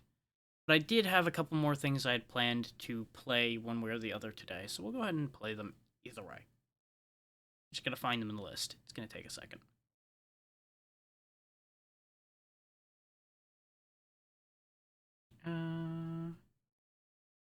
Sure, we won't do those back to back. We'll go ahead and do this one instead. In fact, I might just kick that one off the list because I'm a little done with that style of game. Because I had Godzilla, and then I had the store brand version, basically. One that's legally distinct, but still has many similar qualities. But instead, we'll first be playing Monster Attack. You'll notice Sandlot and D3 Publisher, and that it will only be significant if anyone here is familiar with the EDF series. This is apparently the first game in that series, before it had the Earth Defense Force name. And most of its identity. But if you look at the screens, you'll immediately recognize the same things. The Earth Defense Forces are a multinational coalition formed to restore peace to a world torn asunder by political and economic conflict.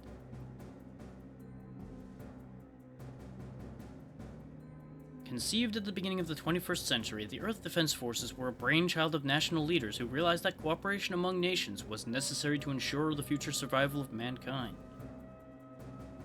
free from the constraints of national self-interest, the Earth Defense Forces achieved unprecedented success with regards to their mandate. The citizens of Earth enjoyed peace and stability for the first time in many years. Sadly, the peace was not to last. May 7th, 2017. You know, about 6 years ago. Strange flying objects of unknown origin appear over Washington, D.C. Washington, D.C. lies in ruins. Coalition Airbase is sustained extensive damage. Pacific Rim headquarters supposedly destroyed. Contact with European headquarters lost. The Earth Defense Forces' losses during the first wave of attacks are staggering. Nearly half of their fighting strength has been decimated. In an effort to turn the tide of battle, all remaining troops are summoned to the Coalition's Tokyo headquarters. Things are going great. Mankind's fight for survival has begun. The battle's outcome will be determined by the actions of those on the front lines. So what you're saying is I'll do all the work, as per usual. Even the music's already kind of in line there. We've got assault rifles, sniper rifles, shotguns, rocket launchers, missile launchers, grenade launchers. Yep, standard setup for Rangers. And it would appear we don't have other types at all. I think they didn't start adding the other ones until a couple games in. So we'll just go with the starting loadout here and see how it is. Well, they already had all 5 difficulties available, so that's a thing.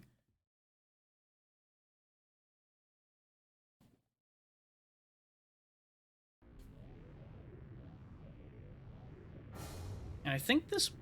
no, there is still 2 other EDF games I haven't played, I think. But I think one of them never came out over here.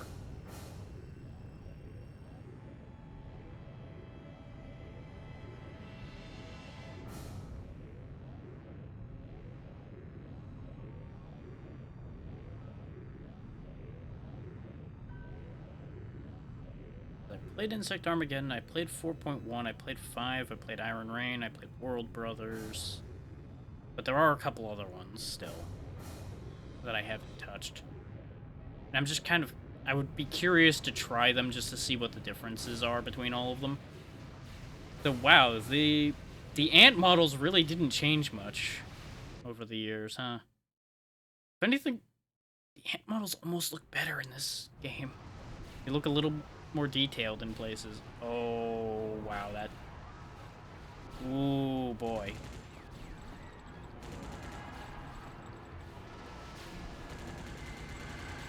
This is controlling? It seems like it's trying to auto-aim, because occasionally it's aiming upward weirdly. Oh, God. Oh, okay, there's my rocket launcher.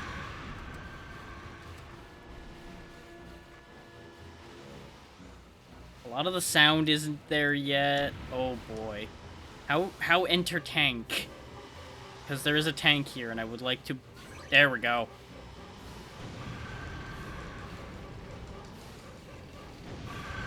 Like, I don't hear any of the cheesy voice acting yet.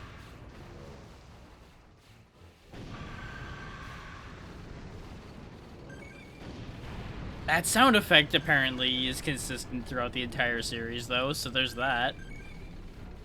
They don't have the crate symbols quite yet. I know it became the crates you'll recognize in the newer games by Insect Armageddon. I remember seeing those there. It's so weird that my aiming keeps trying to track the ants automatically. It is fucking with me so hard.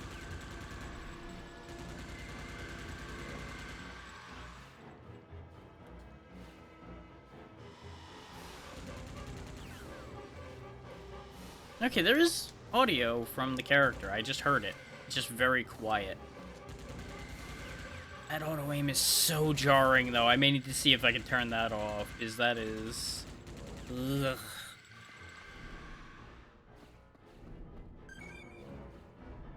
Okay, we can can jump, we can roll. I don't know why pressing square immediately aims me up and fires my gun. Oh, hang on, I might have figured out part of it, actually. Guess what the right stick doesn't do? I'll give you a hint. The right stick doesn't aim your gun. What is this? Oh god.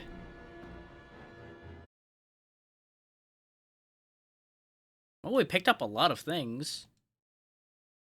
So that auto-aim is probably going to be necessary, because it's physically impossible for us to aim properly.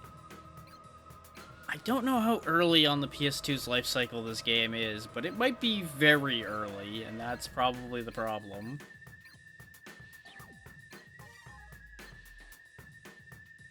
Normal controls, technical controls.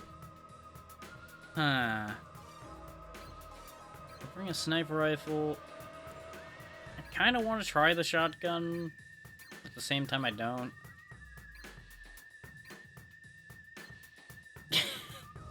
Yes, grenade launcher, otherwise known as a hand grenade. I guess my arm is a launcher of grenades, yes. I didn't get a different assault rifle, so I guess fine, I'll try the shotgun. That's fine, Doom. You go have fun with what you gotta do and be safe out there, dude. And of course, getting one more parting shot in. I probably won't be going that much longer anyway. Because I've achieved my goal and I'm burning out a little bit. So I don't want to overdo it. But I do have at least one other thing I'm going to pull up before we stop here.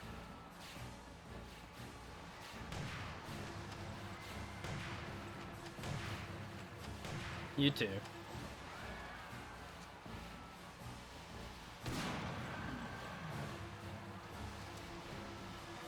Oh god.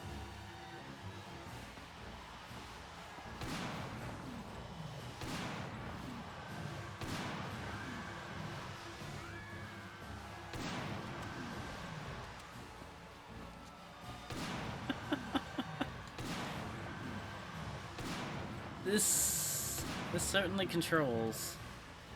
Oh boy.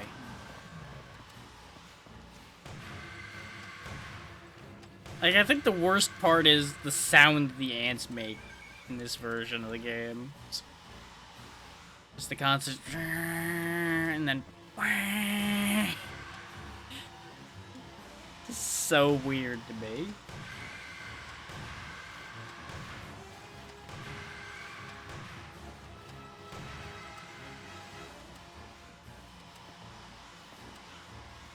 Like, I'm willing to say this was probably a case of ahead of its time. Even if there's nothing incredibly advanced here, I think this was too early for them to make quite this. Though, credit for one thing. They still, even in this era, managed to fit a lot of enemies on screen without it being a huge ordeal.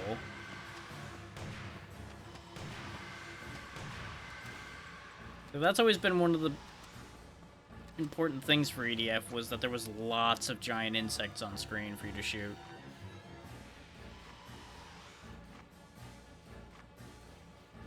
I kind of want to see if we can have one of the things show up that I saw in screenshots that made me really want to try this specific one. Because I saw screenshots of bikes and things that you could ride around on. Wow, that tank is very fragile. That is unfortunate. Mission clear. We'll probably do like 1 or 2 more missions of this and then move on from this game, because I don't think there's much for us to have here.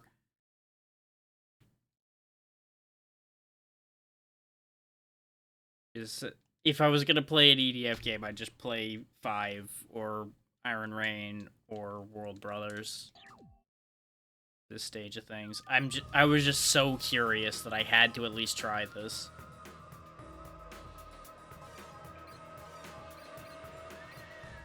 I was hoping for comedic stupidity, and it kind of isn't there. This feels very soulless compared to where it ends up being. And that's expected. You know, it's not a surprise that it doesn't have its full character yet. Because even Insect Armageddon, I don't remember being super high on the character. Yes. This is the bike I saw. Whee! Oh god, this is as bad as I thought it was gonna be. It controls really well, though. Well, I touched a wall and it exploded.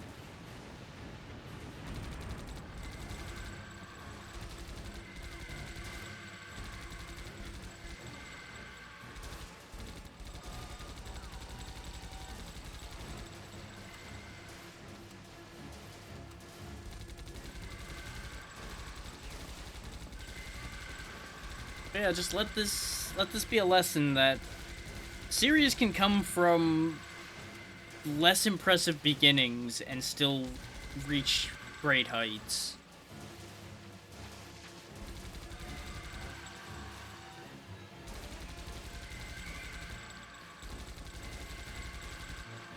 So I can't say that this is bad. It's only really bad by comparison to its future. Though the sound design is definitely not there. That ain't it. And these controls could absolutely be better. But I've played worse controlling shooters in my time, so I can't really fault it on that score, especially. So it does kind of make me laugh in a lot of ways that the shooting has not changed. Aside from being better aimable from this game all the way up to 5. Then again, you would agree in a game like this, an assault rifle's an assault rifle's an assault rifle, ditto with a rocket and all that. Kind of doesn't change. There's a part of me that's very curious to see what comes after ants in this game, but I'm also not so curious as to keep playing this for long.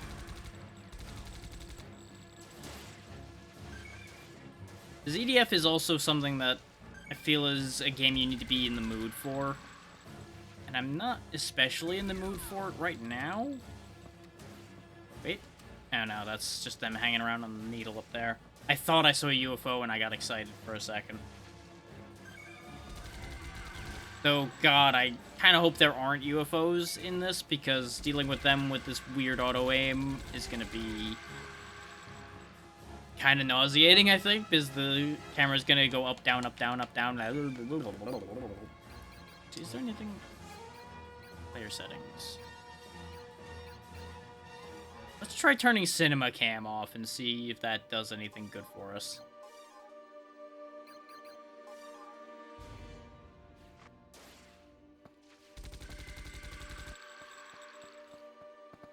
Well, it certainly didn't turn the auto-aim off.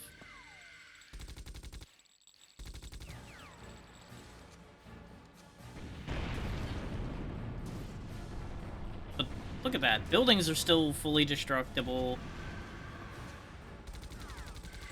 Just as they are now. Which, if anything, just makes the way they're destructible these days a little less impressive. Rather than making what they're doing right now in this particular game more impressive. I see a helicopter. I want to fly it. Now, if this holds up to the usual flight controls in an EDF game, this is going to be a disaster.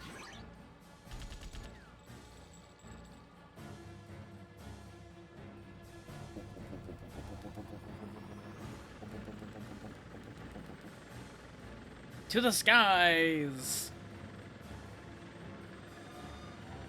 Well, I've at least managed to take off, so that's more of a success than most of my usages of a helicopter in an EDF game.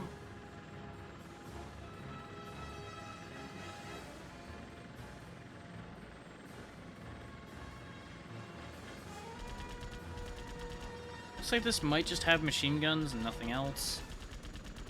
I guess those are engines next to the main fuselage.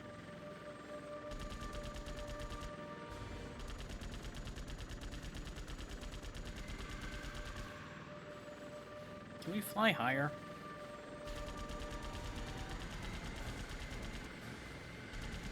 I was about to say, don't tell me this thing's already out of ammo. I would be so upset. I assume they automatically provided you this helicopter because of the fact that they're all hanging around up here.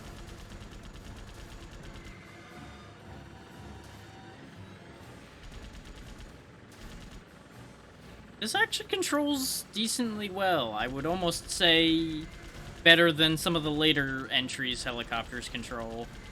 But I think that may be more a matter of I've taken to playing with keyboard and mouse, and I'm now using a controller for this one.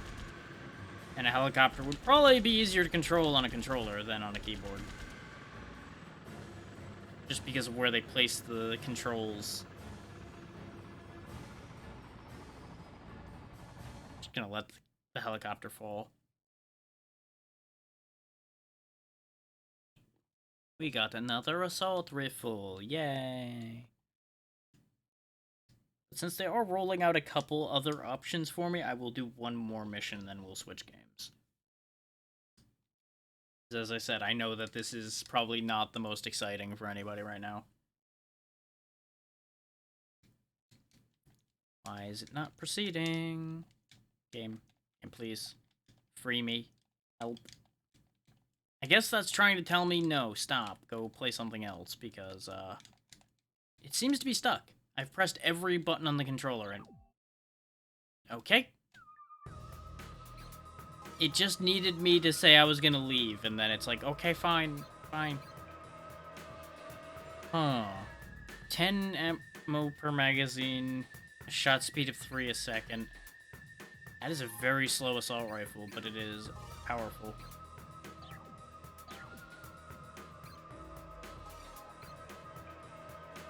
I mean, there's a mothership, so sure, let's see what the mothership mission is like. Oh god. It's also worth noting that unlike most EDF games, this is like a 3-hour game. I think I saw on How Long to Beat.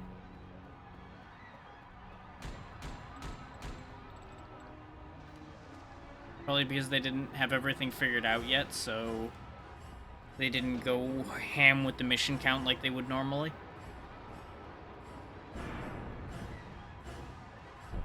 Of course, you know, most of the EDF games also get increasingly long because you'd play it on multiple difficulties in a lot of cases. I need to get this helicopter before they blow it up.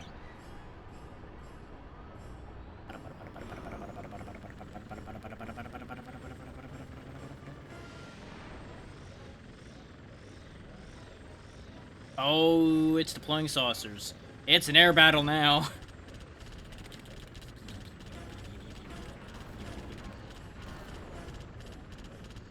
Get off my Earth. You know, I think this is the first time I've fought saucers in air-to-air combat outside of being a wing diver in one of these games. So I usually stay away from the helicopters in the later entries. They tend to just be a hazard to my health. Because a lot of the time, you just don't even get to take off with them. They get swarmed down by enemies and just destroyed before they lift off, in my experience.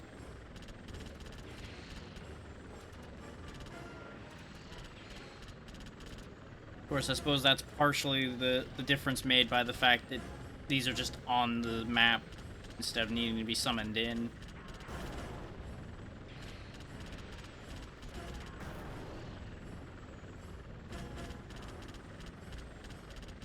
Who would have thought being able to fight them air-to-air wins out nicely? Oh, you're just gonna keep summoning more? That's upsetting.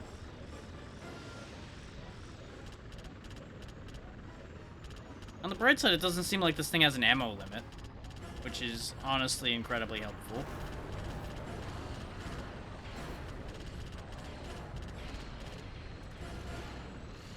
Also, if anybody thinks that this flies slowly and ungainly, you'd be correct. Like, it's definitely not the most accurate simulation of a helicopter, but it's also not inaccurate, I would say, how a helicopter flies. Well, this is awkward.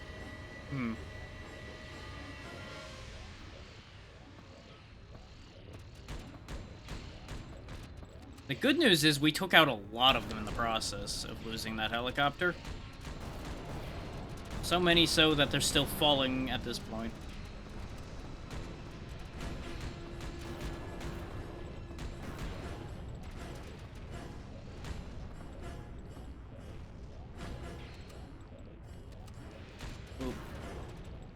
So, flying saucers are nowhere near as bad as I thought they were gonna be with the way this camera is. They're not great. I'd rather be free aiming myself, but, you know, it's a thing.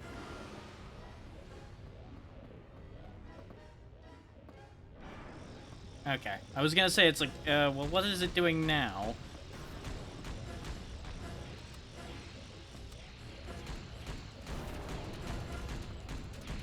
Actually, you know what? Now is a good time to fire a rocket into their mist.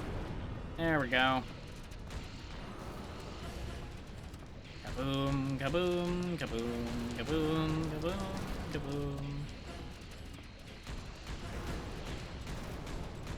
Well, I gotta say, these UFOs are nowhere near as effective as the drones in later games end up being.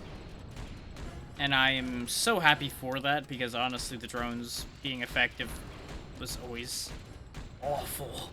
Because they would just pick you to pieces before you could hit them, depending on what you were using.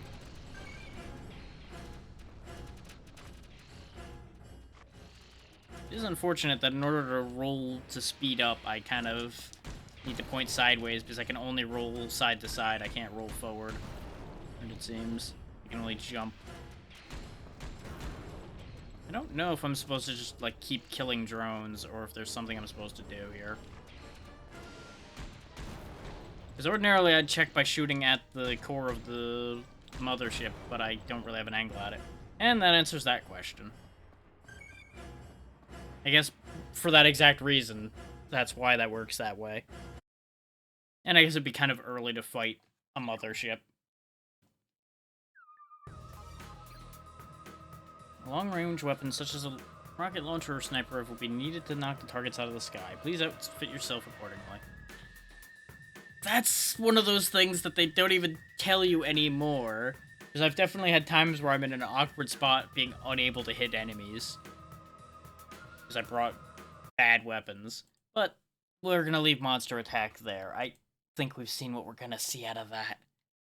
God, the controller's freaking out again.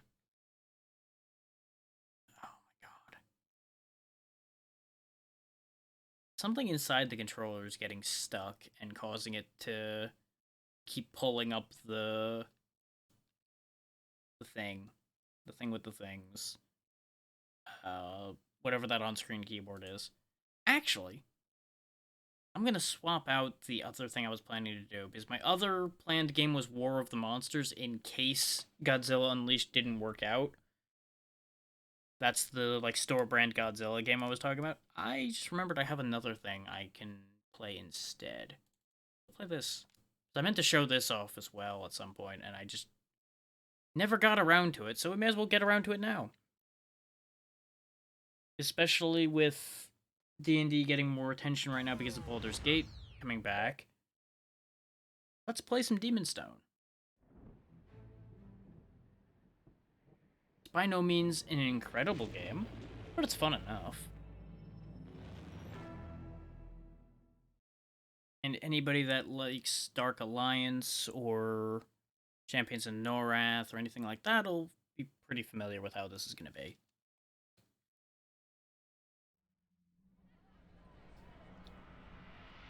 Indeed. I know precisely who you mean.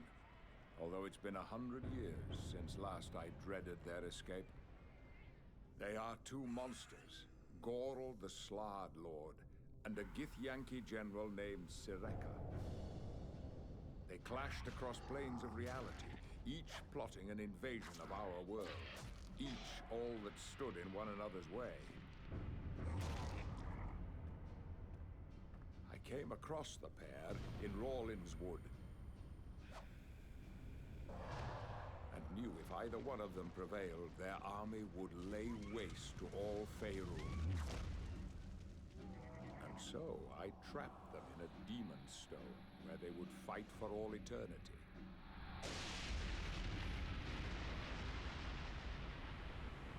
Title drop. But now you bring me word they've broken free, and villagers lay ruined in their wake. They must be stopped, if we are not too late. And you know, they must have had a really long time to practice stuck in that stone. Probably a really long time to get real upset, too. Might have been better to kill them both instead of sticking them in a ball. Just you know, just a thought.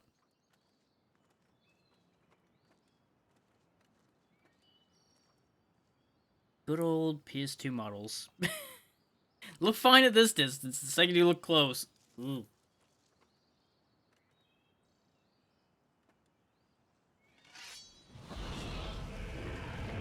Actually, no, Demon Stone might not be the one I'm remembering. Demon Stone might play a little bit different. This one's still good, though. I don't think this is the top-down one. This might actually be the over-the-shoulder one. Because there's two games that came out around similar times. Both using D&D properties. Nope, this is the other one. Okay.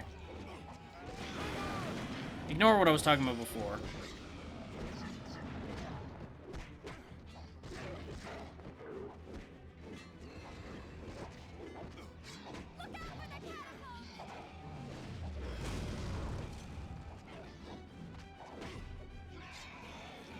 I think the other one was literally just called Dungeons and Dragons, now that I think about it.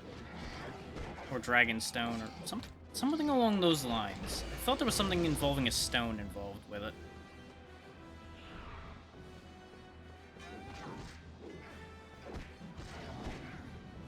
Yeah, the 3 meters on there, if I remember right, involve 3 characters you actually get as a group as you go through this game.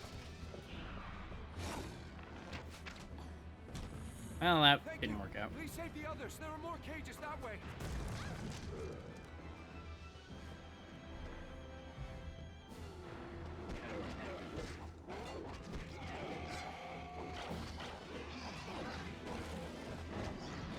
Okay, I played this once upon a time for a bit. I didn't play it a lot. I remember not especially caring for it.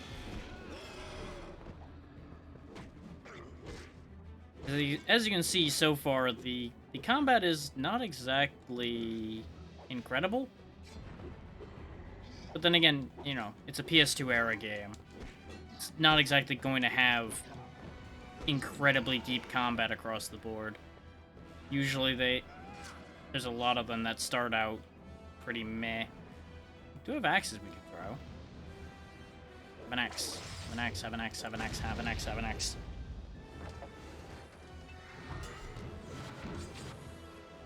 You loaded that shot into the air and then it flew away. I'm gonna assume there was supposed to be like a ballista or something there and it just didn't render for some reason.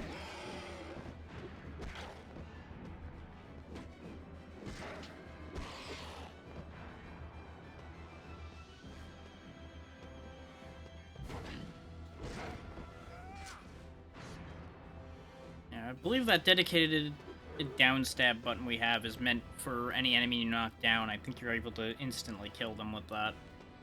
Or at the very least, it probably does a lot of damage. It has been entirely too long. Yeah, I'll try.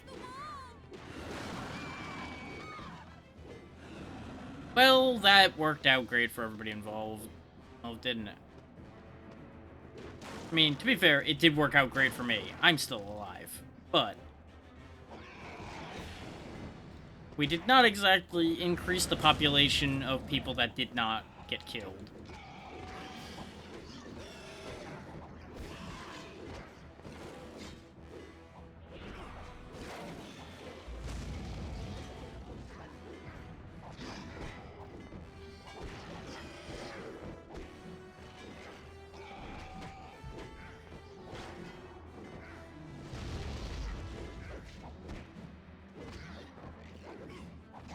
But I will say,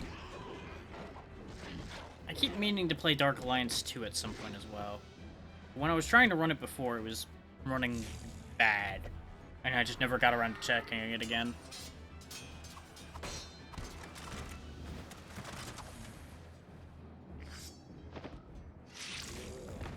Well, you seem like you'll be useful.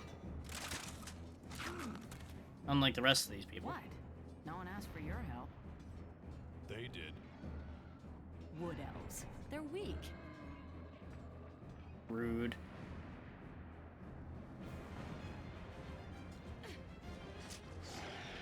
I could do that all day. Looks like we've got our resident rogue on hand now. And I seem to recall I used her a lot. Is, you know, fast attacks are definitely a lot more my style. And that stealth is quite handy too.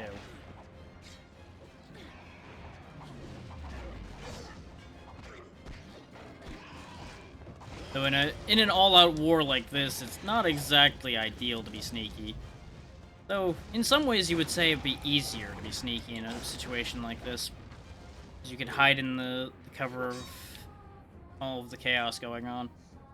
Okay, looks like she's got knives? Can't tell, but she keeps looking at an enemy. Either darts or knives or something.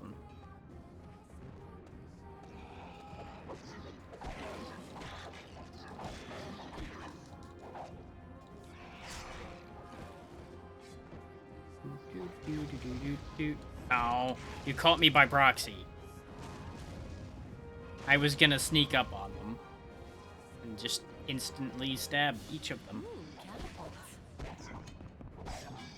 Ooh, this looks like fun. Nothing possibly could go wrong if I fire these randomly, right? I'm sure there's nobody we like in range of these.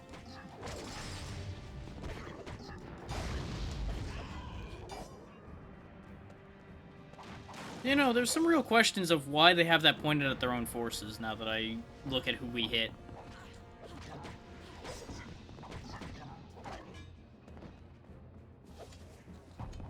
Whee!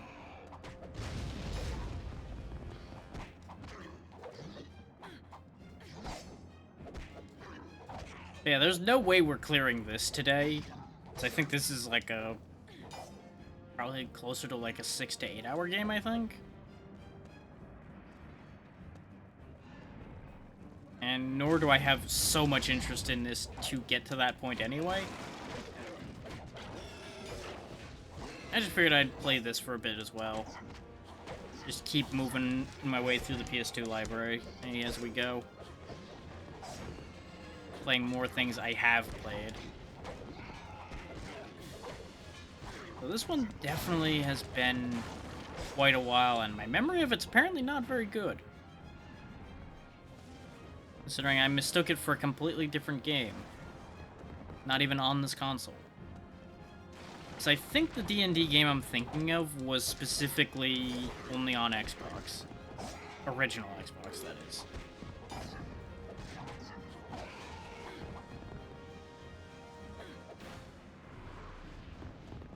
Actually, you know what? I'm gonna go crazy if I don't look at this, so just give me a second. The on-screen keyboard's gonna keep popping up and pissing me off. Because it is apparently just very freaked out and very stuck.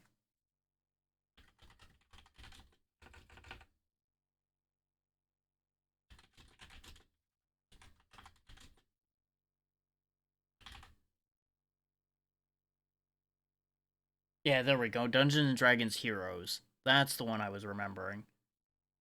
Because you specifically get a choice between a dwarf cleric, an elf wizard, a halfling rogue, and a human fighter. But you had a bunch of the consumables would actually be things you would expect to see in a D&D campaign. Instead of being the basic things, there was some more going on there. I remember it being a good game. Not like an incredible game, but a good game.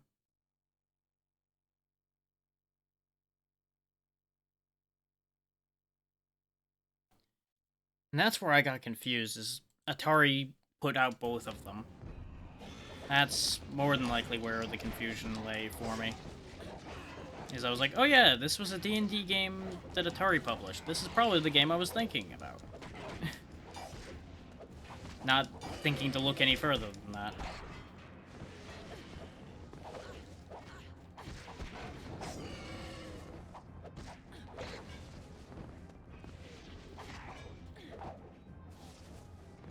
I think didn't Atari publish, like, most things from that property? Stop rescuing me. Out there, I had somewhere to run. Pleasure meeting you too. The name's Rannick. Suddenly wizard.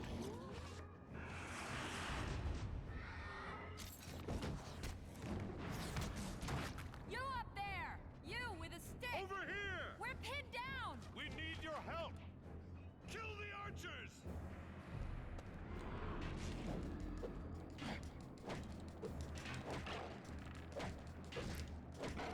You with a stick. Is that any way to treat a wizard? Answer? Kind of.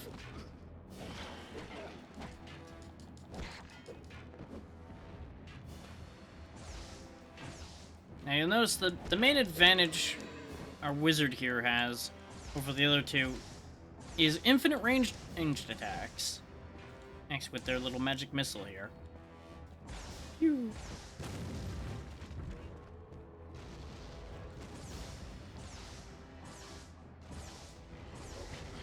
You know what? This reminds me the most of one of the PS2 Lord of the Rings games, actually. I think it was Return to the King is the one I more or less finished.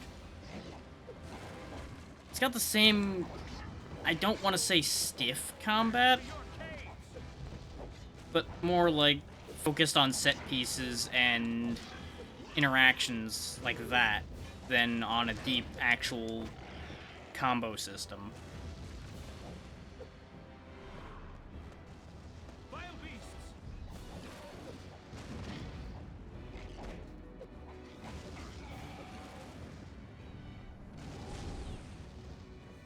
Does this work against enemies that aren't downed?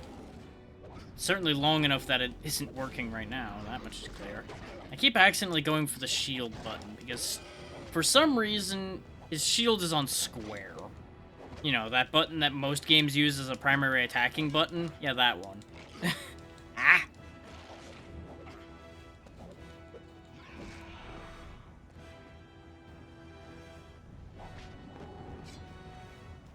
Yeah, that just really isn't working. You snipe that barrel, old man. He's not even that old, but still.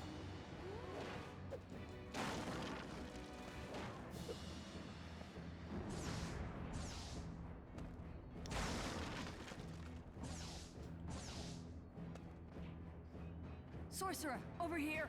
Sorcerer, your help! How did you get over there?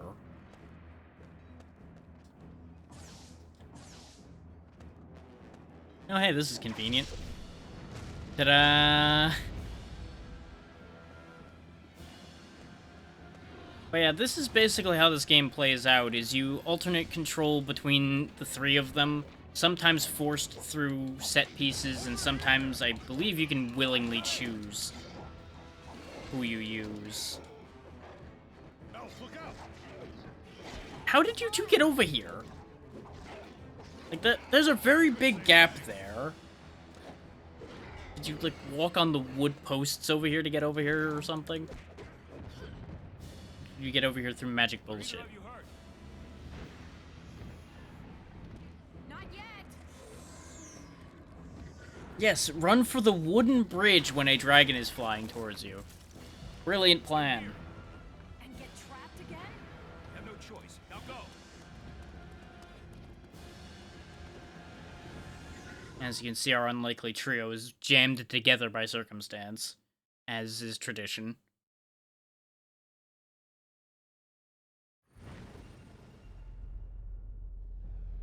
Reasonably even kill split there, all things considered.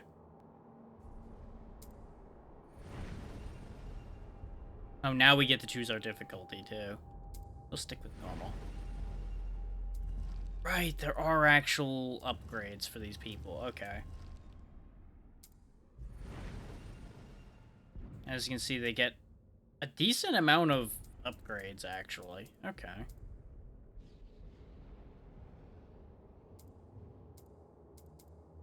But they're, like, very metered out, looks like. So that's gonna be a thing. Can also get better armor, but I'm assuming that the armor and weapons and such are probably going to be off of a shared gold pool. Yeah. So you're gonna end up with one character or two that are probably gonna be significantly stronger than the others because you find one that you like more and you put more into them.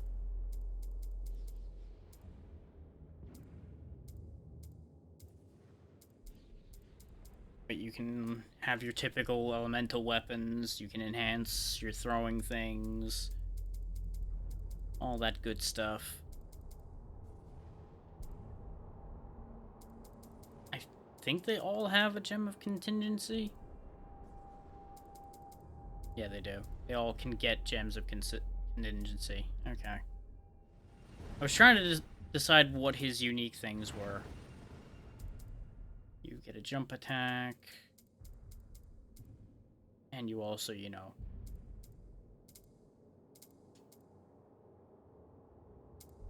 Right. That's level 2. 2-weapon fighting.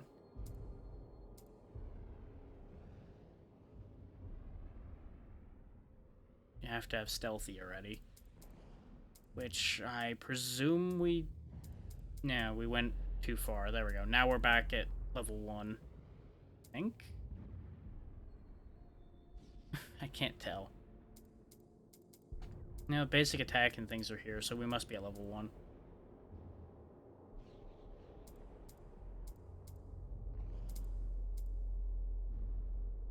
Oh, I don't have enough experience, I guess? No, they both say unavailable. I don't know. I probably, like, get... Oh, wait, yeah. I think there's a mechanical thing that happens that gives us those, and then level 2 is what we were actually allowed to buy. Right. It takes a minute sometimes. Yeah, because we don't have jump attack, we can't get that.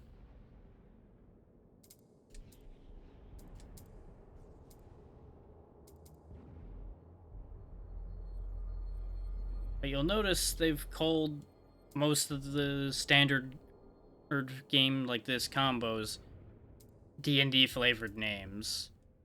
This could have been so much better, probably, but it is what it is.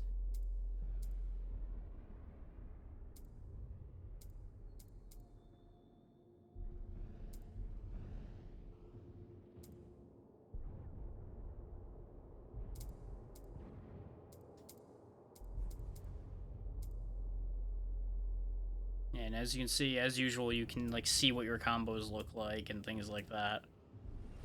But I don't think I'm gonna dig deep into this either. My energy's kind of failing out on me here. And like I said, we got our goal for this month done, and our goal for this stream done. I think I'll find us somewhere to go if there's anywhere I particularly want to send us. And we'll call it good.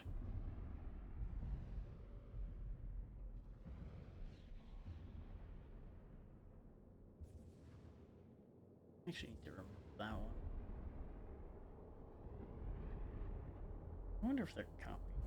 Probably. It's just probably a coincidence. I keep seeing somebody on my list that somehow keeps ending up playing something right after I finish it. But like I said, it's most likely a coincidence. It's just interesting.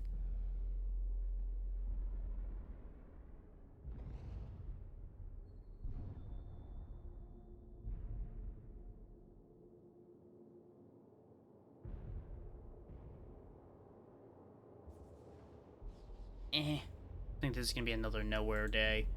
Which I know is unfortunate and nobody likes that, but it is what it is, and I'm tired. So, thank you all for taking the time to be here, those that were here. I don't remember switching to this suit. Doesn't matter. Let's see. Yeah, I don't really have anything else to add today. I'm very happy we got to the 30 game mark today. Monday, I still need to figure out what we're gonna do. I may just start doing random games for a while again, while I figure things out. I might just, like, start dragging people into doing things if I can get a hold of people that want to do things. Who knows? But yeah, the whole coming week is in disarray right now because I finished everything we were working on. Which is a great feeling to have, but also a very confusing feeling to have. But, have a good one, everybody. I will see you on Monday, one way or the other. As long as I don't end up deciding to take a break, which isn't the worst idea, but I do still want to keep going. And remember, next month is the anniversary stream. Almost to the day. But either way, bye everybody.